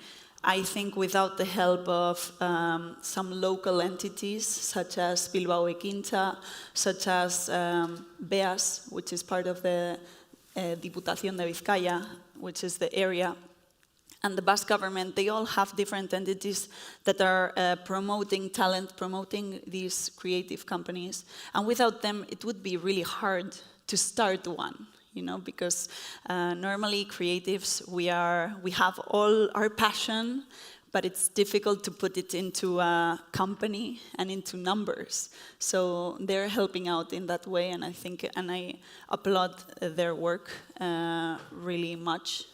And well, also that this kind of event takes place in Bilbao, it's really great. And if I can I continue? Okay. I was thinking this morning, like, I'm a very visual kind of person, so I like visual metaphors. And I was thinking, what visual metaphor could we apply for the companies, creative companies in the Basque Country? And for some reason, I thought we are like bumblebees. So we are small, but we are intertwined. So it is a greater ecosystem which is important. There's thousands of species of bees. In every place, bees are different and produce different honey. But, you know, we're all creating and we're all part of the same thing. So we create nectar. We could say that is like the culture aspect, the music, the audiovisual works, the whatever you can plan, events. Nectar is not necessarily something humans need to survive, but I think it's definitely something we need to thrive. I also learned this morning, I had never researched bees, and I found myself looking at what bees have, like in particular, and it was fun to learn that they have 5 eyes and 100 times the smell senses that we have as humans. And I thought, well, this is a good metaphor, because I think, like cultural companies, we are more equipped than average to see and feel what is around us. And why exactly? Because I feel people in the culture and creativity companies, we really drink out of the reality of what is surrounding us. But we also have a superpower, which is being able to shape that reality as well. So we kind of reflect on a reality that exists, but in the same way, we're shaping the future of that reality. So I think that that's a beautiful thing. And almost to end, like, I think that we are, as I said, like a hive which is interrelated, which is working for the same goal, but most importantly, it may feel like we're just a really small bee, like a company is just a small bee, but altogether, if we disappeared, you know, that whole ecosystem would really tremble and stumble down. So that's what I wanted to say, first of all, that, you know, every small piece counts. A brilliant metaphor and very poetic. Thank you. I mean, I have to connect you to Anya, because I just recently learned that Slovenia is the capital of honey and bees. So they have the highest honey consumption and you know, stocks of bees per capita. So you can learn a lot from her. So, okay. So the next guest we have Vera Varna. Thank you for coming. She is the Director of International Relations and Institutions at BIME, and last tour, so to say. Of course, I mean, there's a long, long list, but you have a long history of organizing as a cultural manager, live arts, music. You started as journalist, as I learned, and you worked on the theater production at the National Drama Center at Baluarte in Pamplona. And you are joining now, or since 2018, the largest, the joint last tour, one of Spain's largest independent music companies. So, I mean, also with your experience and with your background, what you think the EIT could bring on the table for companies like you represent? Well, the company I represent, Last Tour, is like a different kind of company than Roses, but well, it's a large company. We have over 100 employees, but it's an independent company, which is really special in the music industry, for instance, and we also diversified a lot. So we have also labels and publishing company recently created, and we have activity in Spain, not only in the Basque Country, mainly in the Basque Country, and we are proud and want to operate from the Basque Country in the rest of the state of Spain, and also in Portugal and Colombia. Since the pandemic, we got international, and we grow within that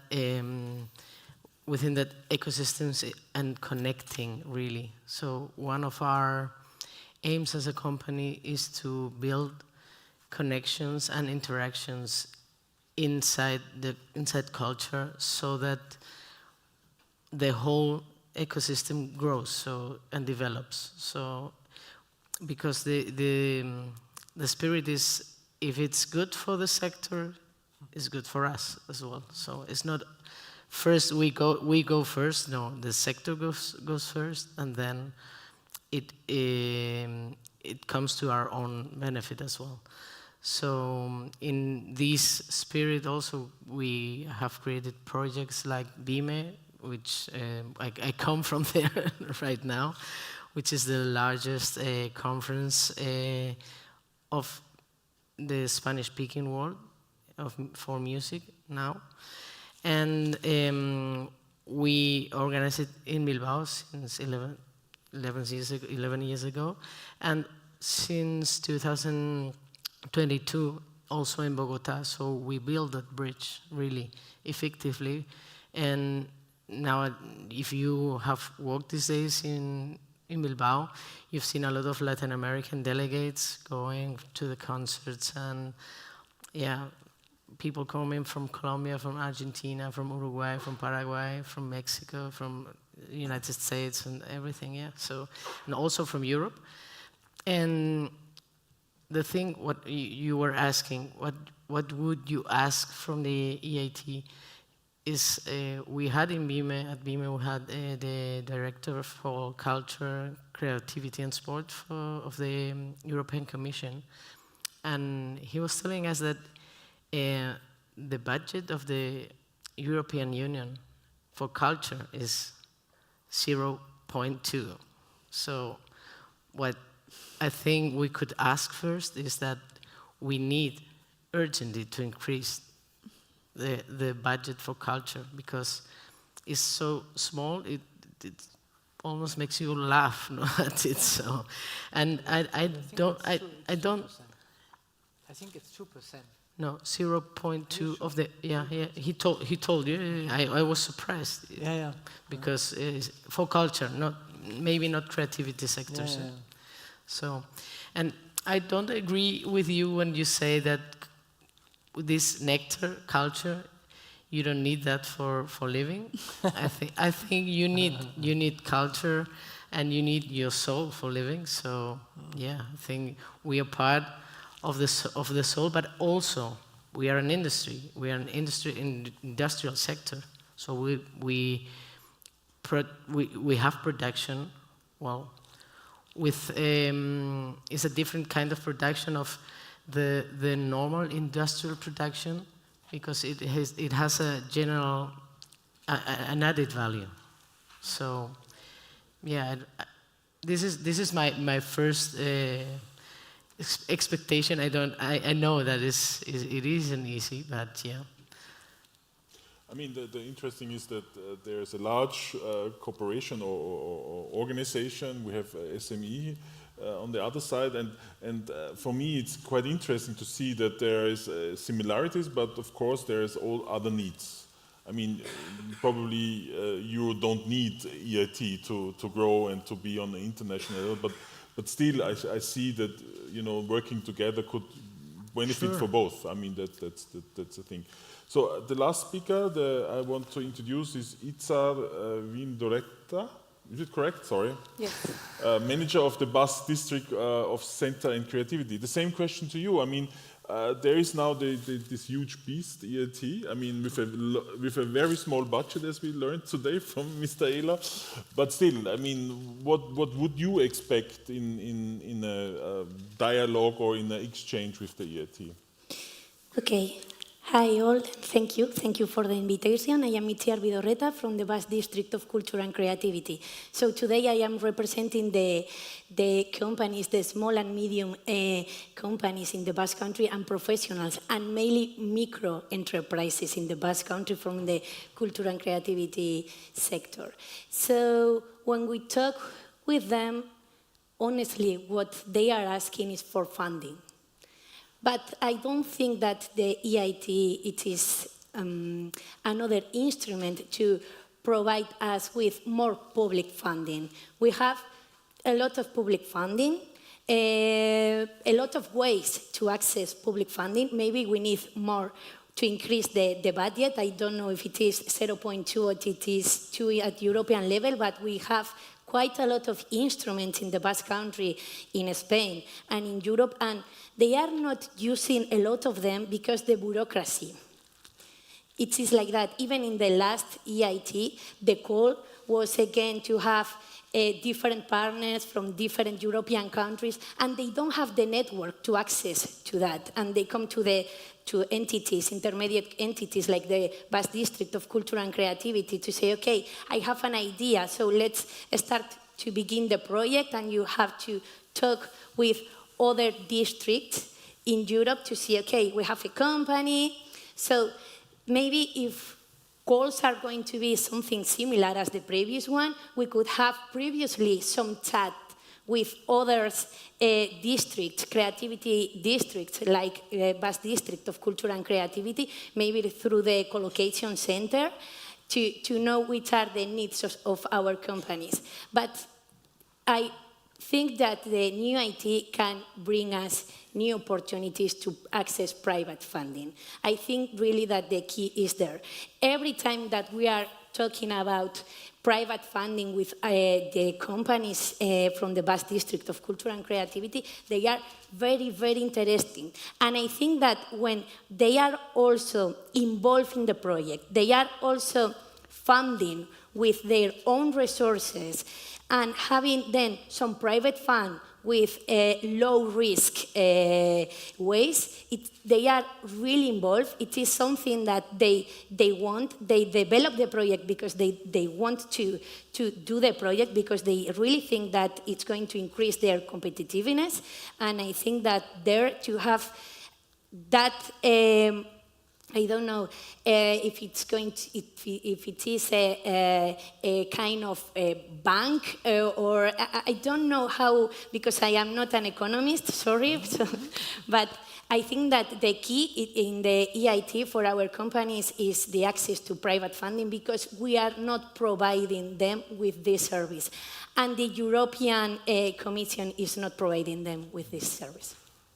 Can you answer? Or yeah, I can answer. I was in the event this morning in the startups competition, so it was really good. I suggest you to go there. But what I was really good also to see the connection with Latin America because 3 of the startups of the competition were from Latin America.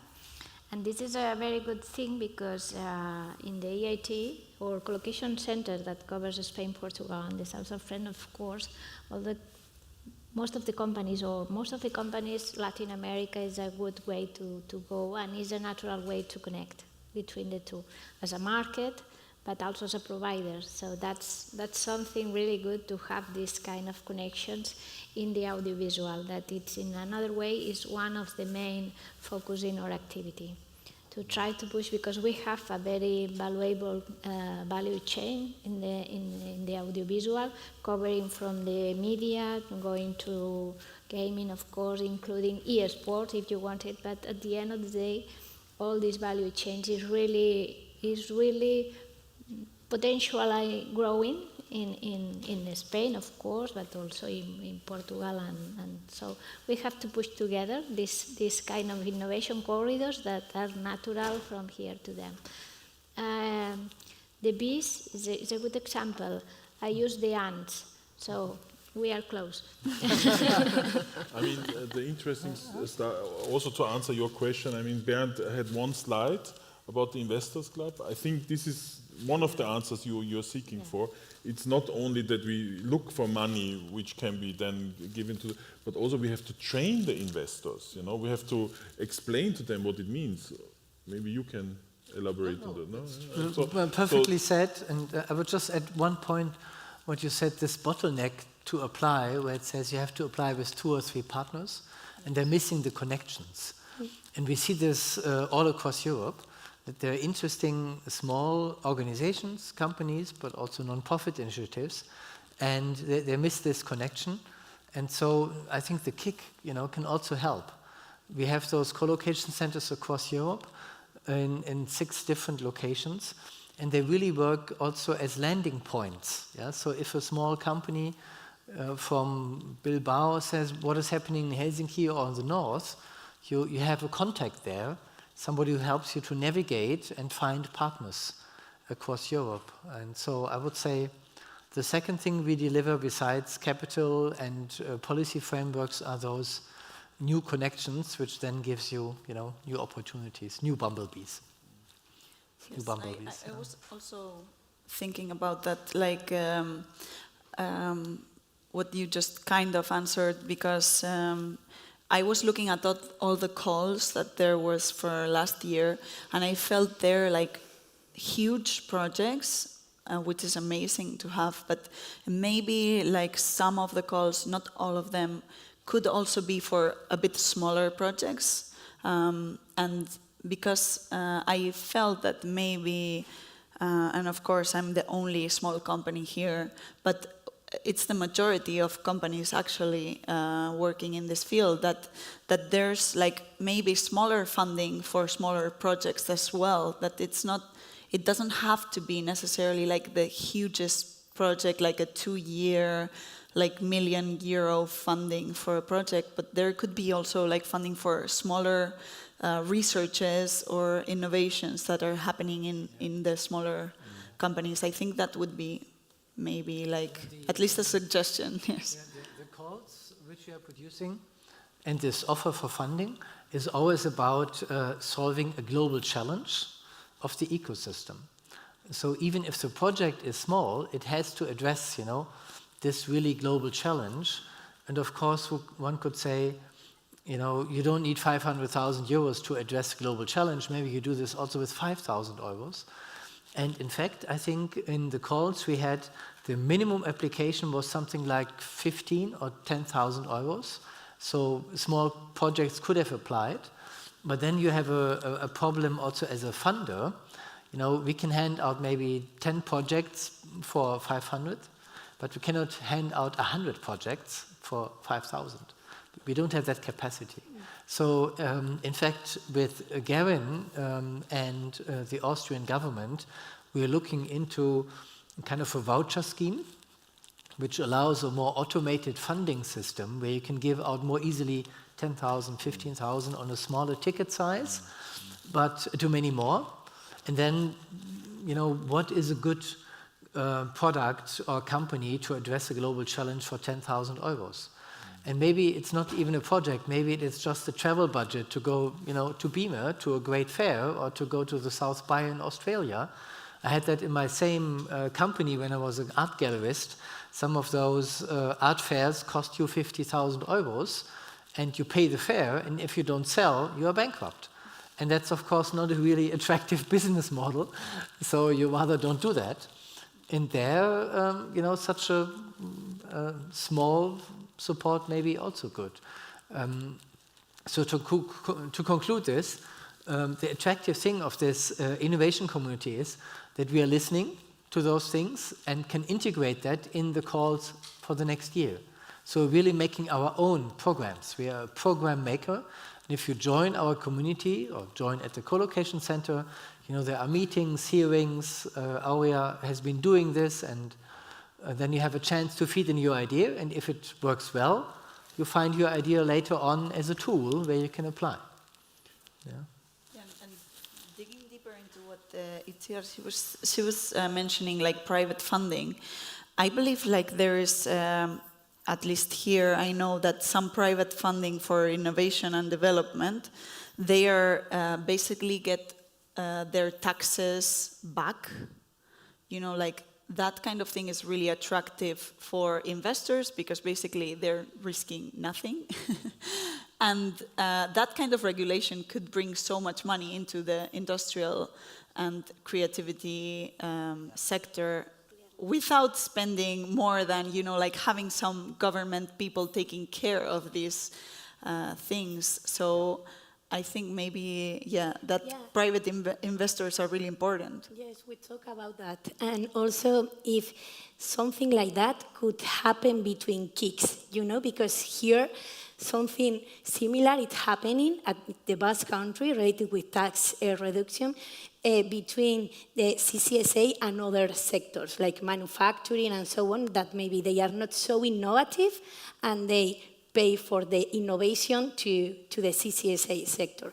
Maybe if we could have some kind of collaboration with other kicks, like manufacturing on any other kick, because of course we have been talking also a lot about cross-fertilization and about how CCSA can fertilize with other sectors. So maybe in the kick that could be, of course we know that we can also help other sectors being more sustainable. There is the last voices of culture of how CCSA can help other sectors being more sustainable. So maybe here we could also have another opportunity. Of course, okay, I have started with the thing of the private funding, but to talk about the relationship with other kicks and how to build that connection.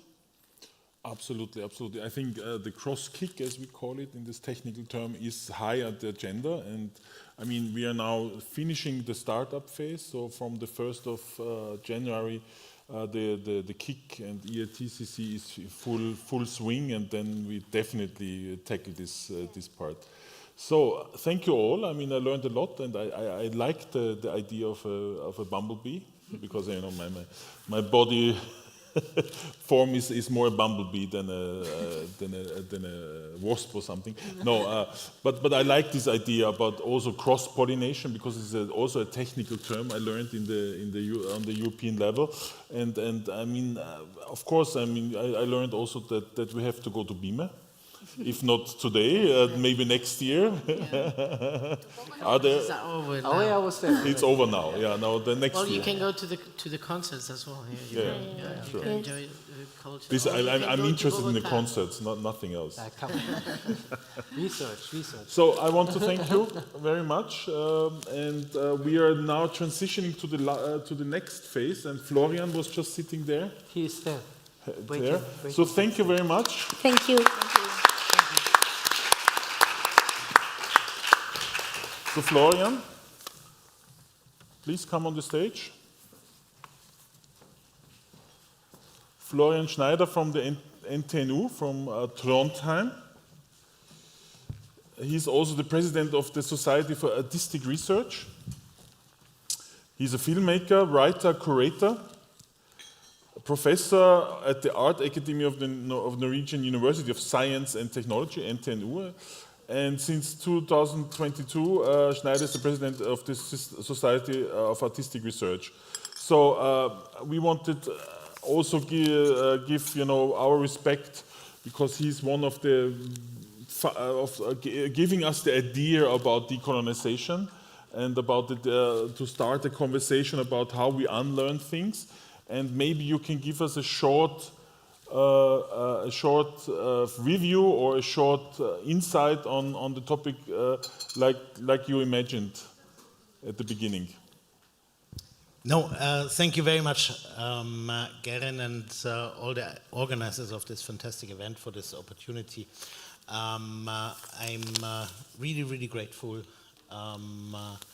After all the discussions we had in the course of the day, and also kind of processing a lot of other discussions that we had on this topic, to share with you some very, very spontaneous and preliminary notes. No, this is not.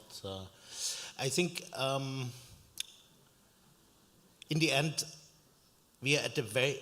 It became clear to me over the last weeks and also today that we are at the very beginning of a very, very important discussion. And this has to do with one thing that Pierluigi Sacco mentioned this morning, so I joined the choir of appraisal here. It was a wonderful presentation. But there was one thing he said, and maybe it was a little bit between the lines, that is incredibly important and precious to me. He said decolonizing is not just an act of justice. This is not only about charity or guilt management or whatever. No. And decolonizing innovation for me means to address and to engage and also to respond to the complexities of this world. And I think in these weeks we really experienced this in a very, very painful way, and also how it limits our possibilities or our capacities or our ability to act or to act creatively. Saying this, that it allows us or it forces us to respond to the complexities of this world, connects perfectly with what Avishek said in the panel before lunch. Because I think it's also has to start with admitting and self-critically understanding not only the complexities of this world, but also the complicities in which we are connected and part of all these complexities. So the problem is that there is no recipe and there's no short-term design solution. It's definitely not about increasing inclusivity, just adding some measures in order to appear a little bit more inclusive and also involve minorities or migrants into our discussions about creativity and innovation. This is definitely not what is at stake when we talk about decolonizing innovation. It's also not about repairing the present from the atrocities of a not further specified past. And this really bearing in mind that the atrocities of the past that are usually associated with colonialism have been and still are the basis of so many privileges that we are enjoying as creatives in Europe. But it's not about repairing this, as if one could repair this.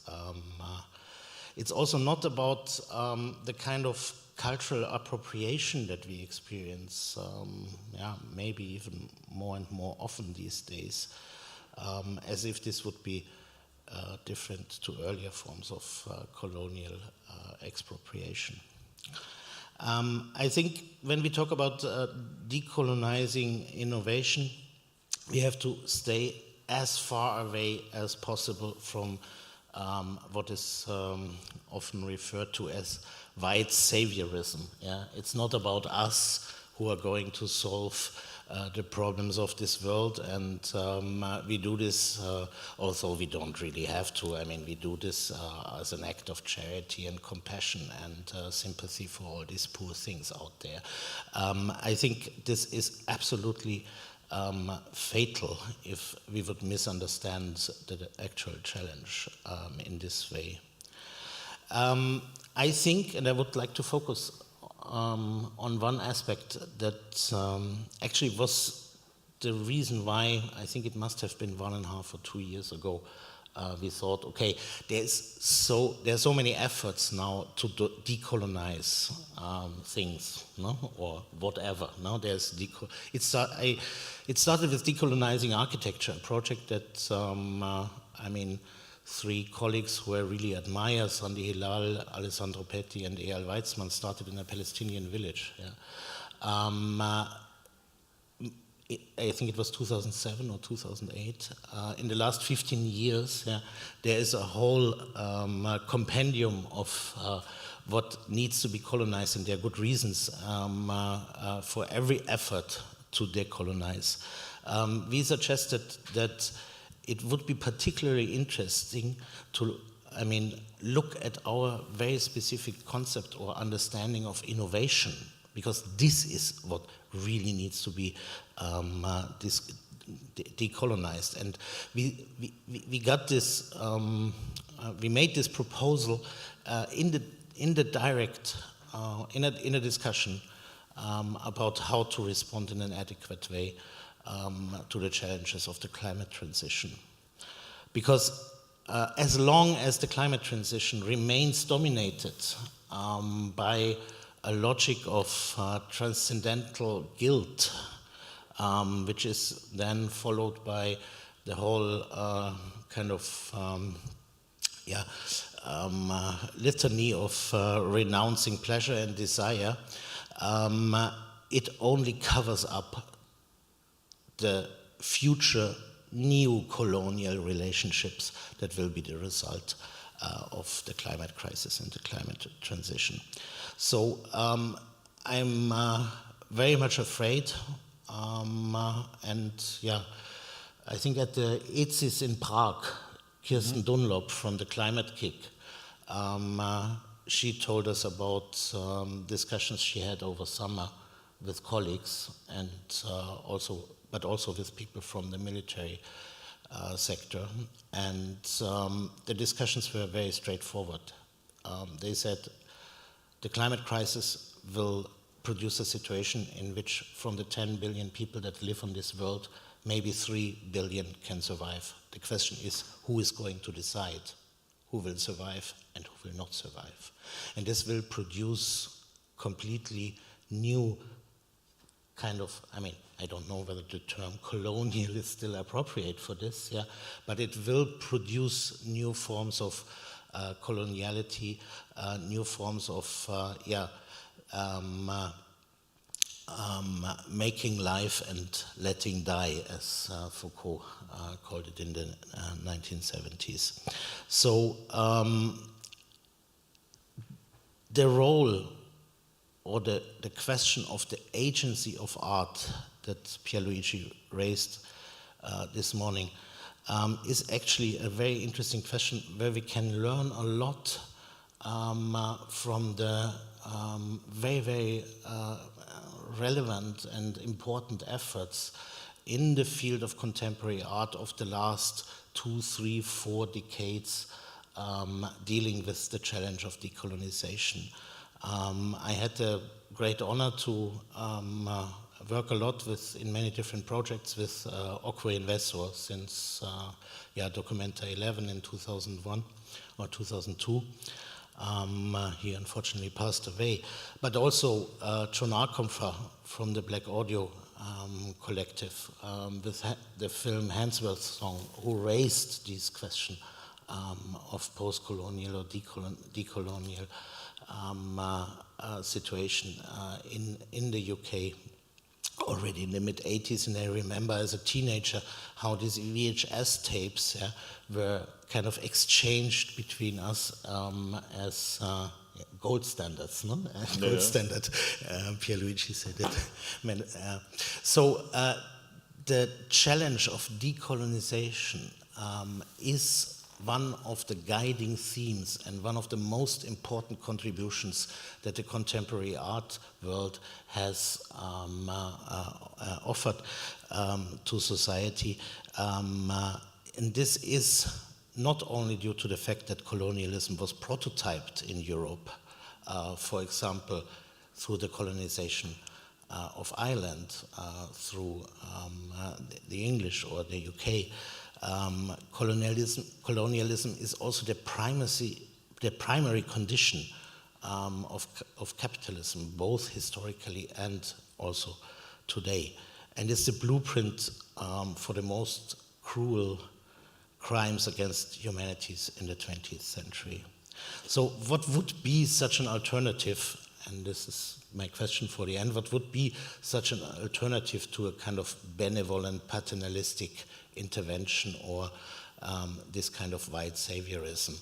What are the challenges? How can art and culture, heritage and creativity intervene in order to decolonize innovation?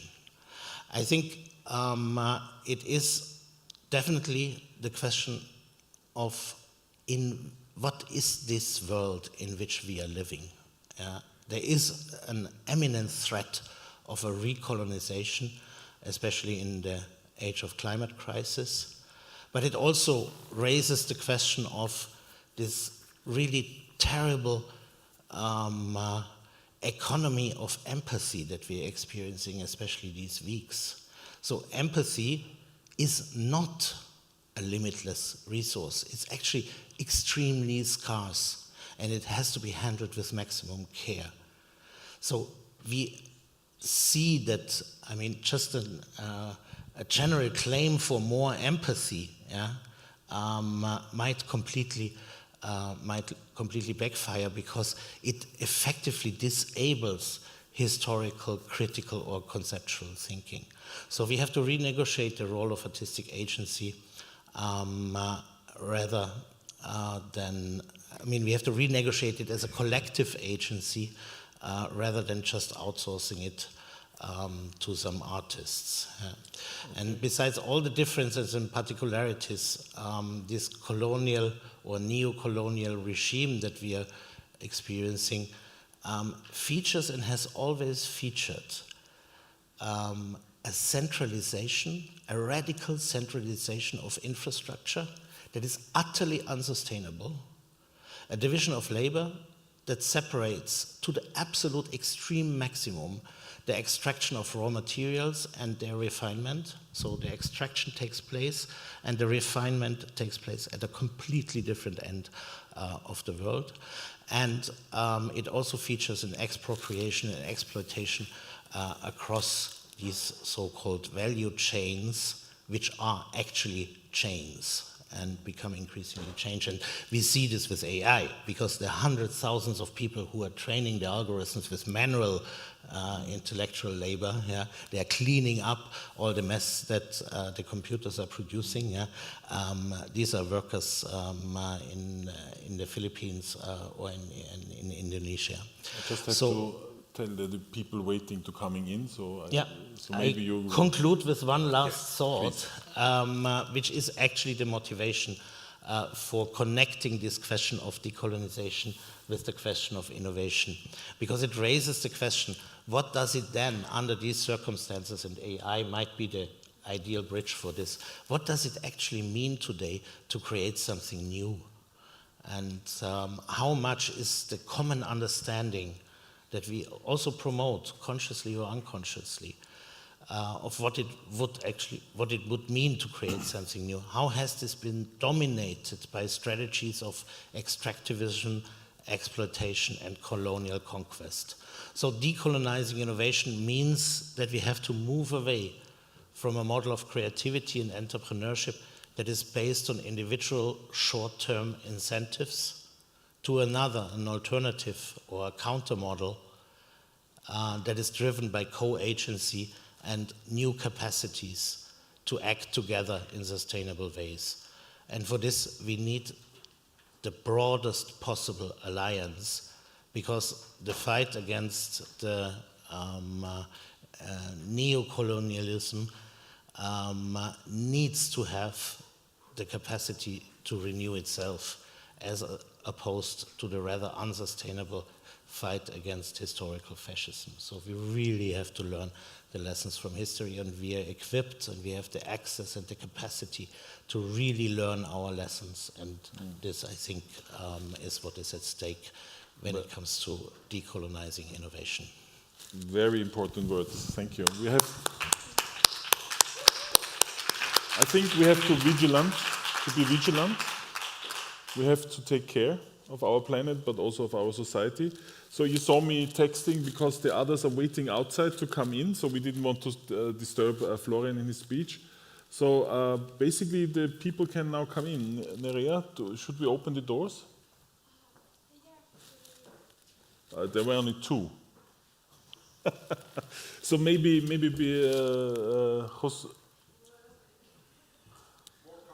more coming. I hope so. Only those two. Yeah, I was crying.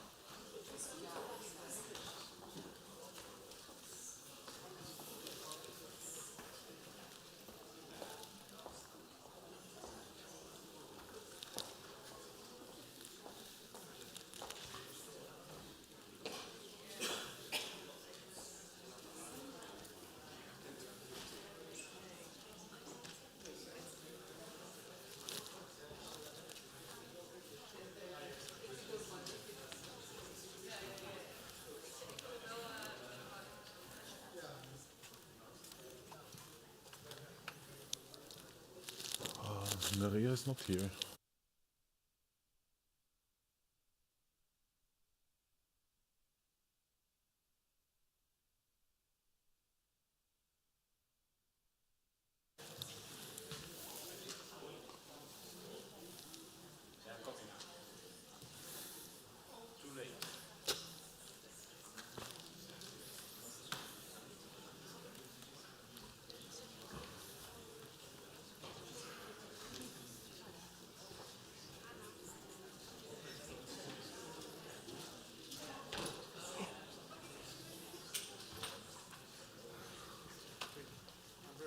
Yeah, we wait for the others. Wait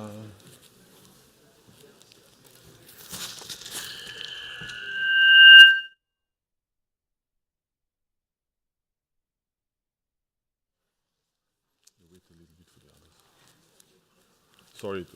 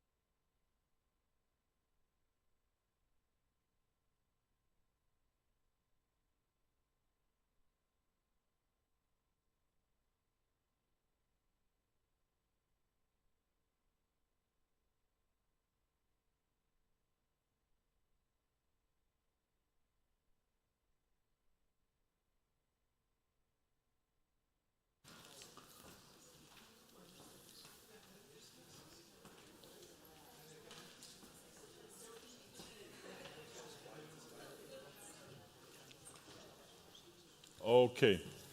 So we come to the last part, or the last part. So the last part for the last part, because there will be a little cocktail surprise for you waiting afterwards.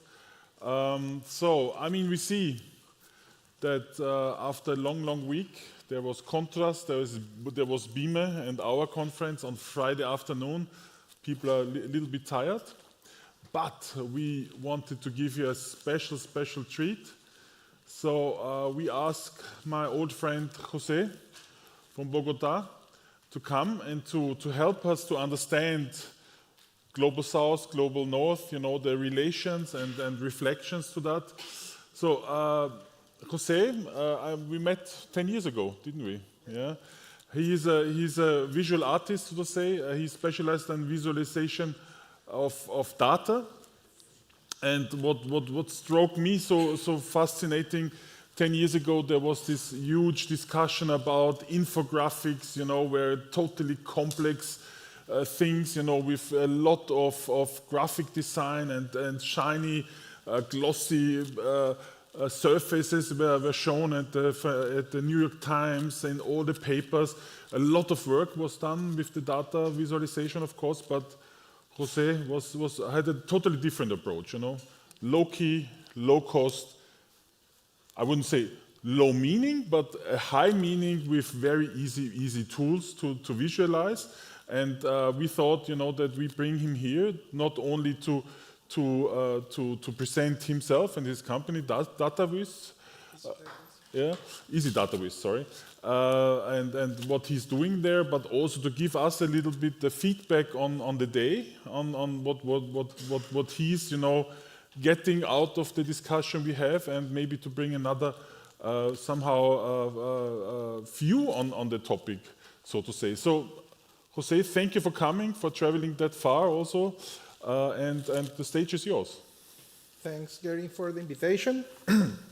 Thanks to all of you for staying here at the end of the day. I know that it was a long day, but I have bad news for you, and it's because my talk it's about data, and usually people think that data is boring and it's a very technical issue. Oh, come on, we are going to talk about data for about 25 minutes.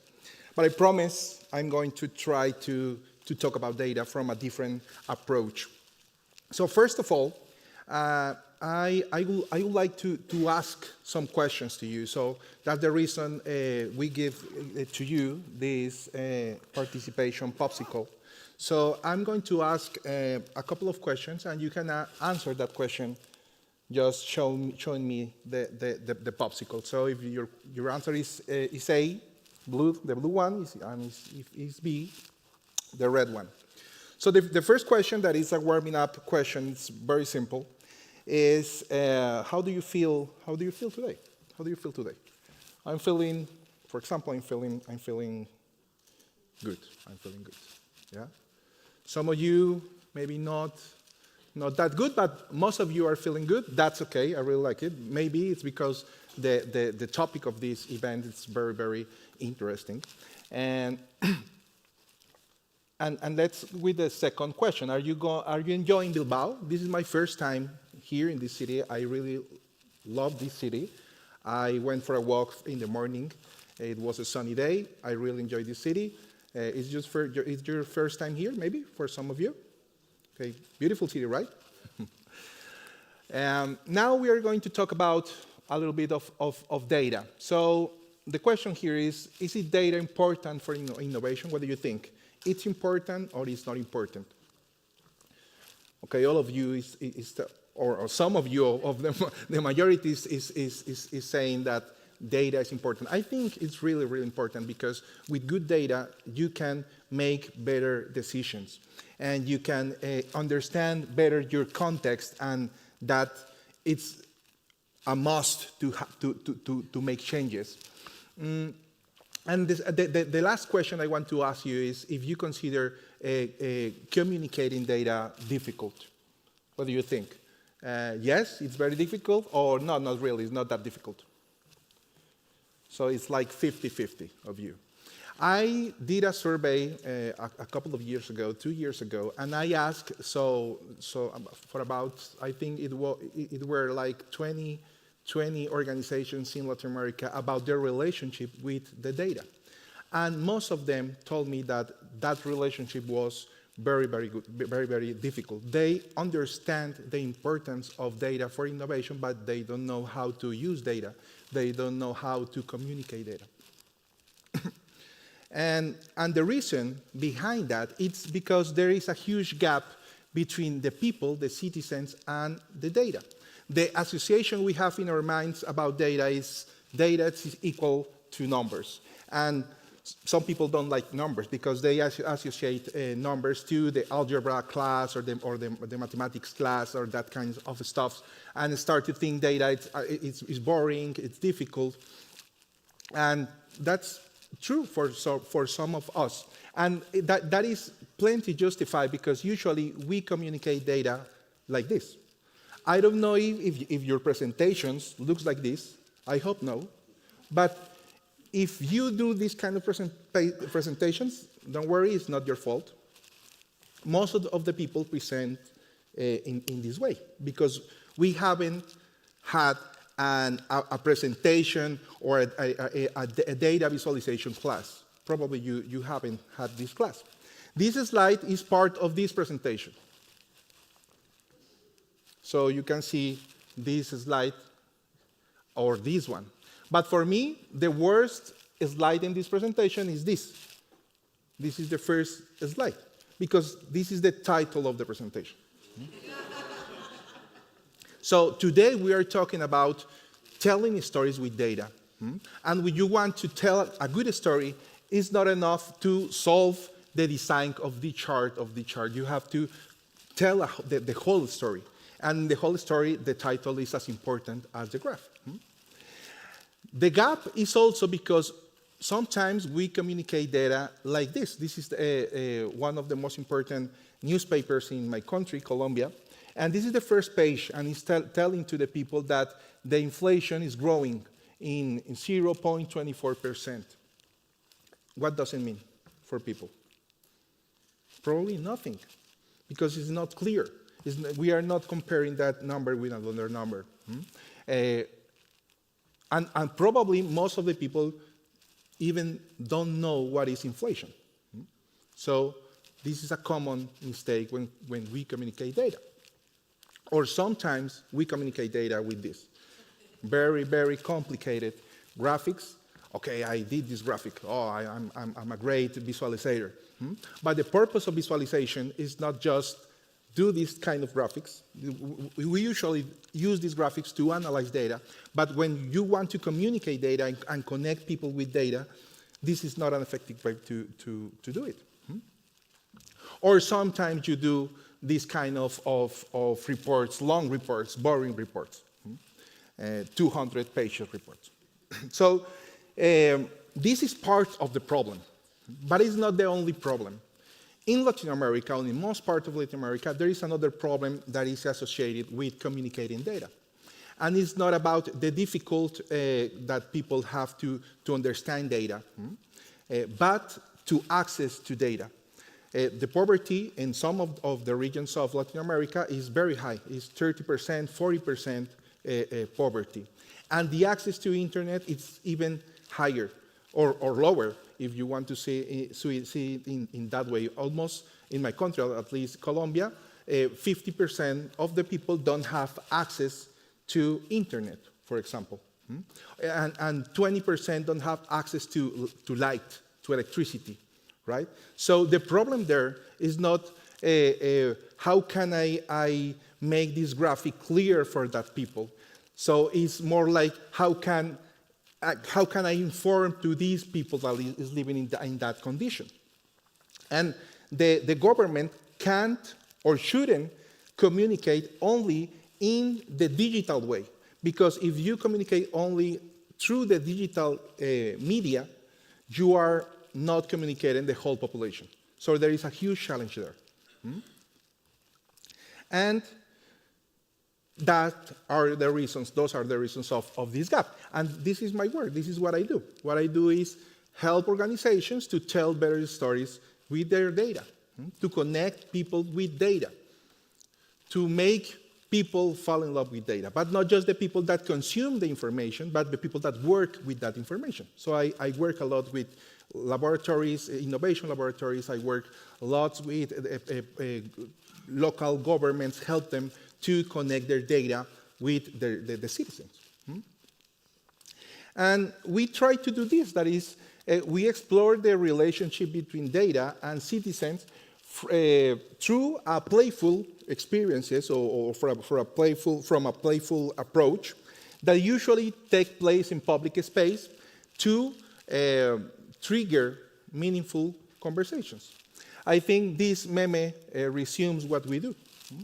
We use playful data to close to people complex topics, such as, I'm going to show you later, abortion, for example, or armed conflict, that kind of stuff, through playful data communication. These are some of our projects. This is a box, an information box, a data box, that we use to, we record in that box 7 data about abortion. That is a complex issue in many of Latin American countries. And we moved that box for all around the city.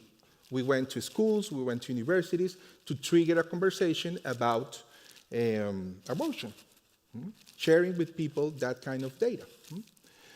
In this project, it's a projector. It's simple, it's very simple. I really like this project because this is good, very cheap good, but because the budget is here. It's a projector that has a sensor that when the light at 7 p.m. goes down, the projector projects some data about suicides, because suicides is a very common issue in many Latin American countries. And I thought it was important, not just me, but the company who we worked with in this project thought it was a good idea to share the data, because it's important data, but usually people don't know this kind of data. And usually the organization behind that data is waiting that the people go to the web page and look for that particular report to understand what is happening. But instead of that, we can take that data to the streets and show to the people the data. Or this other example, for example, where we are working with a local government, triggering through data a conversation with the citizens about security in their neighbors. But in this case, we are not just giving to the citizens data, but collecting from them perceptions about their security in their neighbors. For example, one of the devices that we designed, that is this one, allowed people to tell to the neighbors good practices and listen from the other neighbors the recommendations. Or this other intervention where we went outside to the streets to talk about peace. Peace in my country, we are a 55-year, we have a 55 years conflict long with the guerrillas and other groups. It's a very difficult topic to talk about, peace. We know that it's important, but when someone wants to talk about that topic with us, we don't like to talk about that topic. So the challenge here was, how can we talk about peace without talking about peace? And the solution for us was, okay, let's talk about difference, because a country that allows difference is a country in peace. And so the question to trigger that conversation was, whom you prefer to share or live in a desert island, with someone that thinks exactly like you, or with someone that thinks in a different way. And the answer here wasn't that important. The real important thing was the conversation after the answering. Why do you say this? Why do you say that? And with that intervention, we talk with hundreds of people all around the country, trying to found a new narrative for the peace in Colombia. So, as those examples, we have done lots of interventions around the world, I think like 300 interventions about many topics: abortion, conflict, food, health, and along, etc. And really enjoy a different approach from data. This is what we do. We are in the creative industries, particularly in the part of communication and communicating data. And this is our proposal, a different approach to data. Why I told you this? The reason I told you this is because for us, decolonizing was about thinking in a different way to communicate data. Because usually when people think in data, think only in the digital way to communicate data. For many years, if you want to be a visualizer of data, you have to know how to programming, for example. And there are other ways. So we start to find that other ways. I'm going to show you a couple of projects that show precisely that process on how we found a challenge and how we solved that challenge, trying to avoid the digital way to solve that problem. The first of all is this, that is called Panama Waste. It's about garbage in Panama. Panama has a huge problem with waste, with waste disposal, with waste culture. People consume a lot of things there, and for that reason, every Panamanian produces something like 2 kilograms of waste every day. And 1/4 of that material are plastic, and they even know they don't produce plastics there in their country, but 1/4 of the garbage they produce is plastic. It's weird, but it's a reality for them. And if you go to Panama, particularly Panama City, probably you have seen this kind of scenes because it's garbage everywhere. You are walking on the street and you see garbage. They call it pataconcitos. That is like small mountains of garbage. It's a huge problem. If you go from the airport to the city, you may find something like that because all the garbage go to the sea. So they have working on this. The United Nations, that is the organization whom we work with for this project, in that moment, that was like 1 year ago, they had done lots of things, lots of things. But the problem was that they weren't trying something new. They were doing what they thought it was going to solve the problem in Panama. And that is a problem because the kind of solutions they bring to Panama were this kind of stuff. Because these work here. It's okay, I know that works because I seen that in action. I know that in many capitals in the north, in the global north, it works like this. But we don't have the culture, we don't have the infrastructure. It's difficult for us to solve that problem in this way. And not just this. They even try to do this kind of stuff. That was, okay, it's cheap to do or to try a digital solution for this. And maybe it's fast to try to iterate a solution like this. So it's normal for them, that big organizations like UN, try to solve that local problem with other cases where that worked. But this is a problem because this is like the white saber syndrome, right? It's like, I have the answer.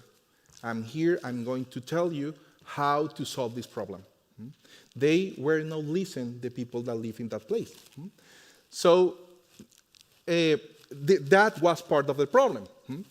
But they have worked, as I told you, for many years trying different solutions, like 20, 25 solutions.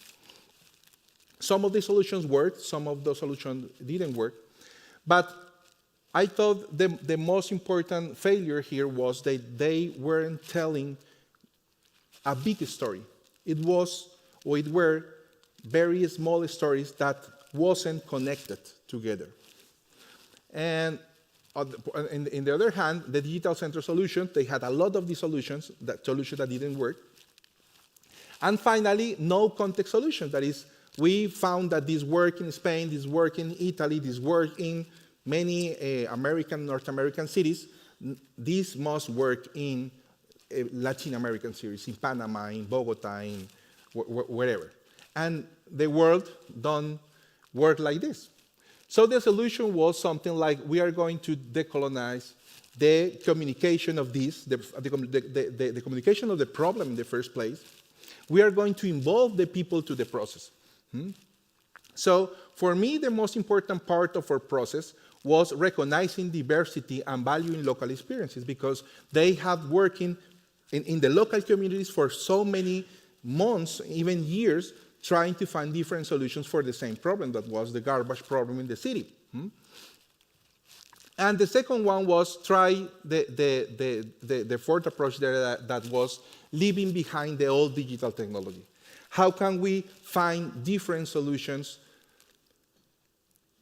not just in a different way of the digital, but trying to be creative in that place. And for us was difficult because we had to unlearn what we thought we know. Because usually when we see the good experiences, we see usually to Europe, we see usually to America or North America, and most of that experiences are digital. And that is in our mind.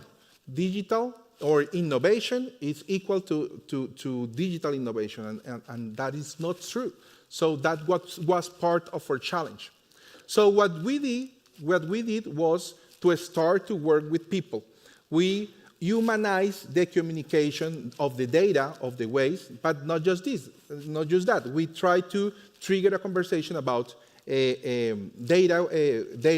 conversation about the data of the waste with them to build a solution together. So we designed this project that we call Conversemos, that is, let's talk about it. We went to the streets and found out some of these little cars that they use to sell products, in this case, fruit juices. And we designed this small car that is a car that the purpose of this car is triggering conversations about good practices of waste disposal in the cities. We went out. And we had thousands of conversations for 3 months with people, showing them the problem, the reasons of the problem, and trying to understand when they thought about that and find out possible solutions and involving them to the solutions that, in this case, United Nations was preparing for them. And we even bring to the project this part that was the digital part, because digital is important, but we have to know how to use it. So we use it for communication in social media, but we use it also to making, for example, maps that recognize the zones where the garbage is, and that kind of stuff. And not just that, but involve the community, the leaders of that, or many parts of the city, and now they are who are leading the initiative. So they have right now 3 cars, and they are moving around the city, that cars, to connect with the people that data. We haven't do this using just a digital approach to data, to share the data. We have to humanize that, and that is a decolonizing experience from what we thought was the possible first solution. The second example is this. This is a project we worked here in Europe a couple of years ago. The challenge here was connect people with the data that these devices collect. This is in Belgium, so people, neighbors, put this device in their window and they collect all kind of data of the time. For example, about mobility, of course, how many cars, how many buses, in what direction, how much polluted, how much noise they do, and so they collect lots of data. The problem here, and the data was consigned in this website. The problem was that when they want to share the data with the people, these were the graphics. So people don't approach the data in that way. So we did here the same thing that was trying to leave behind that digital technology and find out a different way to connect people with data. And we did this kit that we called Let's Play with Data. And this kit allows them, to the neighbors, to decide what kind of conclusions of the data they have collected, wanted to share with their neighbors, and trigger a conversation that allows them to push local policies. And not just that, but for example, here is one of the configurations of the kit where they are sharing, this is in Barcelona, they are sharing some data. But here is another configuration when they are asking a question, that is how people go to work. We did lots of interventions, not just here in Europe, but in Latin America, because they have presence in many countries with that devices. These are part of the community, the community trying to find out what data share with their neighbors. So they are taking control of the communication. And this is a video that resumes the experience to close the thing. Let me see.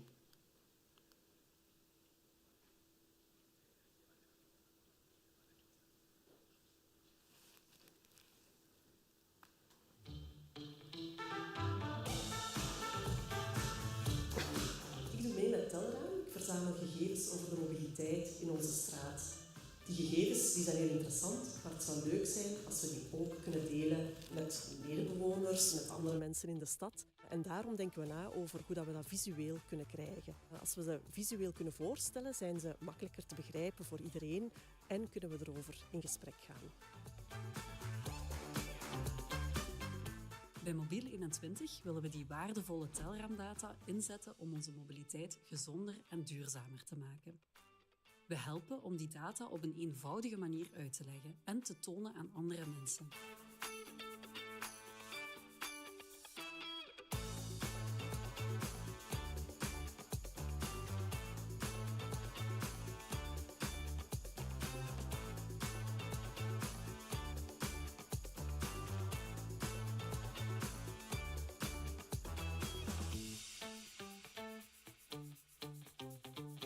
Zo brengen we het gesprek op gang over leefbare straten.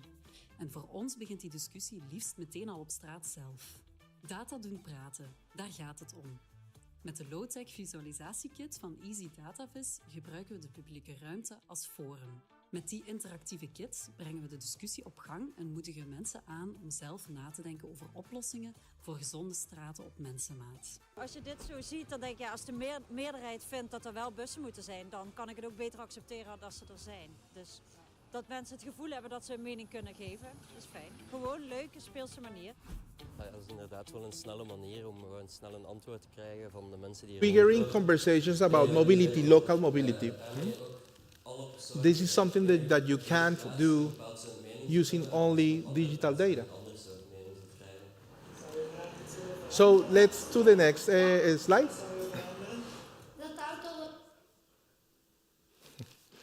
these are 4 of the things we did right in the past 2 projects. We think we did this right.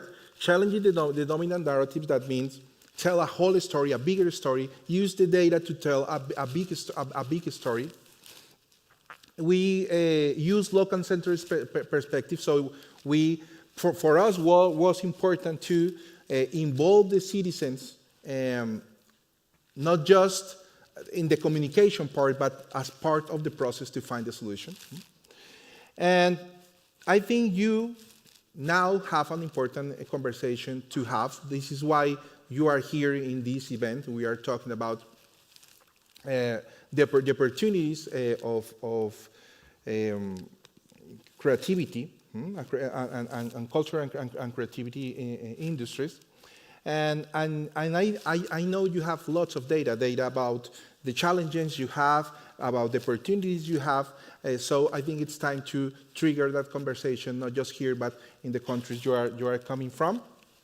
I want to finish. I'm going to ask you a final question. So we are going to use for one last time this popsicle.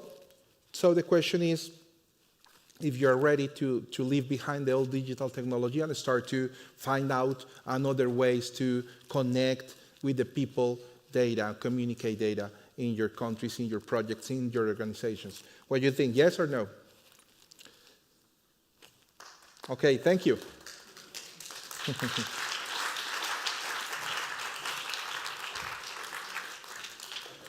Thank you, Jose. Thank you, good. Yeah, so this is now the end of our conference. So thank you for everybody's coming. I want to bring Christina on the stage. Iranzu, is she still here? She was there. Iranzu, come on the stage. Ozeneria, please come to the stage. I want to thank you and bring the bucket with you. Yeah. This is unexpected, eh? So who knows?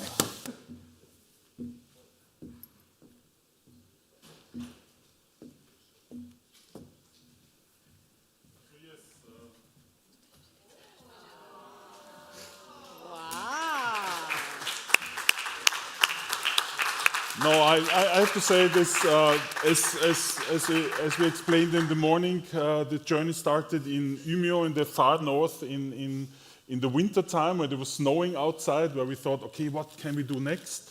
And Joachim and Christina said, you have to come to Bilbao, and so you made it happen. So thank you very much, Christina.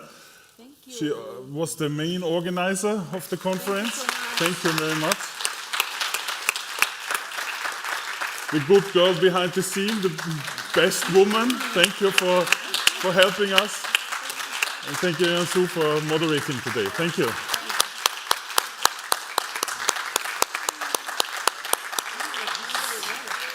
So there's this cocktail outside, and I hope we can come back to Bilbao. Huh? What do you say, Josiane? Okay, thank you.